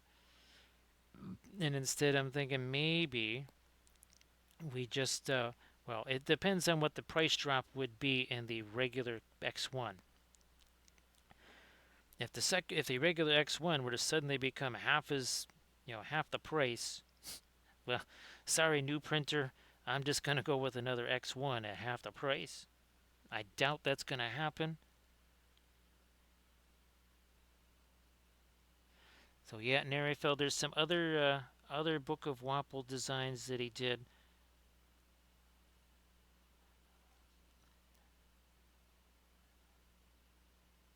And again, I might have some shirts there. Well, I still actually have some of the. I found another batch of the light blue Kathy shirts.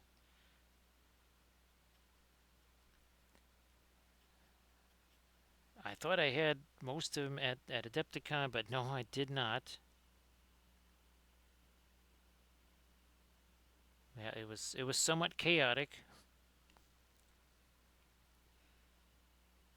I think there was like a whole nother batch that I had that, of course, I was using as packing materials. Oh yeah, here let's. There's like a weird dark thing in there. We're gonna take some of this orange, and that'll go in there.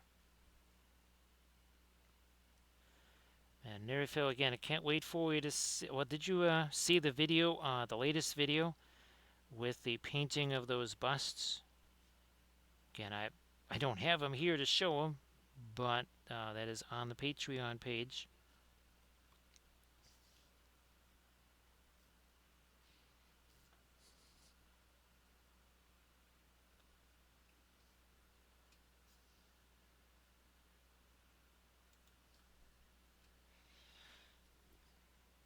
Nerifil, the other thing I keep seeing or hearing these ads about animated logos, right? Your logo animated. And all of a sudden I started thinking animated Book of Wapple. Then I started to think, Book of Wapple videos or something like that where it starts out with the screen that says this and then there's a couple little pictures of things or something like that. So we have like the video version of the Book of Wapple. If I can find it like an animation of a book page turning, and I'd say, well, let's turn to the next chapter of the Book of Wapple. I'm sure there's probably, even in my Sony Vegas software, there's probably some kind of effect or whatever that you can either download or is already on the software that would do something like that. Again, just like a scene change. I bet you it's already there. I could probably just maybe do a Google search and for an effect like that.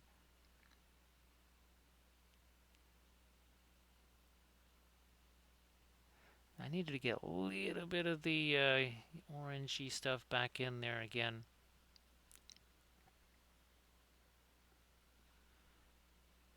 Those would not be long videos or something like that. It would just be like a little 5 minute long thing or 8 minutes, something like that. Not even 10 minutes long. There would just be some pictures, maybe especially if there's some work in progress or something like that.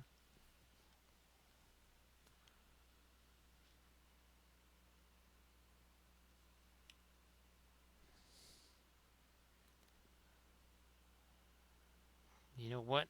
That okay? That'd be too much of the yellow. Let me hit this with the orange right there. I'll bet you any money. Sure enough, yep, that gets hit by this. That little bit there gets hit by the orange.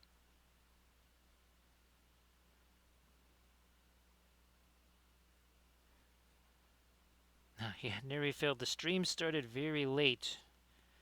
In addition to everything else, while I was trying to finish the tutorial video of all this, we'll be painting this stuff tomorrow and Saturday, or well today and Saturday on the stream. But one of my lights just kind of decided to not work anymore. Then I grabbed another one. I said, well, this one will just go right in that place. It's the same light. Well, that one didn't seem to work either. So then I had to go to plan C.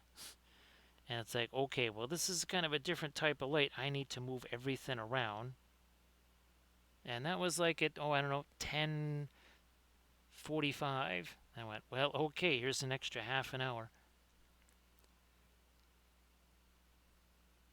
That was unexpected.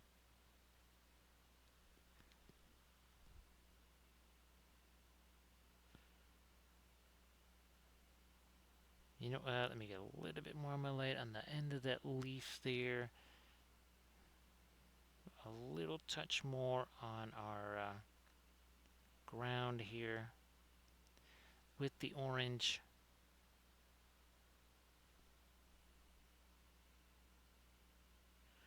And as always, we started out with the source lighting. That's not something we're going to superimpose at the end. That's something we're going to start out with. Actually, speaking of source lighting there, if I hope that your project is going well there. Your resin, I almost said resin bust. Your resin beast project there. Uh, Now I don't think you got to post it up on Insta, do you, Nerifel? I mean, if you do and you want to share it, well, by all means. I do believe Nerifel. I might, oh, I might have been doing this while I was recording the video or something. But I went so far beyond Plan Z, Plan Z that I start using a Sanskrit alphabet. Yes, I actually went through two alphabets because the plans ran through all of the plans. Which Nerifil, that would describe like the first 5 minutes of Adepticon every year. Wait a minute, you only had 37 plans? How quaint. Try some more. And that, I'm sure, is exactly how Adepticon's going to be again, because Adepticon.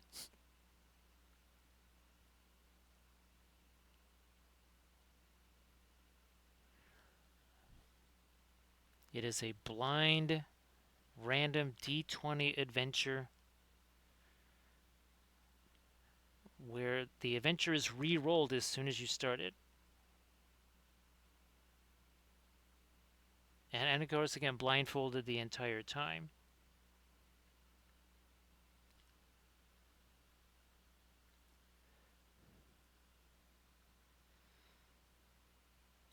So yeah, that's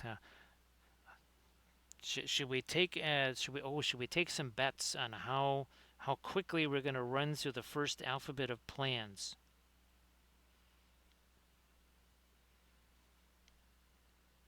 before we even arrive there?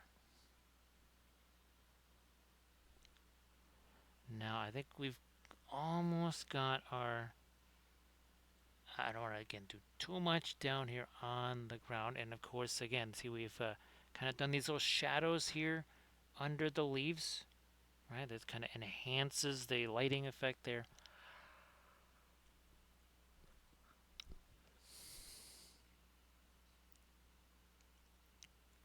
Okay, maybe a touch more right there.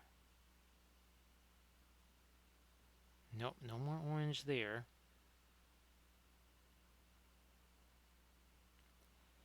Because I know the AD Creations has been working very, very hard on that resin beast. Oh, actually, Nerifel.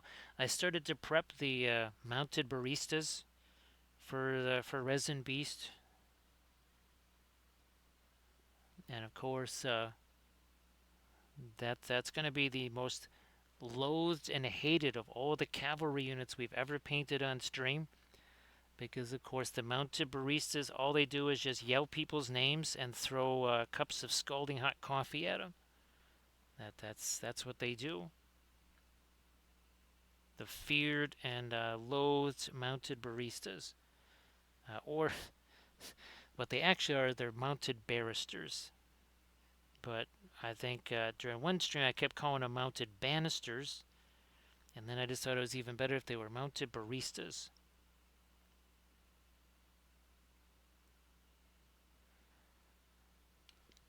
Of course, that now means that that's all I'm going to be saying because that's now so ingrained in my head.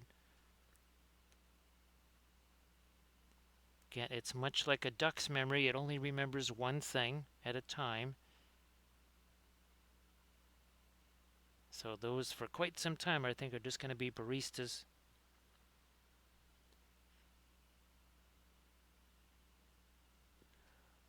Of course, Nerifel, it would be very interesting to have some figures on the ground, like with their hands up by their eyes, with a bunch of paper cups with names scribbled on them, laying around them. That would be the ultimate basing technique there.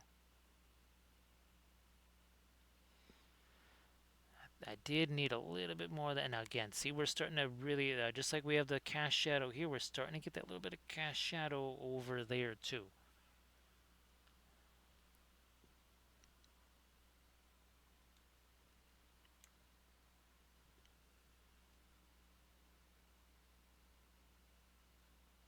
Touch more of our orange there, a little something here too. Whoops, not that close to the coat. And that is way too yellow. We're going to make those be more orange, like you do.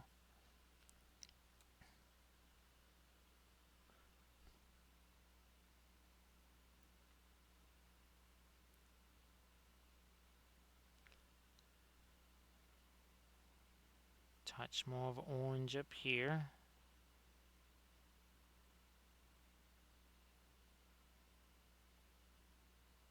Come on.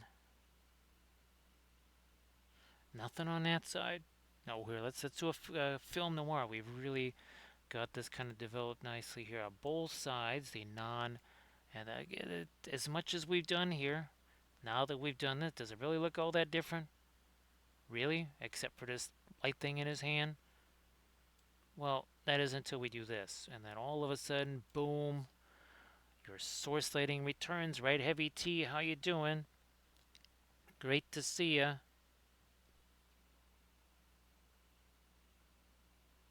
So Heavy T, if you want to share something in the chat, please go ahead.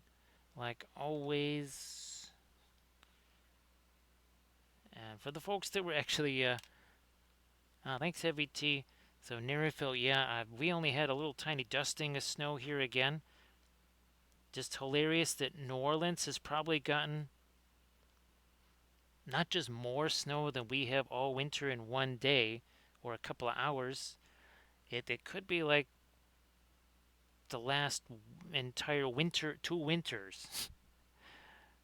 So I think they're going to actually have to have some kind of weird skiing thing down there. It's kind of hard to have ski slopes in a below sea level area, but if they're going to have that much snow, I mean, they might as well take advantage of it. So everybody please check out the Insta link that Heavy T just posted. Everybody please give Heavy T a follow.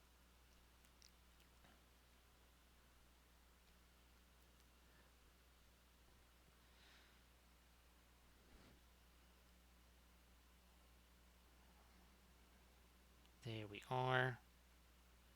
More of the orange over here on his little snoot there.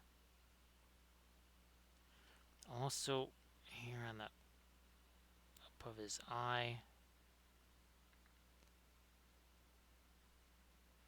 So again, that little bit there, that's reflecting the fire, and then here we have the regular ambient light right there.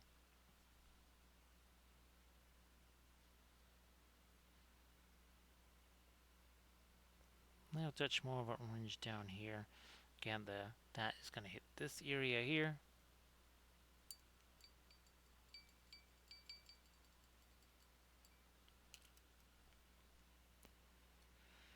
And I don't think we need to go too much lighter on this. Yeah, heavy T. That was quite the narrow band, but I think there was parts of the Carolinas, like the Outer Banks or something, got 6 to 8 inches of snow.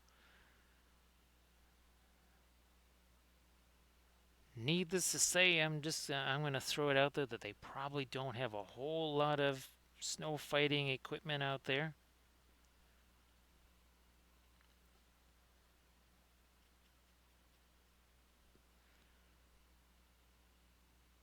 I wasn't sure if you had tons of the ice or anything like that. Okay, there we go. Tiny little touch of that darker orange out there.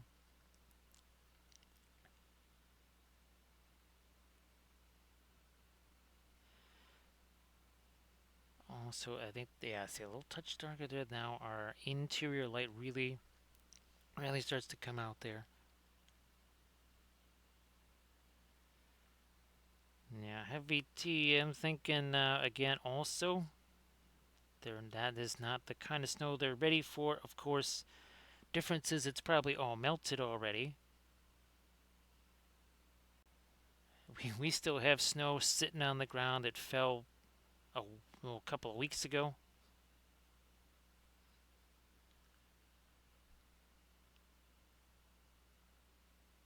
So yeah, and I think even in New Orleans, that snow might have melted already. Okay, there, now we're using some of that darker orange here. Again, we're trying to create this sense of it's in the lighter side, but also in some shadow.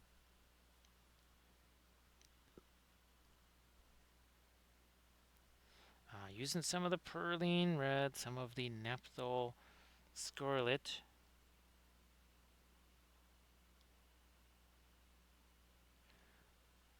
Well, I mean, I'm trying to think the last time it was above 20 degrees. Well, I think it's been the longest, or let's see, the warmest it's been over the last, I want to say, week and a half has been 24 degrees, I think. That was the daytime high whenever. Maybe yesterday while it was snowing.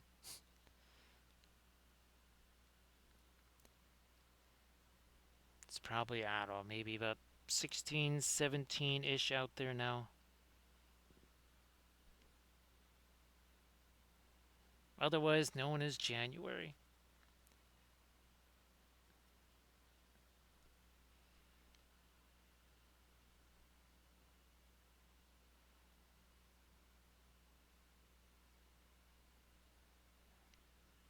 And I mean, I've definitely walked to the store back and forth with 15-degree below zero wind chills.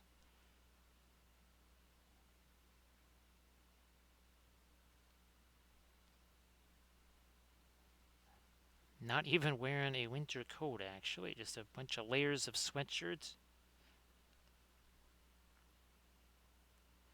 So again, I couldn't have done this a few hours ago, but well, now we're 4.5 hours in. So we can do some of this stuff where we're kind of just, again, toning some of this down a little bit darker there.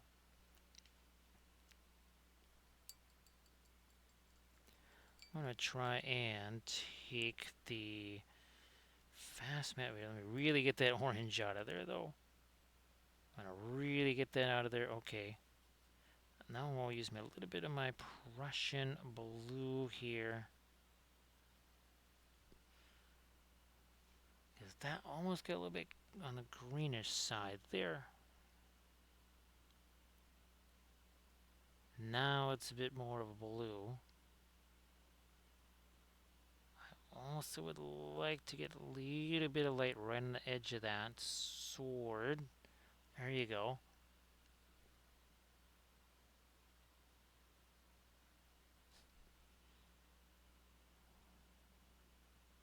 Tiny. Ooh, okay, not that much more.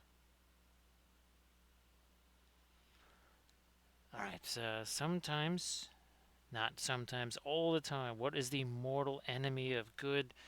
That would be better. What is the greatest enemy of completion? That would be perfection. They are mortal enemies. They're literally in a war of annihilation with each other.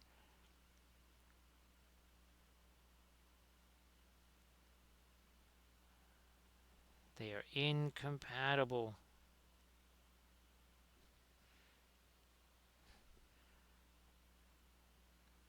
There is no perfection. You just do the best you can. And as long as you keep doing stuff, that best you can gets better. And then that best you can gets faster. And ultimately, you'll be pleased as punch.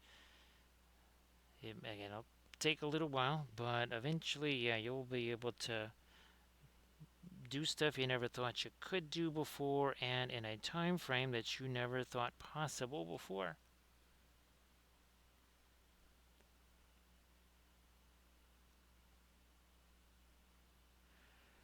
It does mean experimenting with things.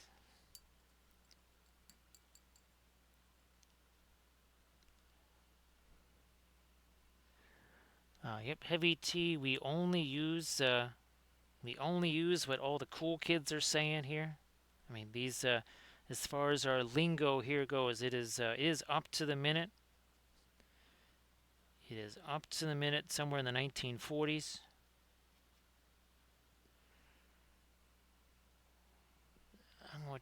You know what? I'm going to try and get a little bit lighter stuff on the hair right here.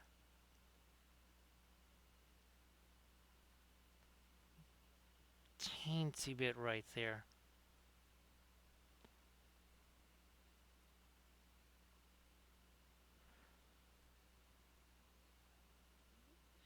And a little touch more. Or light. They're so light, then dark, then light again. And that's I think you'll be able to see it here on our Elrond's Hoss right here. See, dark light, then darker, and then the ambient light again. The same thing that's going on there. That's what's going on his hair, on the cloak and such.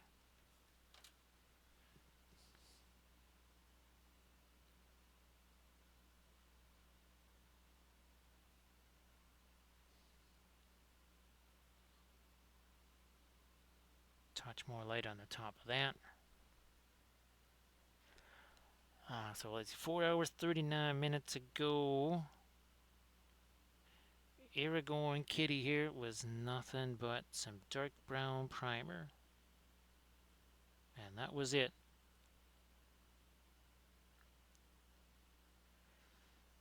And again, I'm going to be finishing up this video right here. And we've got a whole bunch of these that we're going to be painting on the stream. And of course, this will be doing a tutorial video on this. Again, also part of the basing video. It was really hilarious taking some balsa wood. I got to get me more of that.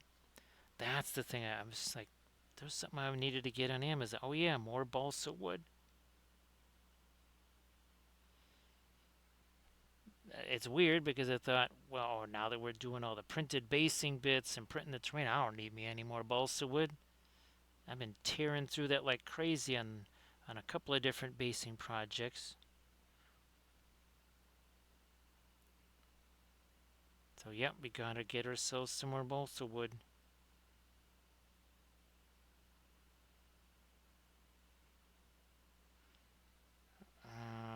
Do I want to try this? Yeah, fine. I'll try and get me a little bit more of this out here. Maybe even some texturize into this thing. Why not? Basically just doing a little bit of stippling of the brush on there. And you can see it kind of distributes some of the lighter colors. We also have that that cooler bluish gray working. So apologies if the voice is a little on the raggedy side here. It's well, it's effectively take 2 hours and add it to the stream because well, we were filming that video for a couple of hours. So yeah, this has actually effectively been more like a 7 hour stream.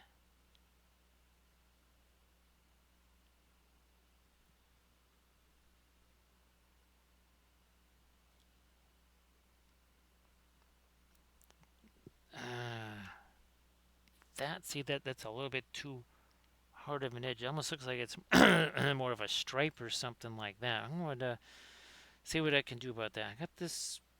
Okay, that's not quite right. What if I took a little bit of the Mars Yellow Deep? That is better.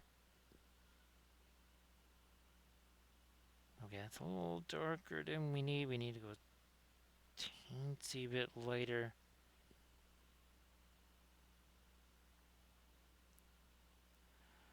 All right, well, then now we're getting there.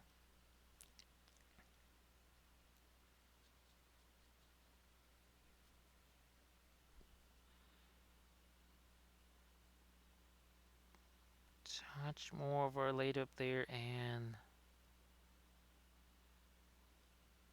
bam. Okay, now on his little nose there, I spy with my little eye, a little opportunity. Maybe get something more of a pinkish. Ah, there we are. Yeah, no, maybe a lighter pink. Lighter. What have we here? Oh, he's getting himself a pinkish nose there. Maybe we should have put one of those on Gimli. Actually, I think the Gimli cat did have sort of a pinkish nose. I don't know. I have to look at that. So have a good night's sleep there, Arid. Arid, if you want to share your Pinterest link one more time before you head off to bed there, please go ahead. So Arid, thank you so much for joining as always. Hopefully you will be feeling better when those kick in. All right, Gimli, what you got going on for your? Oh, that's right. Yeah, he did have a little bit of pinkishness on that nose of his again. So there's your source lighting of two different types: on camera and essentially off camera light source. Right, somewhere down there. Whereas he's got it sitting there in his hand. Hey there, Blades. So welcome back, Blades. It's that time again, right? Because it's 4:19 here, 5:19 there, which means it's time to be all awake. It's time to be awake again. So Blades, yeah, super excited about that. Those designs that Recoil sent. Now again, I've got to find the. I have to find the some way to make the QR code for the back of it, and we can replace the old business cards, right? Blades, the ones that still say, you can watch me on YouTube Live. Yeah, I think we can replace those. I think it's safe to say we can replace those.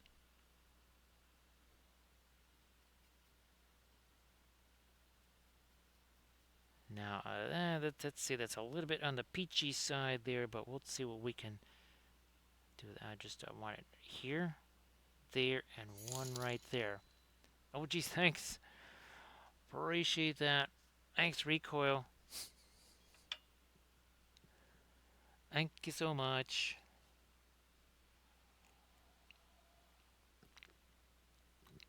Geez, Recoil, it's gotta be almost dinner time there. And of course, here, speaking, I mean, this is a cuisine channel after all here. Let's, come on. Where are we at here? Yeah, we need to show you this here, if this would actually work. Where's there it is. Looky there. Yes, that's what we did. I don't know about I want to say about between 6 and 7 o'clock. That's what we did. Air fryer, chicken in the air fryer.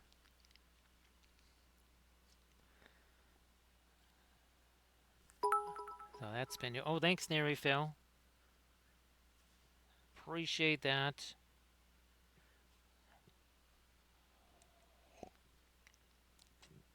Oh, you know what? And we used that. It was the bourbon pepper. Yeah, the bourbon smoked bourbon pepper, whatever stuff that Kathy's sister sent last month, and then of course the smoked hickory salt, which literally smells like a campfire. I mean, like all the good smells of a campfire. So it is pretty much time for Mom and Squeak to go to bed. So, Mom, have yourself a fantastic night's sleep. I hope that you are doing very well. And of course, everybody also to say good night to Mom. And of course, good night to Squeak, of course. So, what is it? Is it? Oh, yeah, so 4:22 here.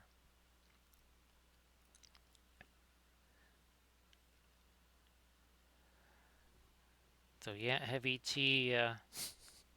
It, it was very tempting to eat a whole bunch more of it than I did. But that was supposed to last a couple of days, so blades, I might have to. Oh, that's what I forgot to get at the store. Holy smokes, blades! I completely forgot to get some more beans and chili to go with the fromage. Yes, of course. Straight fromage is not the worst thing ever, but I do think we need to have. That's what we got to get. Hopefully, they got the maple beans there because that really gives a fine extra Canadian flavor. So there. Oh, what was it? Oh, yeah, that's right. You had to say when Kathy would be in the stream and when go back to sleep, you had to do the Von Trapp family singers "So Long Farewell" in chat form, which was challenging. You know what? I need me a lighter edge on that too. But we say good morning to Vostercat. How you doing there, Vostercat? Well, speaking of cats, there you go. Oh my god, that is super super hilarious. And I wonder if he still has that same look on his face when he. Yeah, then but look at it when he's looking over at Gandalf. Gandalf is kind of like, "What, man? What's going on? What's up? What? Why are you looking at me like that?" It's like, seriously, dude. Well, you brought us in here. Where you been at? He's like, I was detained. It's like, no, you were just passed out, weren't you? So thanks for joining us here, Master Cat. Appreciate that. I mean, he has quite the different look on his. Maybe I think it's maybe because of the way his mustachio is shaped and stuff. He just looks very stern. How does Boromir look by comparison? He just kind of looks like he's just having fun playing songs on that horn.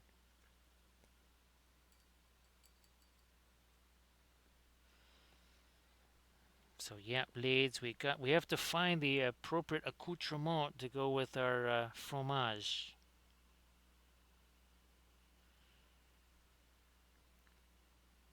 Let me do this up here. Oh, and actually, blades. I am printing out that Rohan, those Rohan buildings and such for painting, while our imprintable is on the Council of Miniature Painters, which I'm guessing is like February 20 something. Can't get too deep into the February 20 somethings because there's not that many of them.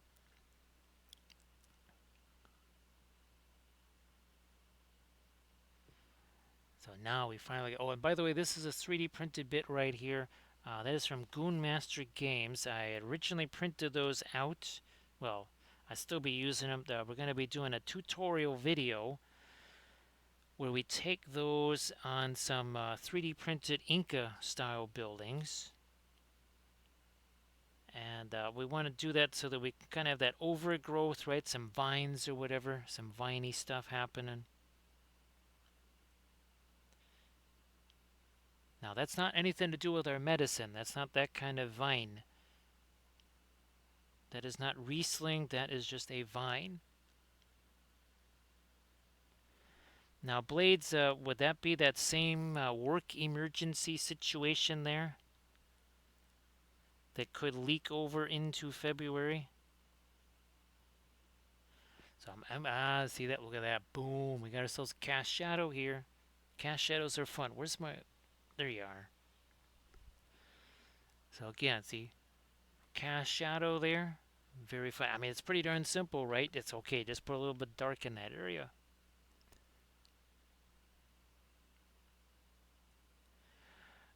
For a pretty simple thing, it sure has an outsized influence on the visuals there.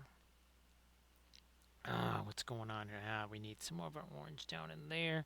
Also up there. A little something on that fletching up there.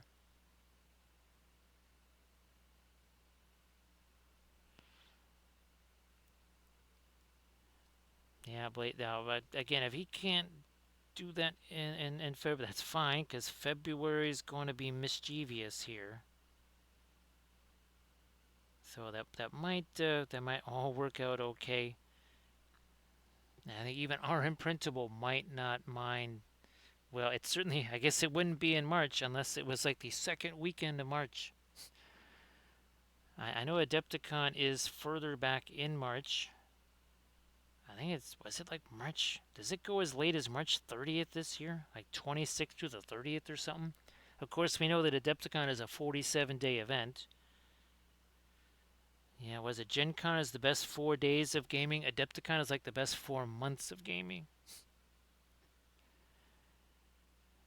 Because, I mean, you basically show up there by Monday, maybe Tuesday at the latest, and you're lucky if you're getting out of there by Sunday night. I think there's official events now on, like, the Sunday before Adepticon, practically. Feels that way. Of course, we are just having some funsies there. There are, yes, there's no official events at Adepticon before Adepticon starts yet. That's part of the 3-year plan. Let's go through a little bit more of our dark over here. Again, that's actually just some indigo right there. That's a well-known leather color. Recoil, I think they're only the kind that you eat. Yeah, they kind of look like laundry detergent, but you eat those and you fall asleep. Now Recoil, I think they now have, instead of just the 54 for 52-foot trailers, I think they're up to 6 or something like that now to get the stuff to Adepticon.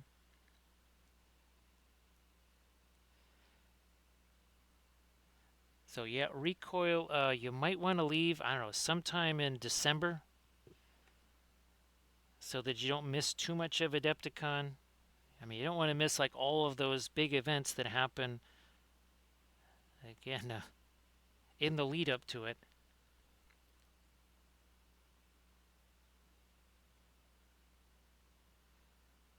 But what's funny, Recoil, is that the last 40K tournament that I played in, I think there was 5 games. Two of the opponents were fellow Aussies. And of course, Recoil, once he just says like, why does everything have cheese on it? Why is everything beef and why does everything have cheese? What about some shrimp or some whatever? And I said, well, you are several thousand, you're at least 15 to 1800 miles away from any kind of ocean, for one thing. You don't really want to eat what comes out of Lake Michigan or the Chicago River. And you are you are surrounded by everything that makes cheese. Also beef. So There you go. Those are your choices. So yeah, Chicago not the most maritime of climates, which is hilarious because we are sitting on 20% of the world's freshwater supply.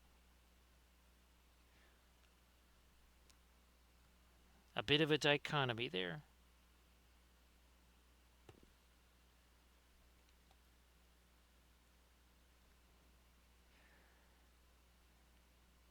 Heavy tea. I know lots of folk they love the hot dogs. For me, it's always been the Polish sausage. I mean, love me some dogs. I love hot dogs, but the Polish sausage that's always been kind of my favorite.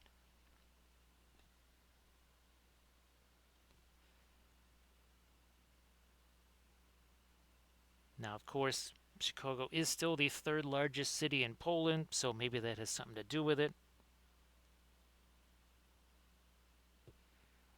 Uh, Maybe I'm going to try also get me a little bit of Indian yellow out here.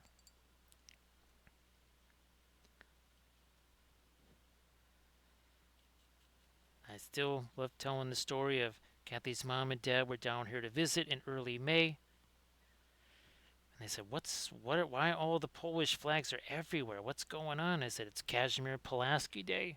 And they had no idea what we were talking about.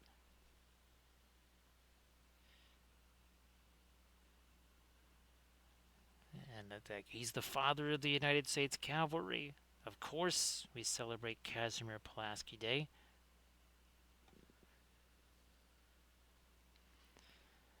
Yeah, never felt. All of a sudden, now I got me a hankering for that. I mean, I got to go to the store tomorrow anyway, so I think that might be another thing on the procurement list. Is I had a little bit more of that Indian yellow right there. Is some Polish sausage. Oh, you know what? Actually, recoil. You know, we have not tried in the air fryer. We have not tried any Polish sausage in the air fryer yet. Well, hot diggity, I think that's what we're going to have to do.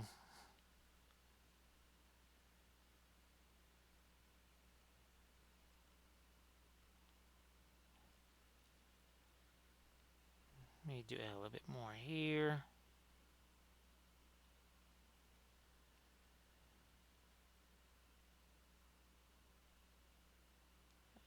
Oh, what else is going on? Here we go. Let's get some of this down in here.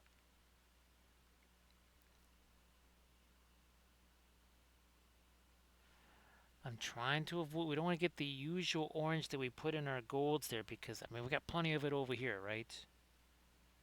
So Hanger Hit, how you doing? Happy Friday. Although now heck, it's getting closer to Saturday now. Actually, oh, you know what? This is another thing we haven't done in the air fryer yet. I wonder if some onions in the air fryer might be different than the typical saute. I don't know. Well, the air fryer still has to get cleaned out from our stuff that we made today. So we'll see how that rolls.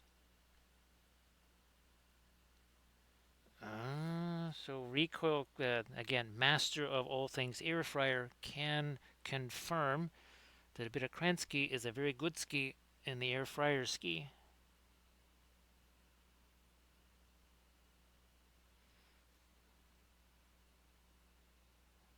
There we go. Now again, here I'm going to tone that down. It's kind of like what we're doing over here with the reds on that side. I'm doing that with the Indian yellow over on this side here.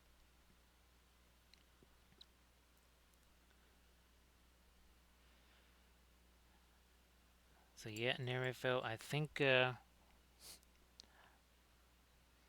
the list of groceries that need to be procured is growing, and of course we got to get the ice cream. Now, sadly, it is well above zero, and we're talking Fahrenheit, so it's less ideal for ice cream. Although I might be able to get the magic shell here without it freezing in the bag on as I walk home.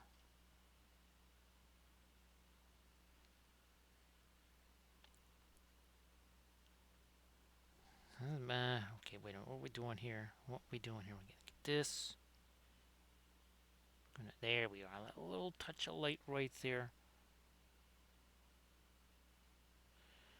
Now I don't know if you're doing that at what at 390, 375, or 350. Been doing an awful lot of stuff. Been doing all the chicken stuff at 390.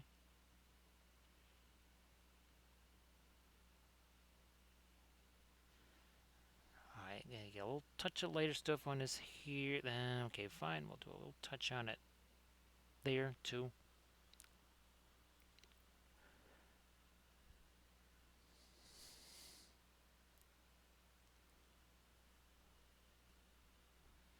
Little touch of light on that. You know what? I'm going to just a little bit more there. Maybe even, see something a little uneven there? It makes it, it's not like chipping, but it does look like it's maybe a nicked up surface there. So Vostercat, as far as the oils go, well, here's the thing, right? In our watercolor class, it was a 10-month class. For the first 3 months, we had one color. It was called brown. So here, this is with the oil paints. But maybe to keep things easier on yourself, you do one dark color, one light color. It could be indigo. It could be Van Dyke brown. It could be the Mars black too. But just one light color, one dark color, so you kind of get used to how the oils handle instead of having to worry about a whole palette, right? Other basic colors, and we've been using them here. Indigo, Van Dyke brown, our naphthol red slash scarlet. Let's see what else. Well, your Terra Rosa slash Mars red. Again, that kind of your violet, your dioxazine violet, the basic things. So yeah, Vostercat, a little bit of that was actually from a tutorial video that I did, because when it comes down to it, okay, I mean grayscale here. Now here, this is where you do lose a lot of your object source lighting, because we utilized color contrast here. Color contrast. See, it's starting to come back there. Boom. Color contrast. Vostercat, again, they did that because they said, look, you may want to use all the colors on the palette. How's about we just get you used to the watercolors first,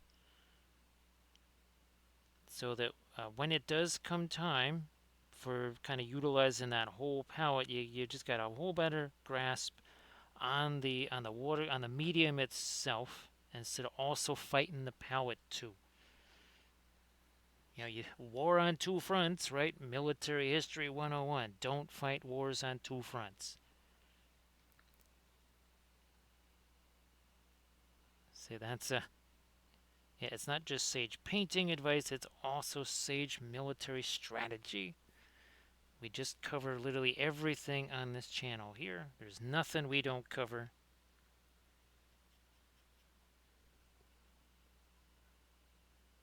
Except the point spread in the NFL.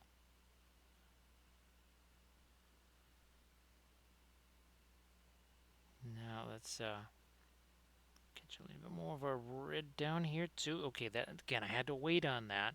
If I had done that, oh, say an hour ago, that would have gotten a little jinky down there. All right, you have to give this paint time to set. Actually,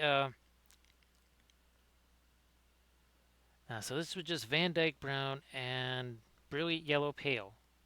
Van Dyke Brown, Brilliant Yellow Pale. Again, we did a video on this here. Now, if you were to say use indigo in this, it would almost be kind of a film. Well, even this looks like film noir, right? So you could take some undead figures, you know, something that looks like it would be in what, like a 1930s or something horror movie or something like that.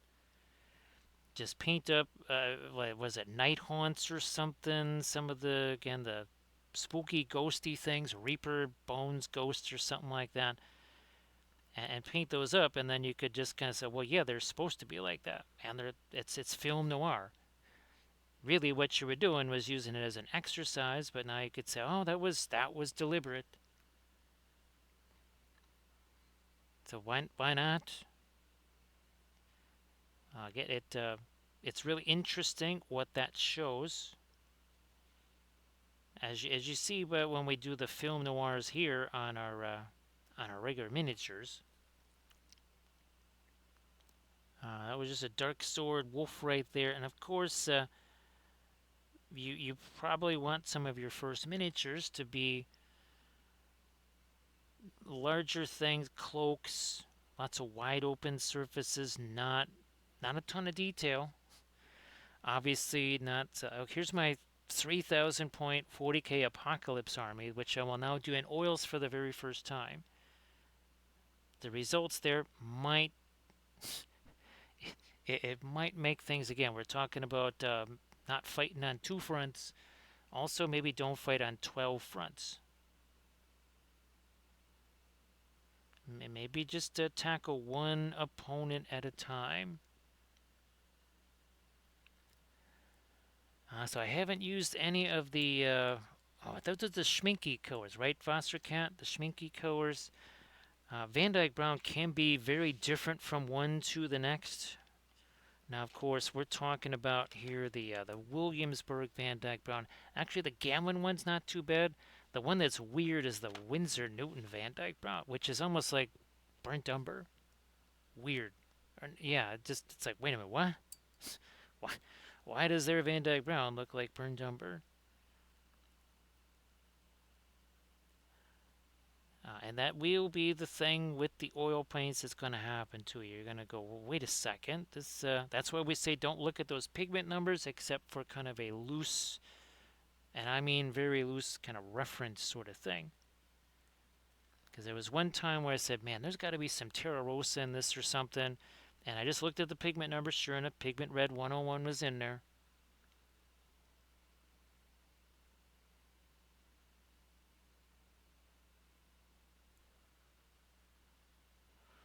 So that might just, you can always give it a try. And of course, Cat, you can do the color chart things too. Do the color charts. Those are really, really, really, really helpful. You know what? This boot here ought to get darker. I mean, it's got double shadow, ambient shadow plus source light shadow. So how's about we incorporate that here? Also gonna darken you up just a bit there.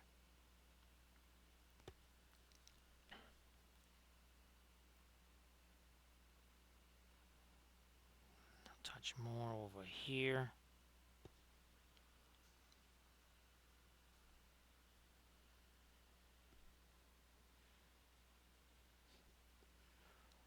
So 5 hours and 8 minutes ago, again, he was nothing but dark brown primer. That's it.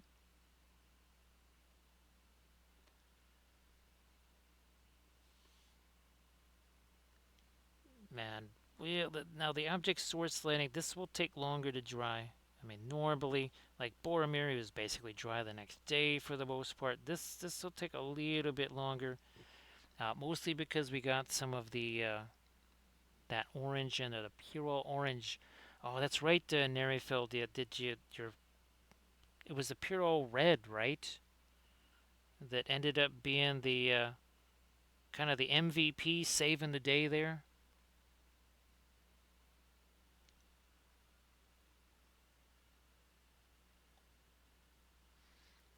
Let's see.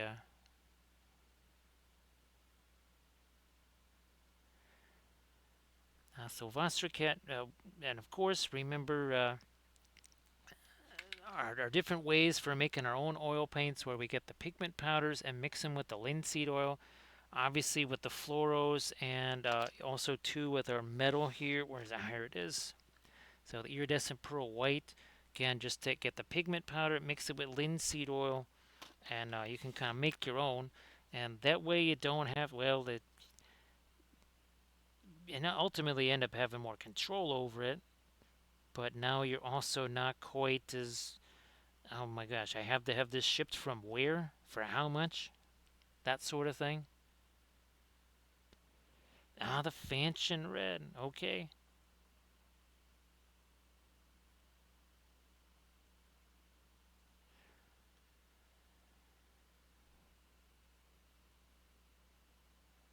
So let's go a little bit more of our right there. Again, just letting that mix with what's there.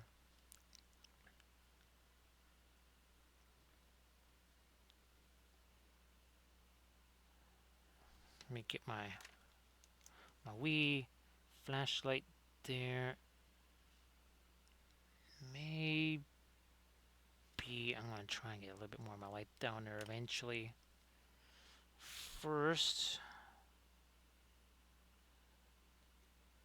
darken up that shoe a bit more. Yeah, I don't really think the orange would reach down there, so this is the next thing I want to do a little cleanup on here is the tail.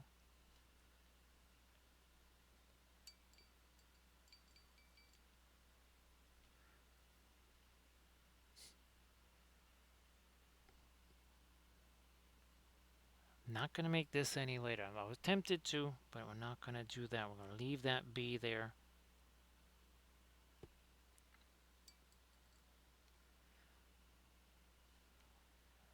This floral orange or florange. That's, yeah, there we go. We'll call it florange. And we are going to do a little bit of this over on that, so now it's not quite so dingy. Oh, ooh, look at that. Boom. The value is not all that much different. It's again, the color intensity. We upped the color intensity, not so much the value. We didn't need to make it lighter. We needed to, again, enhance a little bit of that. Again, everywhere else, it's either in shadow there. Ooh, speaking of which, let's accentuate that. All right, let me get to our Prussian blue. No, not that in there. There we go. A little bit of our Van Dyke brown into that Prussian blue. Let's see what we can do here with this.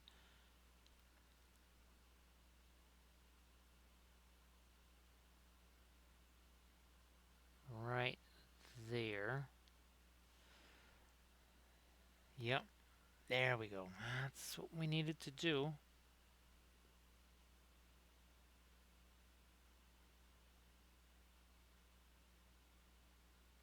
Throwing this down to here. Okay, that is what we needed down there. Maybe a little touch of it here.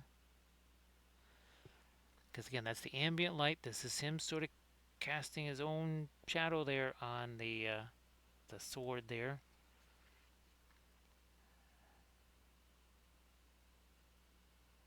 And again, hey there, T-Cat.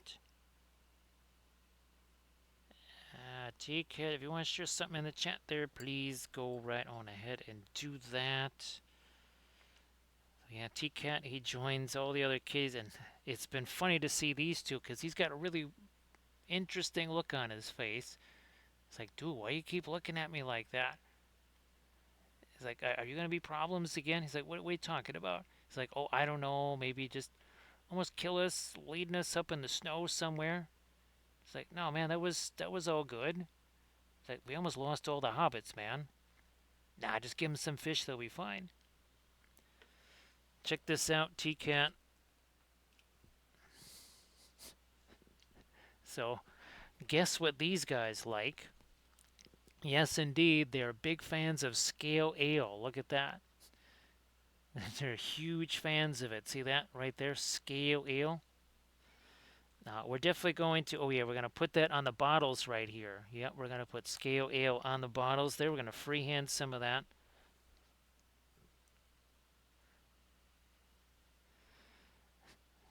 It's just each one of them had like, and of course Gimli, let's see, he's just kind of like, he's looking for some bacon. That's what he's looking for.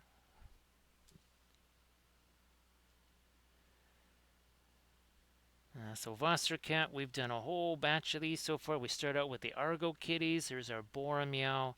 We did the Gimli. We already did Cat Ladriel here. And again, there's the Argo Kitties. We did two of these. Now they have their water effects on them. And here is the, whoops, wrong way. There we go. So there's the Golem kitty right there, which of course will paint up. Where's our? It's gonna look a little bit like this one right here. And where's our Frodo? Here he is. And of course, our Legolas is going to be a Siamese. So I'll have to find the painting that I did of a Siamese cat, and we'll compare our Legolas Siamese cat to that one.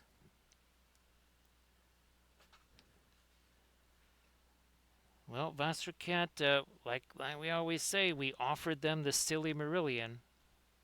It was offered. Uh, we were going to go with, just a couple of $100,000. They wouldn't have had to pay $1 billion for it, but they turned us down.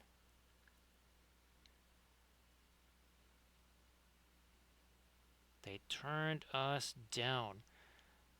So T-Cat, oh, wait a minute. I wonder if we have our, let's see if I can find this here.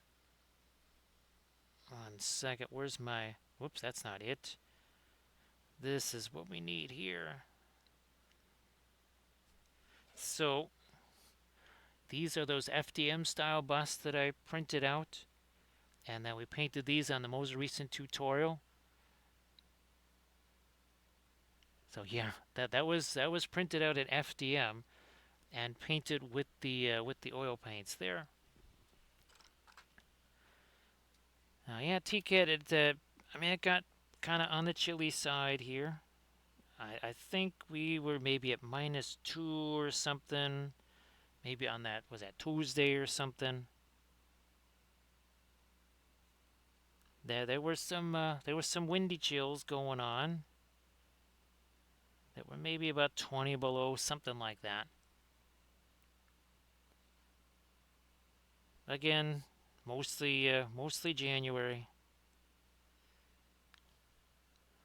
It actually has made the printing area nice and toasty.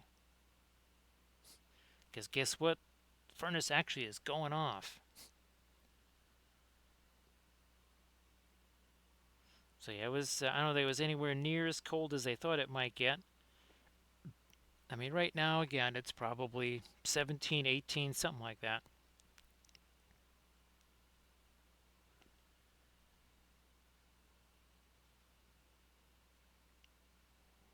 I think, maybe darken you up a little bit here.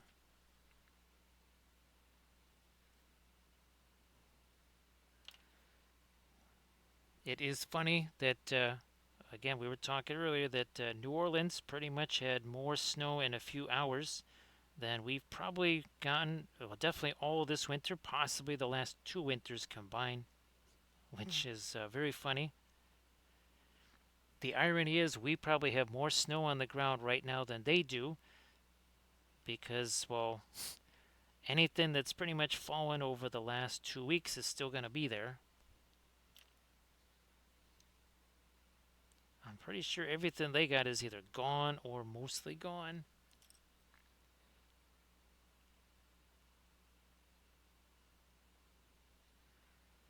So I think now we're finally good on the fletching here on those arrows.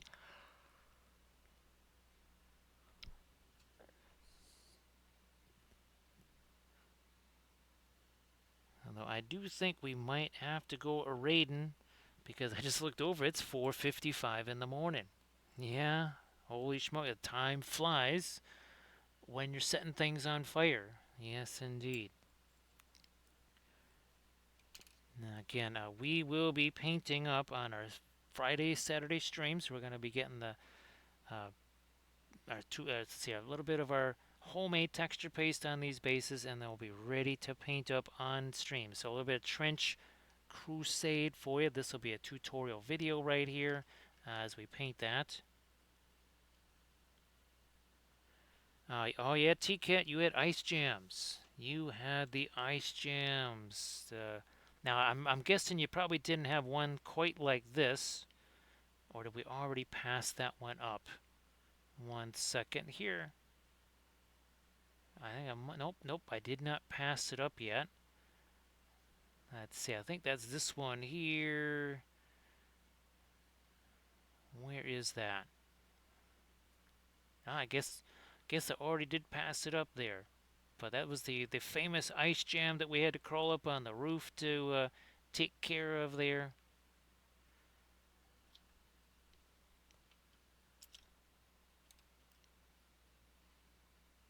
So yeah, I think we'll head on over Mike Moan's way. So I do want to say thanks for all the bits and the subs and the follows and the cheers. We also had some raids. Thank you so much, Rico. Appreciate the funds there. That's going to be very helpful. Let me back out here so that we can come back. It's just hilarious to see him next to the Boromir there. These are absolutely hilarious. So thank you so much, Recoil. Appreciate that. And oh, thanks, Adrian. Appreciate you being here. So sorry to be heading out on you there, T Cat. But yes, we need to eat something here too, because we only have eaten twice today. So we need to get some chows here. So I'm gonna get this array countdown underway here, because that takes a little while. But there it is. There's Aragorn Kitty with a little bit of a 3D printed vine there on his base. So thanks again, everybody, and I will see you on our Friday stream.